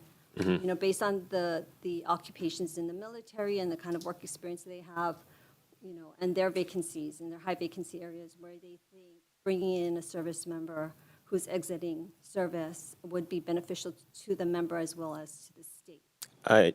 Thank you. I noticed that there wasn't really any data as to how many participants there were. Is that information Right available? now, we don't have any departments who signed up and participated. We did have a lot of discussions with Department of Corrections and Rehabilitation. I think they have a request with us, but recently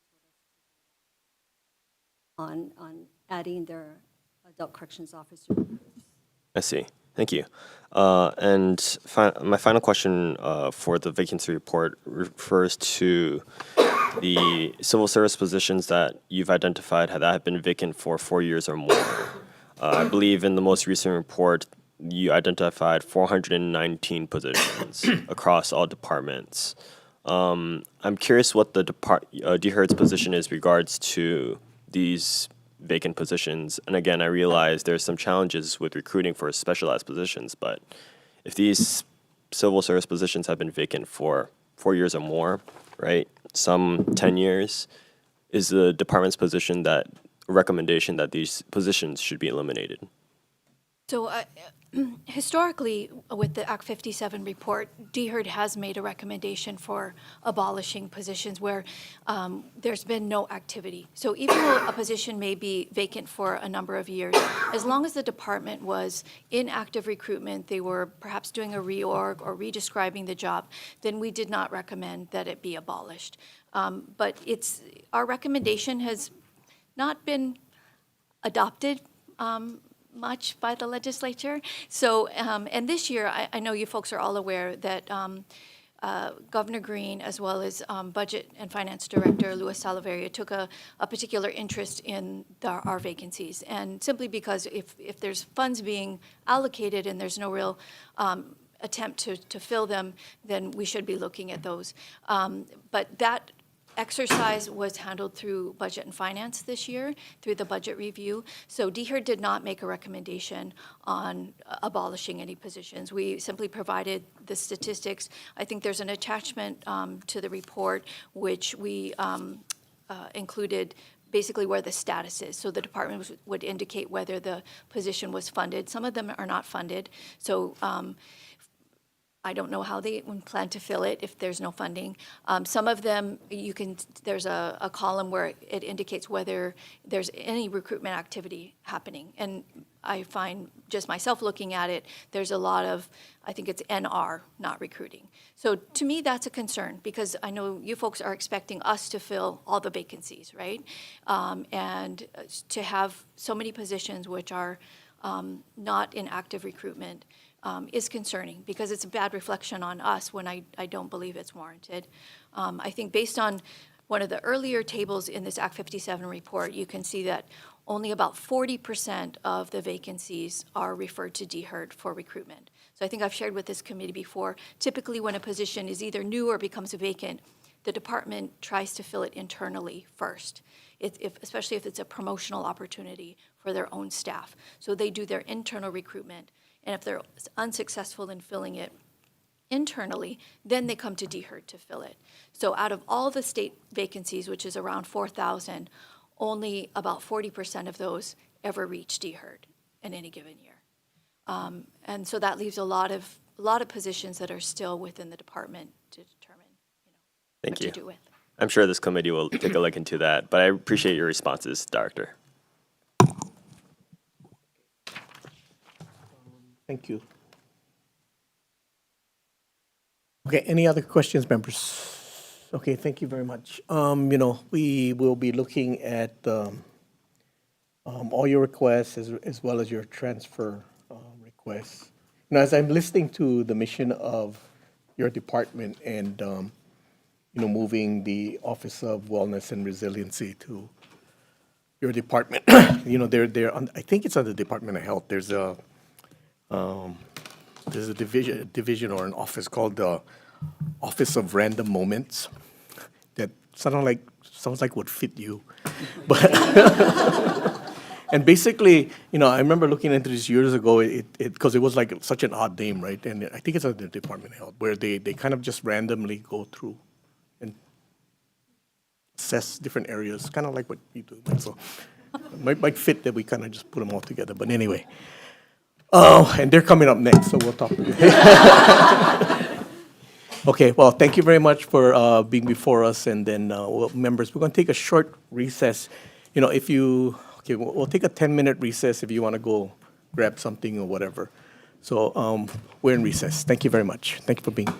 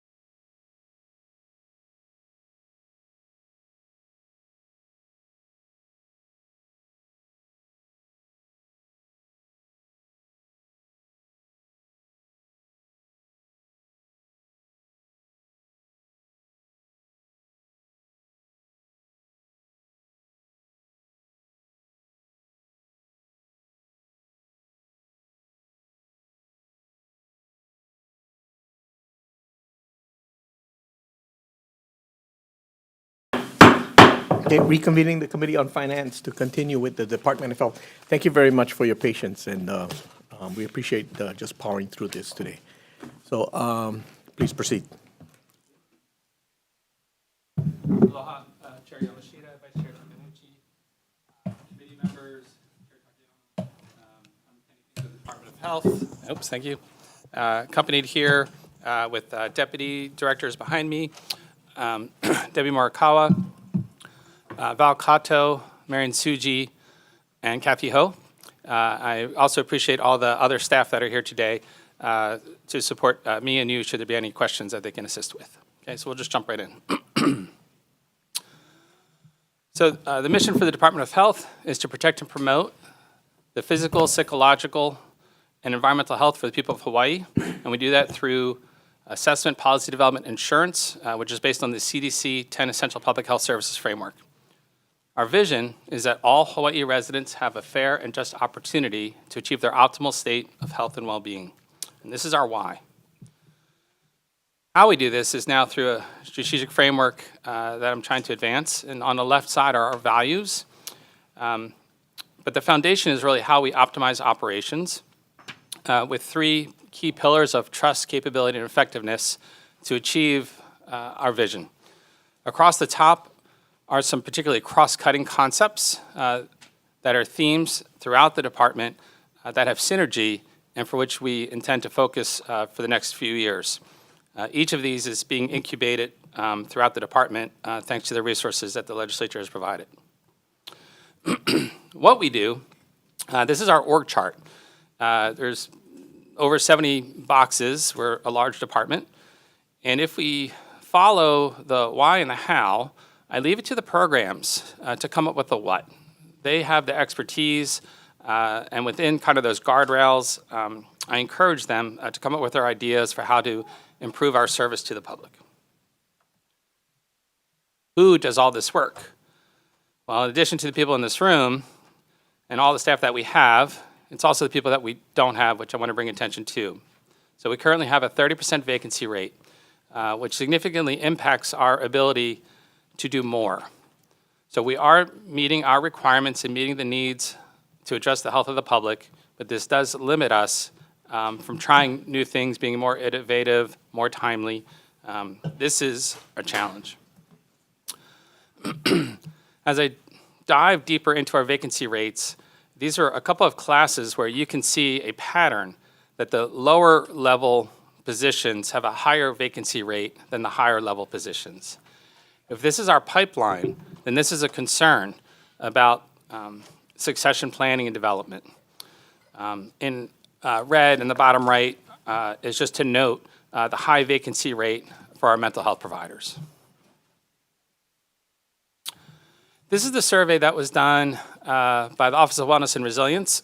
And then the next series of slides, I compared DOH's results with the results for the entire executive branch. So this was the key takeaway for me. How likely is it that you'll make genuine efforts to find another job in the next 12 months? And for DOH, it's 43% reply that they are very or somewhat likely, compared to 36% for the rest of the state. Is extremely concerning for me, coupled with the slide I showed earlier about the, kind of the depth in the pipeline, that for us to be able to do our mission into the future, we need to address this and be proactive about it. So when I saw these results, I had to reflect and say, what am I doing? What is different at the Department of Health that our staff seem to be more wanting to leave? So this slide showed that our staff, compared to all departments, were more likely to report having a greater sense of purpose, greater meaning, that their job was more secure, and they have more freedom to do their work. But they also replied that they were more likely to feel they don't have enough time to do their job. Compared to the rest of the state, they are more likely to feel supported by their coworkers and by their supervisors. But what they reported as their significant source of stress was the amount of work. So 75% reported that work was the greatest source compared to 70% for the rest of the departments. The work is stressful. Compared to the rest of the departments, DOH staff were more likely to report that they had not good mental health days. In the last 30 days, they reported nearly 8 mentally unhealthy days compared to 7 for the rest of the department. When asked what they thought would help solve their concern, the potential solution, 30% said the number one thing would be additional staffing and resources, compared to 21% for the rest of the departments. So one interpretation of all of this is they care about their work and they care about the mission. They find value and meaning in it. We're coming off of COVID, Red Hill, Maui wildfires, and now we have bird flu ahead of us. Folks are tired, and one hypothesis is they're doing so much work that they care about, and they care about the work they're not able to do, and that is a source of stress. What I didn't show here is they're actually report being more satisfied with their life. So they like what they're doing, there's just too much work. We need help, and we need to address that vacancy rate. So one of the things we tried was this pilot. So August through December of 2024, for the unique classifications for which we had delegation, we tried a different approach. One of the delays is the time in getting a list of applications. And as we dug into the root cause, it is the time it takes to verify minimum qualifications, is the delay in the production of the list. So what we did was, instead of verifying the MQs upon application, we verified it on the back end, because it really only mattered most for that one person that you were making an offer to. So our sample size was 23 recruitments, 9 are still pending. Through 3 of them, none was selected. In 3, someone was selected, but the applicant was found not qualified. So that could be considered the shortcoming of this pilot. But what they could do is just go to the second best applicant and make an offer there. In these particular 3 cases, in one of them, it was the only applicant. In another case, it was someone who didn't qualify at the 4 level, would have qualified at the 3 level, and it'll be reposted quickly as a 3 level. And the other one was someone who is actually an 89-day hire and was just short of the necessary experience, so it will be reposted shortly. And the positive was that there were 8 offers. Only 6 accepted, but I would consider that a positive. The timeliness was greatly shortened. So it was 60 days, not just to get a list, it was actually 60 days from recruitment closed to making an offer. And you can see the time there. So it's actually 12 days from when it closed to when the program got the list, only 12 days, 33 days to schedule the interviews, and then 15 days on the back end, and you can see those ranges. So while 60 days was the average, we feel we can make that even shorter. And the efficiency is gained when also work isn't done. So not only is it more timely, but 56 minimum qualification verifications were avoided, meaning recruitment staff could work on other recruitments. So through this, we improved efficiency and expeditiousness, and we would like to be able to expand this pilot. Okay, for a total budget request, you have all this information, so I'll go pretty quickly through this. So for fiscal year 26, we're asking for about $1.3 billion, $687 million of general funds. It's a $40 million increase in general funds, or about 13%. Things are pretty flat for fiscal year 27. For total FTEs, we're requesting an increase of 32 total, just about a 1% increase. And we'll go into some more detail. I refer you to our submitted written testimony and the full budget ask that are included in our tables. What I'm going to do today is just highlight some of the themes and answer any of your questions for expediency. Okay. So these are our priorities in how we approached our budget this year. Those that were necessary for current obligations and continued services, to supplant potential loss of federal funding, improve operational efficiency, right? Mental health and substance abuse is a priority, as well as enhancing environmental monitoring, and preparing for emerging infectious disease threats. So these are themes that I'll go into in a little bit more detail. So for necessary to continue services, these are our highest priority departmental ask. We have to keep the state hospital open, so we ask for additional funding for locum tenens providers and overtime. For EMS, we have to fund the collective bargaining increases. A second ambulance was appropriated for Molokai. That funding wasn't recurring, so we just need to get that funding recurring. We've done a rate study. So this is a rate adjustment for service providers to individuals with intellectual or developmental disabilities. There are a couple of key positions. I'm happy to answer questions, but these are critical positions to be able to continue current services. And then the licensing of community-based long-term care programs. We do have a contract that cost has gone up to be able to ensure that the lack of licensure is not a barrier to having that capacity. Looking at potential federal funding risk, what this table represents funding sources, and this is really more qualitative. So I just took the award period and the total award amount, and this is just the average dollars per year of the current awards. I only included awards where that average was above $1 million, and then you can see the end date.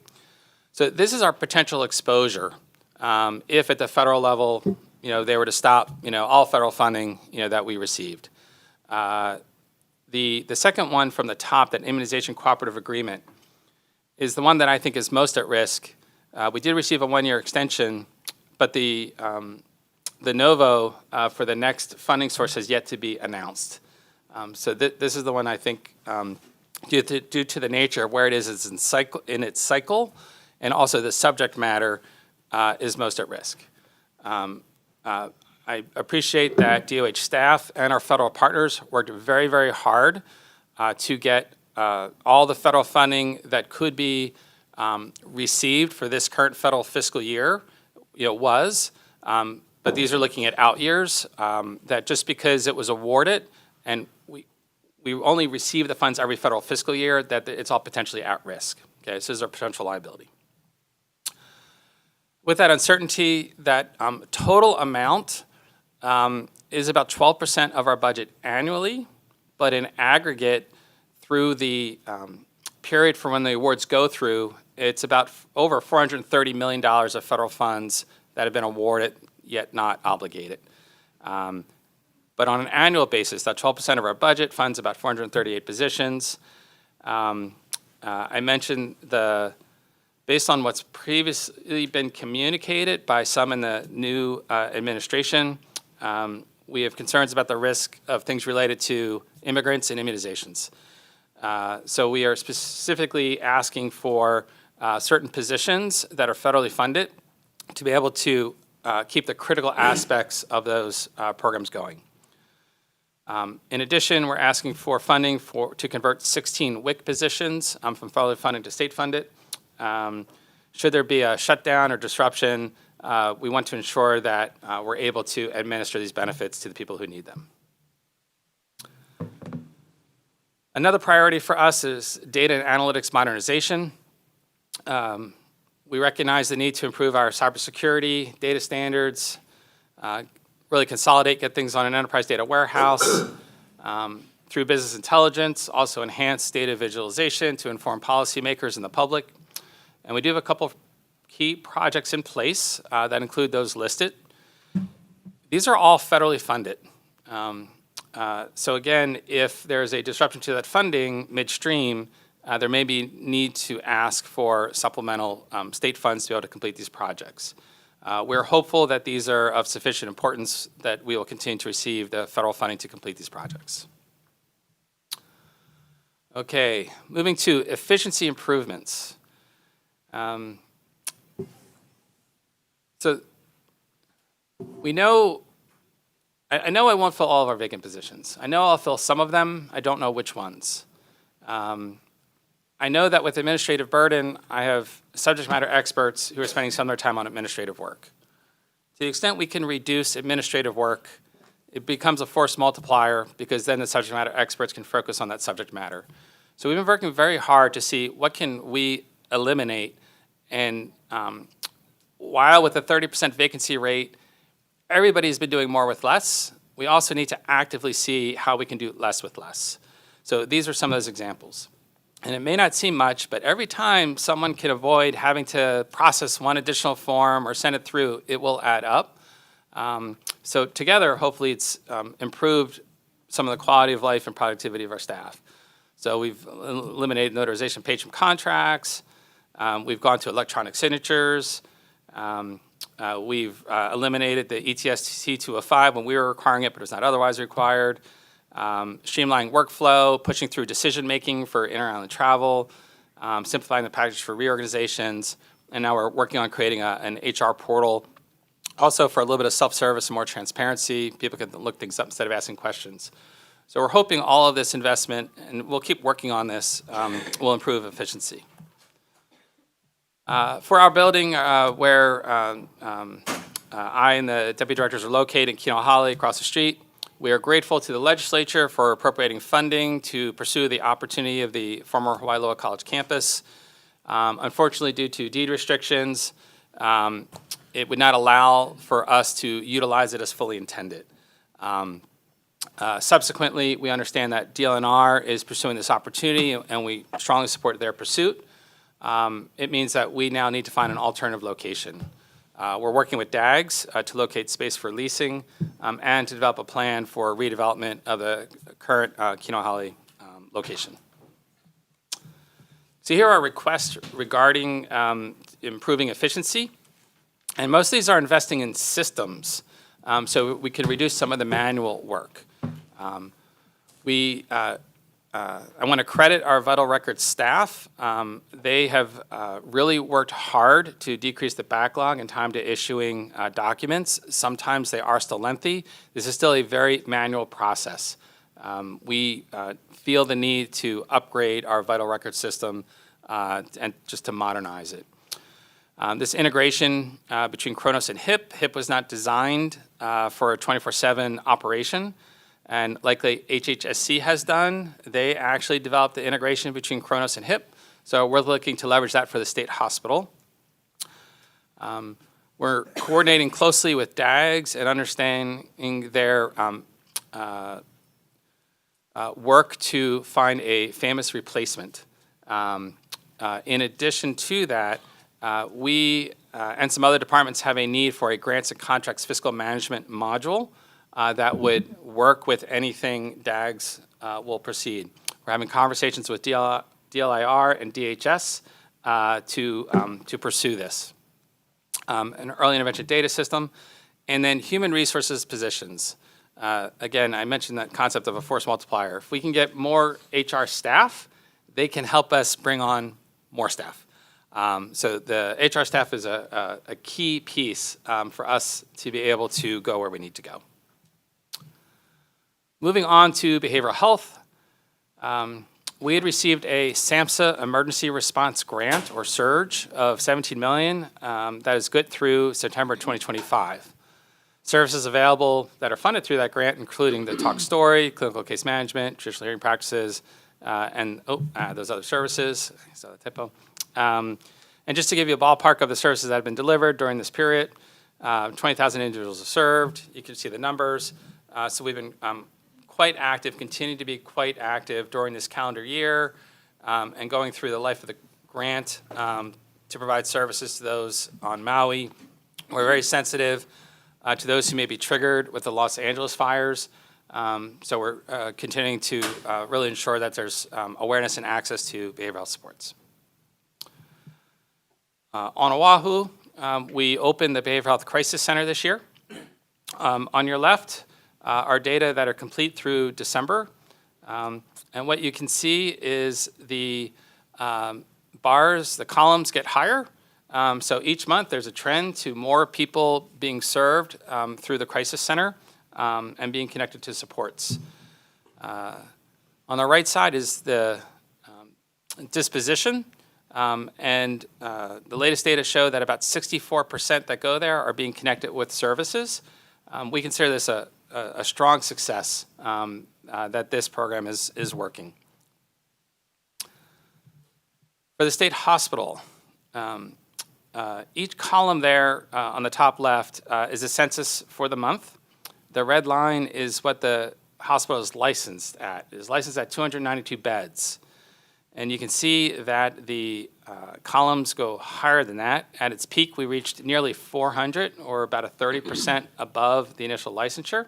We've gotten waivers to be able to have that number of patients.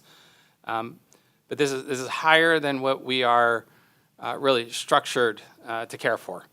The bottom shows you the type of admissions, and I appreciate the staff that have done a deep dive to understand who's there and why they're there. So looking at the pie chart to the right, in the yellow, about 80% are clinically stable, but don't need to be there. They're there for some forensic issue, which is prolonging their hospitalization. And then in the green are the 7% who are awaiting placement in the community. So one of the things we need to do is improve community capacity and capability to care for these patients. And really only that wedge in red, that 13%, truly needs medically necessary care that is available as an inpatient hospitalization. So over the next year, we're working on how to basically right-size this and make sure that we get patients in the most appropriate setting for their care needs. So here are some of our requests. There is an ongoing rate study that we anticipate that will be completed for an ask in the supplemental budget.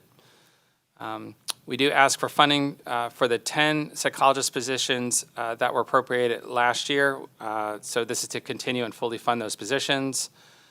Looking for an alternative care site for nonviolent patients who don't need the level of security at the state hospital. In addition to those patients with a serious mental illness, we also feel we have a responsibility to the general public. And as we see increasing prevalence of depression and anxiety and difficulty accessing behavioral health services, we're looking to expand certified community behavioral health centers for each neighbor island. With regard to bills that are relevant, we're proposing a bill for an intensive mobile outreach pilot. The intent is most likely urban Honolulu, and that's estimated about $1.3 million. And we also have a bill for a 1 of 3 exemption for patients who are discharged from the state hospital to long-term care. So as I mentioned, getting people in the most appropriate setting, there are a number of patients, and it's likely increasing, who would be more appropriately cared for in a long-term care setting. Moving on to environmental health. The red dots on the right in the image represent where new monitoring wells have been installed. So with the increased monitoring wells, there's ongoing groundwater testing to continue to monitor the situation. For the Red Hill facility closure plan, we have approved the tank cleaning plan, the air monitoring plan, and the tank cleaning verification plan. We provided comments on the pipeline removal plan, and we have disapproved the site assessment investigation remediation plan that the Navy will need to revise and resubmit. This continues to be a very active issue for us. PFAS is another, I don't even know how to say emerging, it is a present issue. On December 31st, it became unlawful to basically manufacture or otherwise distribute products that have PFAS added. That's in effect. We did communication around that. Another significant change for PFAS was the EPA rule that was issued in April that will establish maximum contamination levels for 6 particular PFAS and had new requirements for public water systems.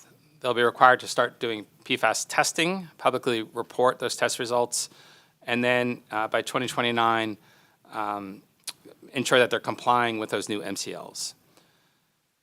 We ourselves conducted a study of PFAS in wastewater, leachate, and also at the sites of certain known AFFF releases, and that is available on our website.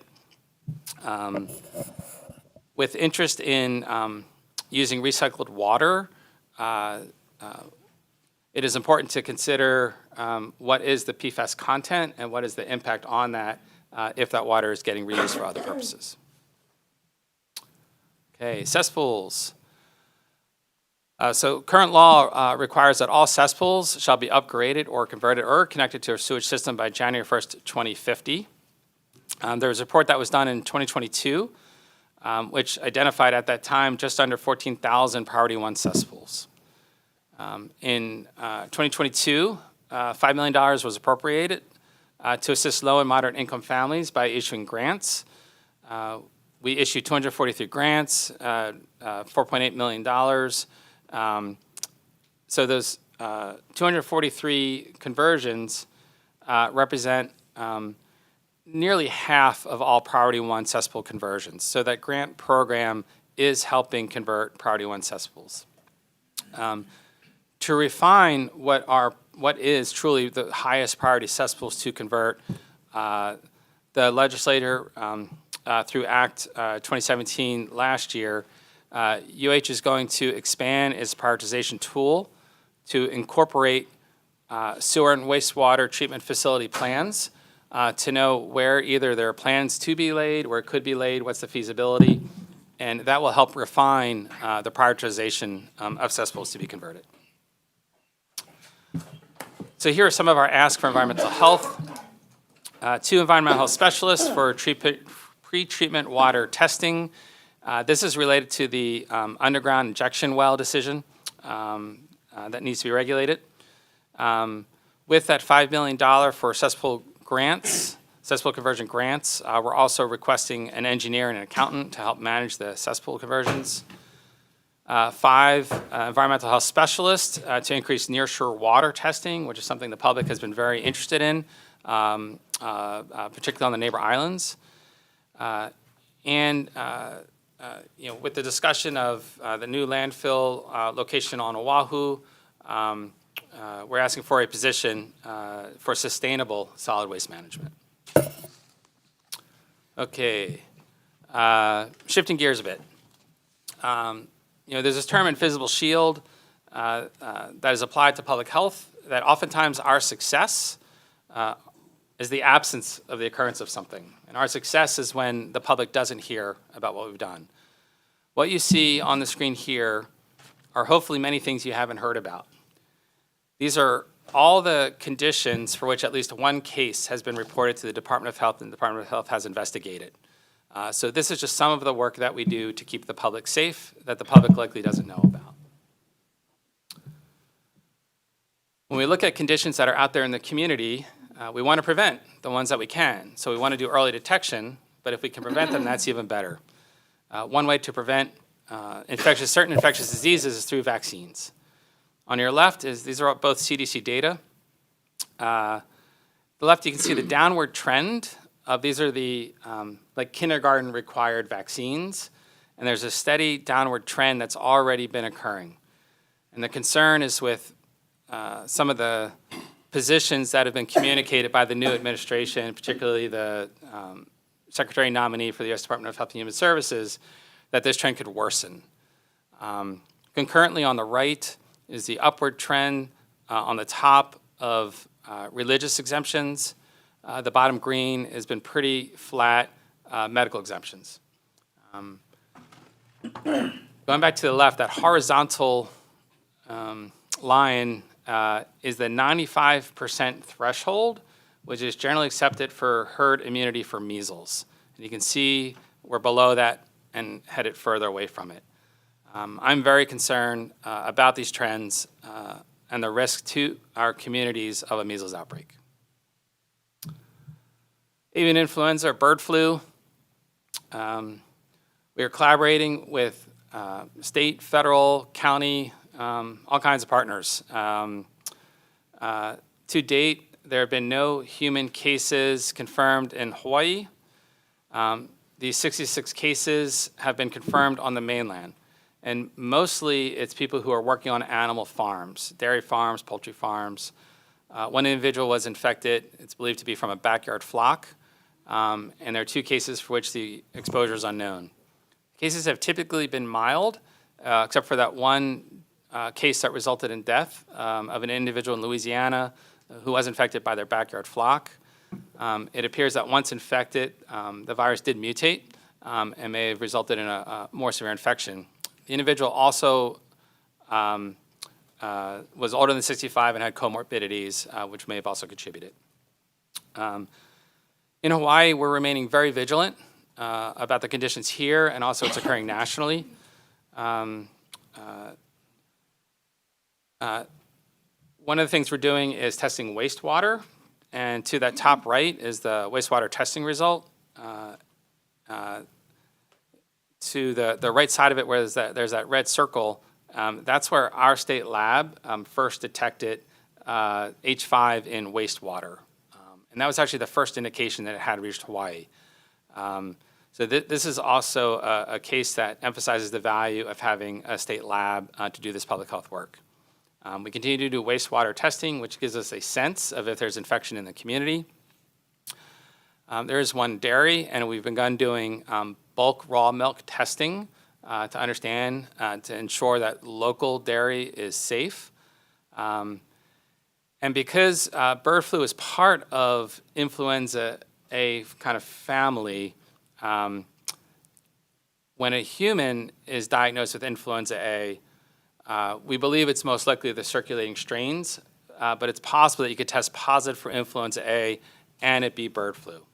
So we have agreements with the clinical labs to send us their samples for those who test positive for flu A, so that we can go test and see if any of those might be, let's say, bird flu. So these are some of the things we're doing to try and catch any new cases or change in the behavior of bird flu in Hawaii. To your right is the percentage of emergency room visits for these different conditions. The blue line, which peaks in the middle, are COVID cases, and you can see how those cases have dramatically declined. The purple line that really sweeps upward on the right are influenza A cases. So it becomes very difficult to distinguish a regular influenza A case from, let's say, a bird flu related case, which is why there's that importance of that surveillance testing. Recognizing climate change, what we're seeing with bird flu, we're trying to position ourselves to be prepared for future threats as well. So we're asking for a couple positions. One for vector control outreach, as we expect more insect-carrying diseases like dengue, if you remember Zika. So those are arthropods and can be transmitted by insects. Over 40 states have a public health veterinarian. The Department of Health used to have one. We believe that's a position that's important to restore for zoonotic diseases, which are diseases of animals that can infect humans. And also for a public health program administrator position, as we're looking to have our state epidemiologist really focus on state epidemiology and the epidemiology capability within the department, and another position to largely take over the administrative work. We do have two bills that we're introducing that are related. One is for a vaccine purchasing program. So for providers, there's a cost to get the vaccines, to store the vaccines.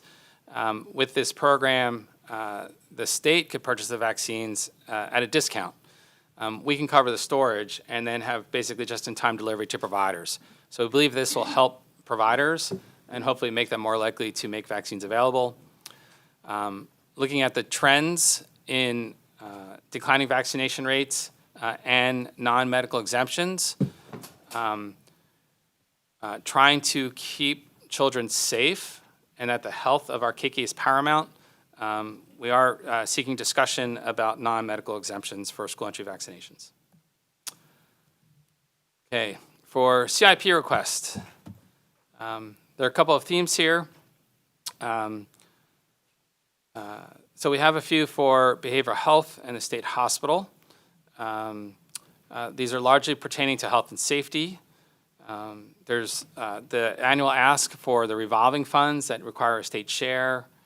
And then for Kalapapa, there's a number of asks that we annually kind of come in for. So for most of these asks,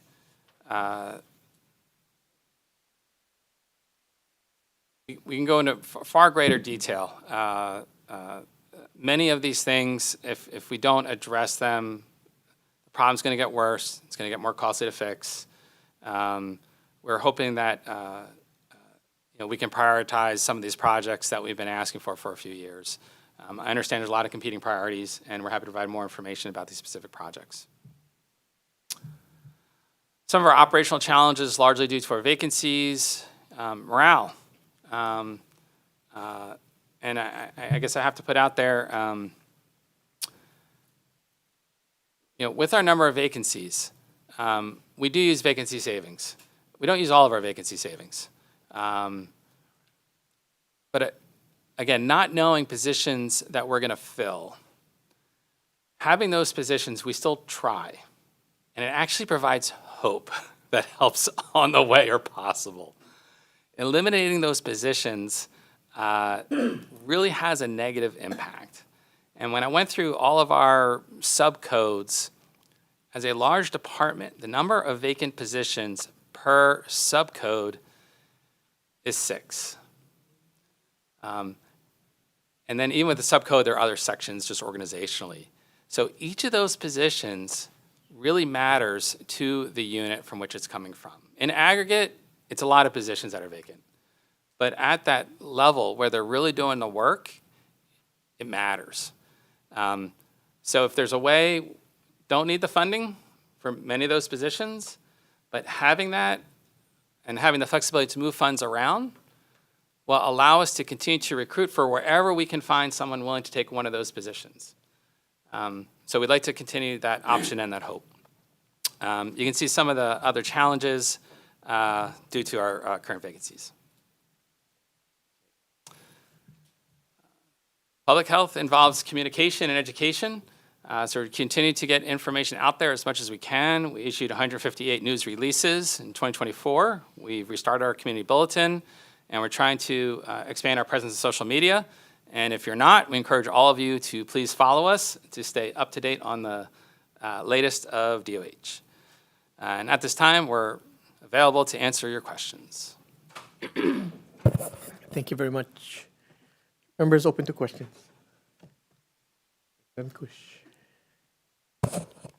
Thank you for coming today, and Chair, thank you.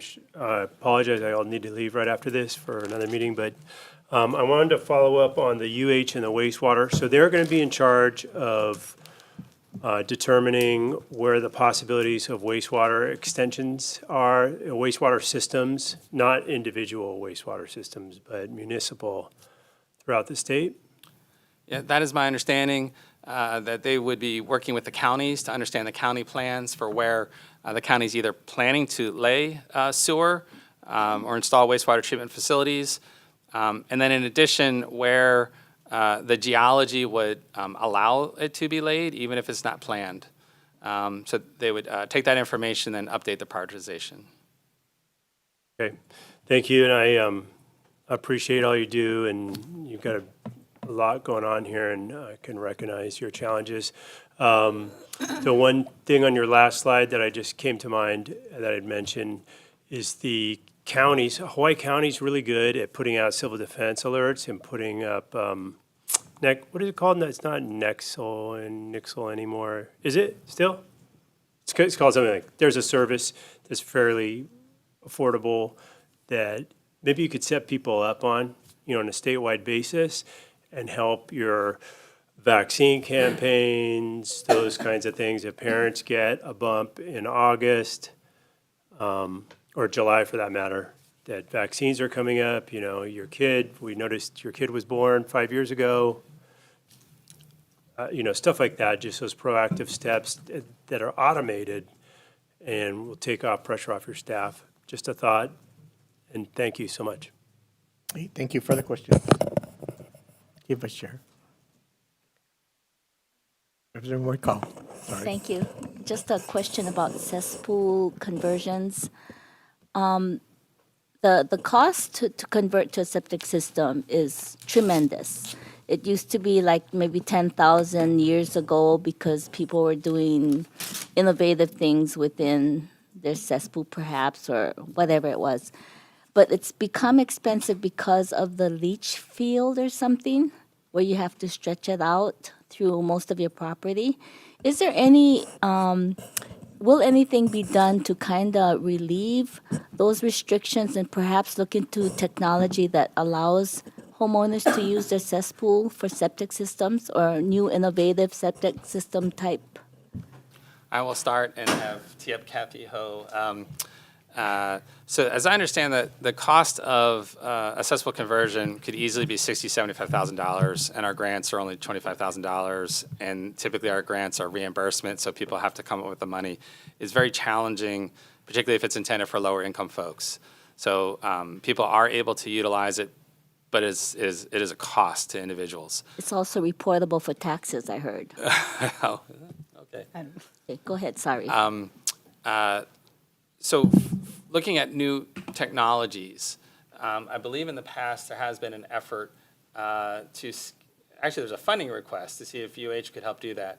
Can you share one of that? Yeah, so in the past, there has been a request to get more funding so that an entity can do more research and come up with a more affordable alternative. I believe this session, there is going to be a bill that's introduced that is going to request some funding to do exactly that, to allow the Department of Health to enter into a contract either with the university or another entity to help us come up with more reasonable alternatives to cesspools. Is there a possibility to use the current cesspool if you do certain things to make it comply, to use that as the septic system? So the problem with that is that a lot of the cesspools, it's like a direct conduit to the environment. So that affects our reefs, the health of... No, yeah, I understand that, but I'm thinking more not like recent cesspools, perhaps cesspools that have been not used for a while and perhaps... Abandoned cesspools? Yeah. Instead of digging more holes on your property, is there a possibility of using that space for septic system if you do whatever is environmentally required? Right. So we have been looking at some plans that they try to use the same space to upgrade to an individual wastewater system. So those are possibilities. I was just made aware of a legislation that's in Rhode Island that might be useful. They did a little bit of the same thing that we did. In other words, they prioritize. Rhode Island is a coastal state, so they prioritize priority one is within 200 yards or feet of the a water body or drinking water. What they did is they allowed for low-interest loans or no-interest loans to help people upgrade. And the other thing is, as sewers are becoming available to them, they also allowed for these no-interest loans to put the lateral. So most in Hawaii, if there is a sewer that is fronting your home, the homeowner has to pay for the lateral. So in Rhode Island, what they did was they allowed for this no-interest loan. They had to pay it back, I believe, in 5 years. But that might also help. That, in addition to the prioritization tool that we're working with UH on identifying where the counties are going to be putting sewers, where it's feasible to put in sewers, where it's not feasible to put in sewers. Those kinds of things all together, I think, will help us get a better understanding of how we can help these homeowners. As I understand it, in speaking with the University of Hawaii, they're hoping to get this prioritization upgrade sometime in the fall of this year, so that next session we're going to be able to use this tool to perhaps put forth different kinds of legislation. Okay, thank you. Thank you. Further questions? Okay, we'll go Vice Chair and then Chair Lowen.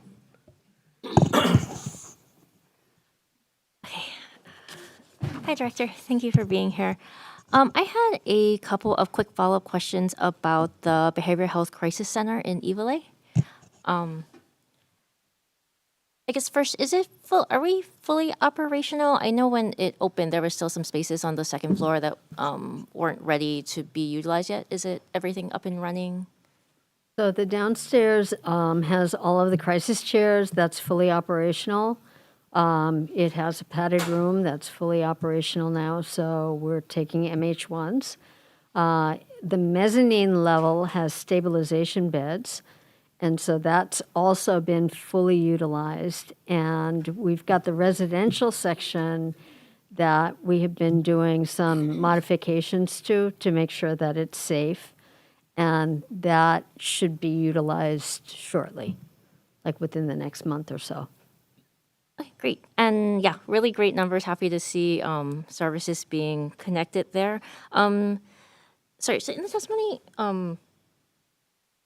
so it's working how we kind of talked about it doing. Where are we getting most of the referrals from? Is it coming from, CORE, from police? Like, where are we keeping track of, like, where these referrals are coming from? And do you guys have those numbers? Most of the folks have been coming in from the community, walk-in, and through Hawaii Cares.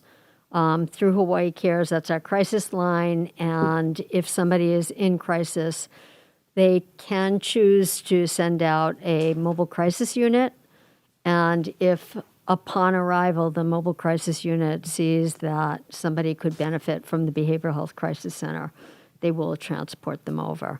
The hang up with the MH1s and the more severely mentally ill was our delay in getting our padded room constructed. And since that's all put together now, there should be no barriers to having accepting the MH1s. Great. Thank you. And sorry. Also really great to see the opioid settlement program website go live. I kind of took a look through at some of the meeting minutes, happy to see that money going into community.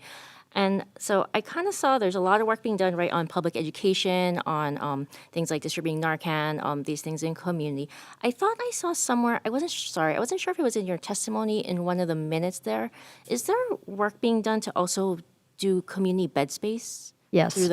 And is So there any more details about what's being done with that? So each of the counties has representation. Each of the mayors, they've delegated it out, but each of the counties can ask for any project that they find would be valuable, as long as it fulfills the settlement agreement parameters.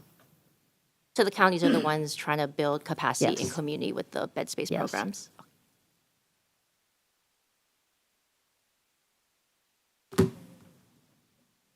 Sorry.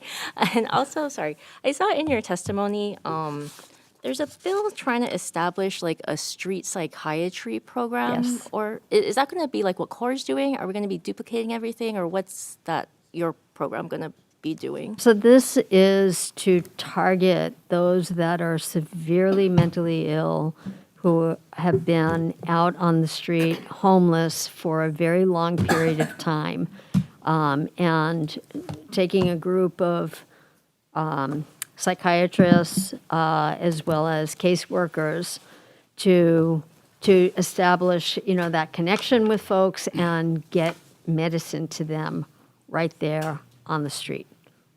Okay, so more targeted mental health. We wouldn't Yes. be relocating people. We'd be treating It's- wherever they it's are in going community and to just kind where of the following folks up are. there. Exactly. New York City has a program like this that's been pretty successful, and so we're modeling after that. And sorry, last one. Okay. And I got a great update that I was able to meet with DCAB actually about the coordinator program or position that you guys are asking for. like I mentioned in our meeting, Ho'opono Services for the Blind in my district, so very interested in being able to support the work we're doing for accessibility. I got the follow-up information that was sent over, but the report that you sent, I don't think it's available yet. I know there's a little bit of a delay in getting it, after the department submit and up onto our website. So I just wanted to see if maybe you could tell me here for the Hawaii Electronic Information Technology Accessibility Act that we passed a couple years ago, if any of the departments were already making work, or if, like, how far we had to go kind of to get to the point where we need to do for the federal mandate that's coming in a couple years. Okay, well, the two standards are different. The new DOJ regulations call for web content and mobile apps to be accessible to people with disabilities by the compliance date is April 24, 2026. The Act 172, 2022 was basically, there's no effective date that is a compliance date, and so, there's no teeth there to enforce. But that has to do with procurement of equipment, hardware, software, communication devices, et cetera. The DOJ regulations do not require that. So, I'm sorry, I might have missed your question there. I don't want to. So the coordinator is going to have a big job to kind of start from Yes. the beginning. Okay, we haven't done anything locally since there was no enforcement mandate, and no enforcement to the mandate that we passed here. Mm-hmm. Okay. All Thank right. you. Yeah, and I'll keep an eye out for the other report too when it eventually gets posted. Okay. Okay, thank you. All right. You're welcome. Thank you, Chair. Okay, thank you very much. Caroline. Some questions about the PFAS part of your presentation. I won't ask about cesspools. It's already enough, but I'm curious, was there a budget ask regarding PFAS, or that was just reporting back what you've been implementing? There was no budget ask for the PFAS. What's the potential, well, I guess, I'm curious for the PFAS that has been detected, have you been able to identify the primary sources of that? We have not been able to identify the primary sources in the wastewater, is that, yeah. Well, and in the drinking water. Yeah, and we have not been able to identify the potential sources.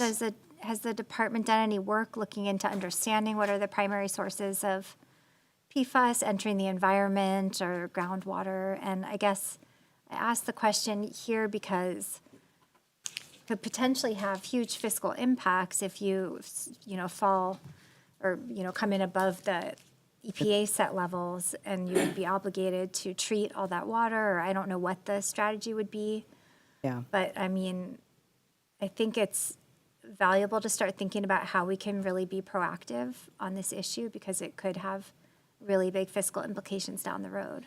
Yeah, Kenny and I have talked about it a lot, and whether we were going to require the, seek legislation to require the private and public drinking water systems to test prior to the mandated date that EPA is setting, so that we can have a better understanding of what is out there. We do know that PFAS enters our bodies through things that we eat, through Teflon. PFAS is used on our coating for our jackets, our waterproofing. It was used in heavy machinery. So it was used pesticides as a binding mechanism.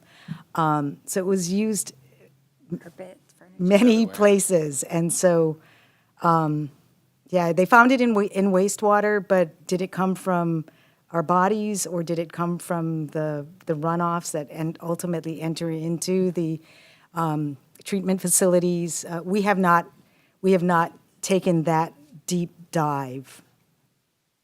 Okay, well, we'll maybe set up a meeting to talk about it offline, but I think starting to think ahead about that is Sure. really important. you very much. Okay. Chair Takan. Director Fink, you made reference to a proposal to do away with the non-medical exemption as far as it affects vaccination for school children. So basically, you're proposing to do away with the religious exemption that's provided for now. Can you tell me how the department now handles requests for religious waivers? Are they automatically granted, or there's some standard by which you can say yes or no to them? So I believe, I'm probably relying more on my experience having worked at a school system. The law provides for just self-attestation of your beliefs, and there's no verification. And generally, I think that it's the Department of Education that manage that for their kids as they're processing the exemptions. So would you describe the current rate of vaccinations for measles and other infectious diseases as a level at which we should all be concerned? Is it a threat to our children as well as the general community? You know, through my training in public health, measles was pretty much considered near eliminated in the U.S. And now we're seeing a resurgence of outbreaks on the mainland. There was a case of polio in the Middle East. To think now, is polio potentially going to come back? We're already seeing an increase in pertussis cases in Hawaii. The measles and pertussis, these are mainland phenomenons as well. There have been cases of measles here. There have been imported cases, travel-related, and we've been fortunate. I don't think it's a good public health strategy to rely on luck. So yes, I think we are at risk for a measles outbreak. Okay, thank you. I also understand, I read somewhere that by having these diseases such as measles reoccur, that adults who have been vaccinated could potentially be at risk because vaccination wears off after however many decades. Is that true? You're correct. Not everyone who's vaccinated has a full immune response. You don't necessarily know who did or who didn't, but when enough people are vaccinated, it protects everybody. And as you get older, your immunity may wane. Because kids congregate in schools and the way little kids play together, a lot of infectious diseases are spread at schools. So a lot of the, if you look at how do you control flu, it was really, the research shows through schools is the best way to mitigate the spread of flu in a community. So if kids are mingling with each other at school and taking measles home and exposing their family members, that's how it spreads through the community. So, with the experience in Samoa, kids die from measles. And the concern is that whereas we try to protect the kids, and that is paramount, the vaccination strategy not only protects the kids, it protects the entire community, particularly not just vulnerable kids, those who may unknowingly not have had immune response, those who have a medical condition and couldn't safely be vaccinated. There are kids who have a immunologic condition, or maybe they're getting chemotherapy for cancer. They can't get vaccinated. And similarly for all age population in Kupuna, the whole community benefits from community vaccination. Thank you. Thank you, Director. Thank you, Chair. Okay, thank you very much. Okay, members, further questions? Okay, thank you very much for being here. My office has been on site visits with you, and my intention is to expose the committee or take the committee out to see some of the things that you have shared with us to educate and to get them some level of understanding of the need throughout the state. We've been to the state lab, the state hospital, the challenges there. Ivale, by the way, is the kitchen operation already? So. Okay, so. Okay. Okay. So, yeah, we want to go through all those things. I think, you're eventually looking at the renovation of the state lab or upgrades to the state lab, I think is something that we should, based on the discussion today and others that we have heard, it is of high importance. So, we have many things that we have to address. So, we appreciate your work, and we look forward to working with all of you. Chair Takayama is new, but he's going to work really hard. So. And so it should be, we will work together with you in the end. So, and she's going to be doing CIP. So. All the important people like you guys too.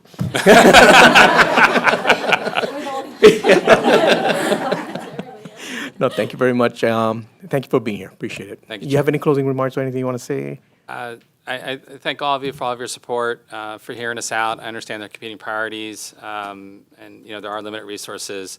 We're just providing you with the best information that you have to make informed decisions. And I truly am grateful for all of the Department of Health staff. They are really working hard to serve the public, and I'm grateful for them, and I hope the public appreciates all that they're doing as well. And we will work with you on the vacancy issue. So thank you very much. Okay, thank you. We are adjourned.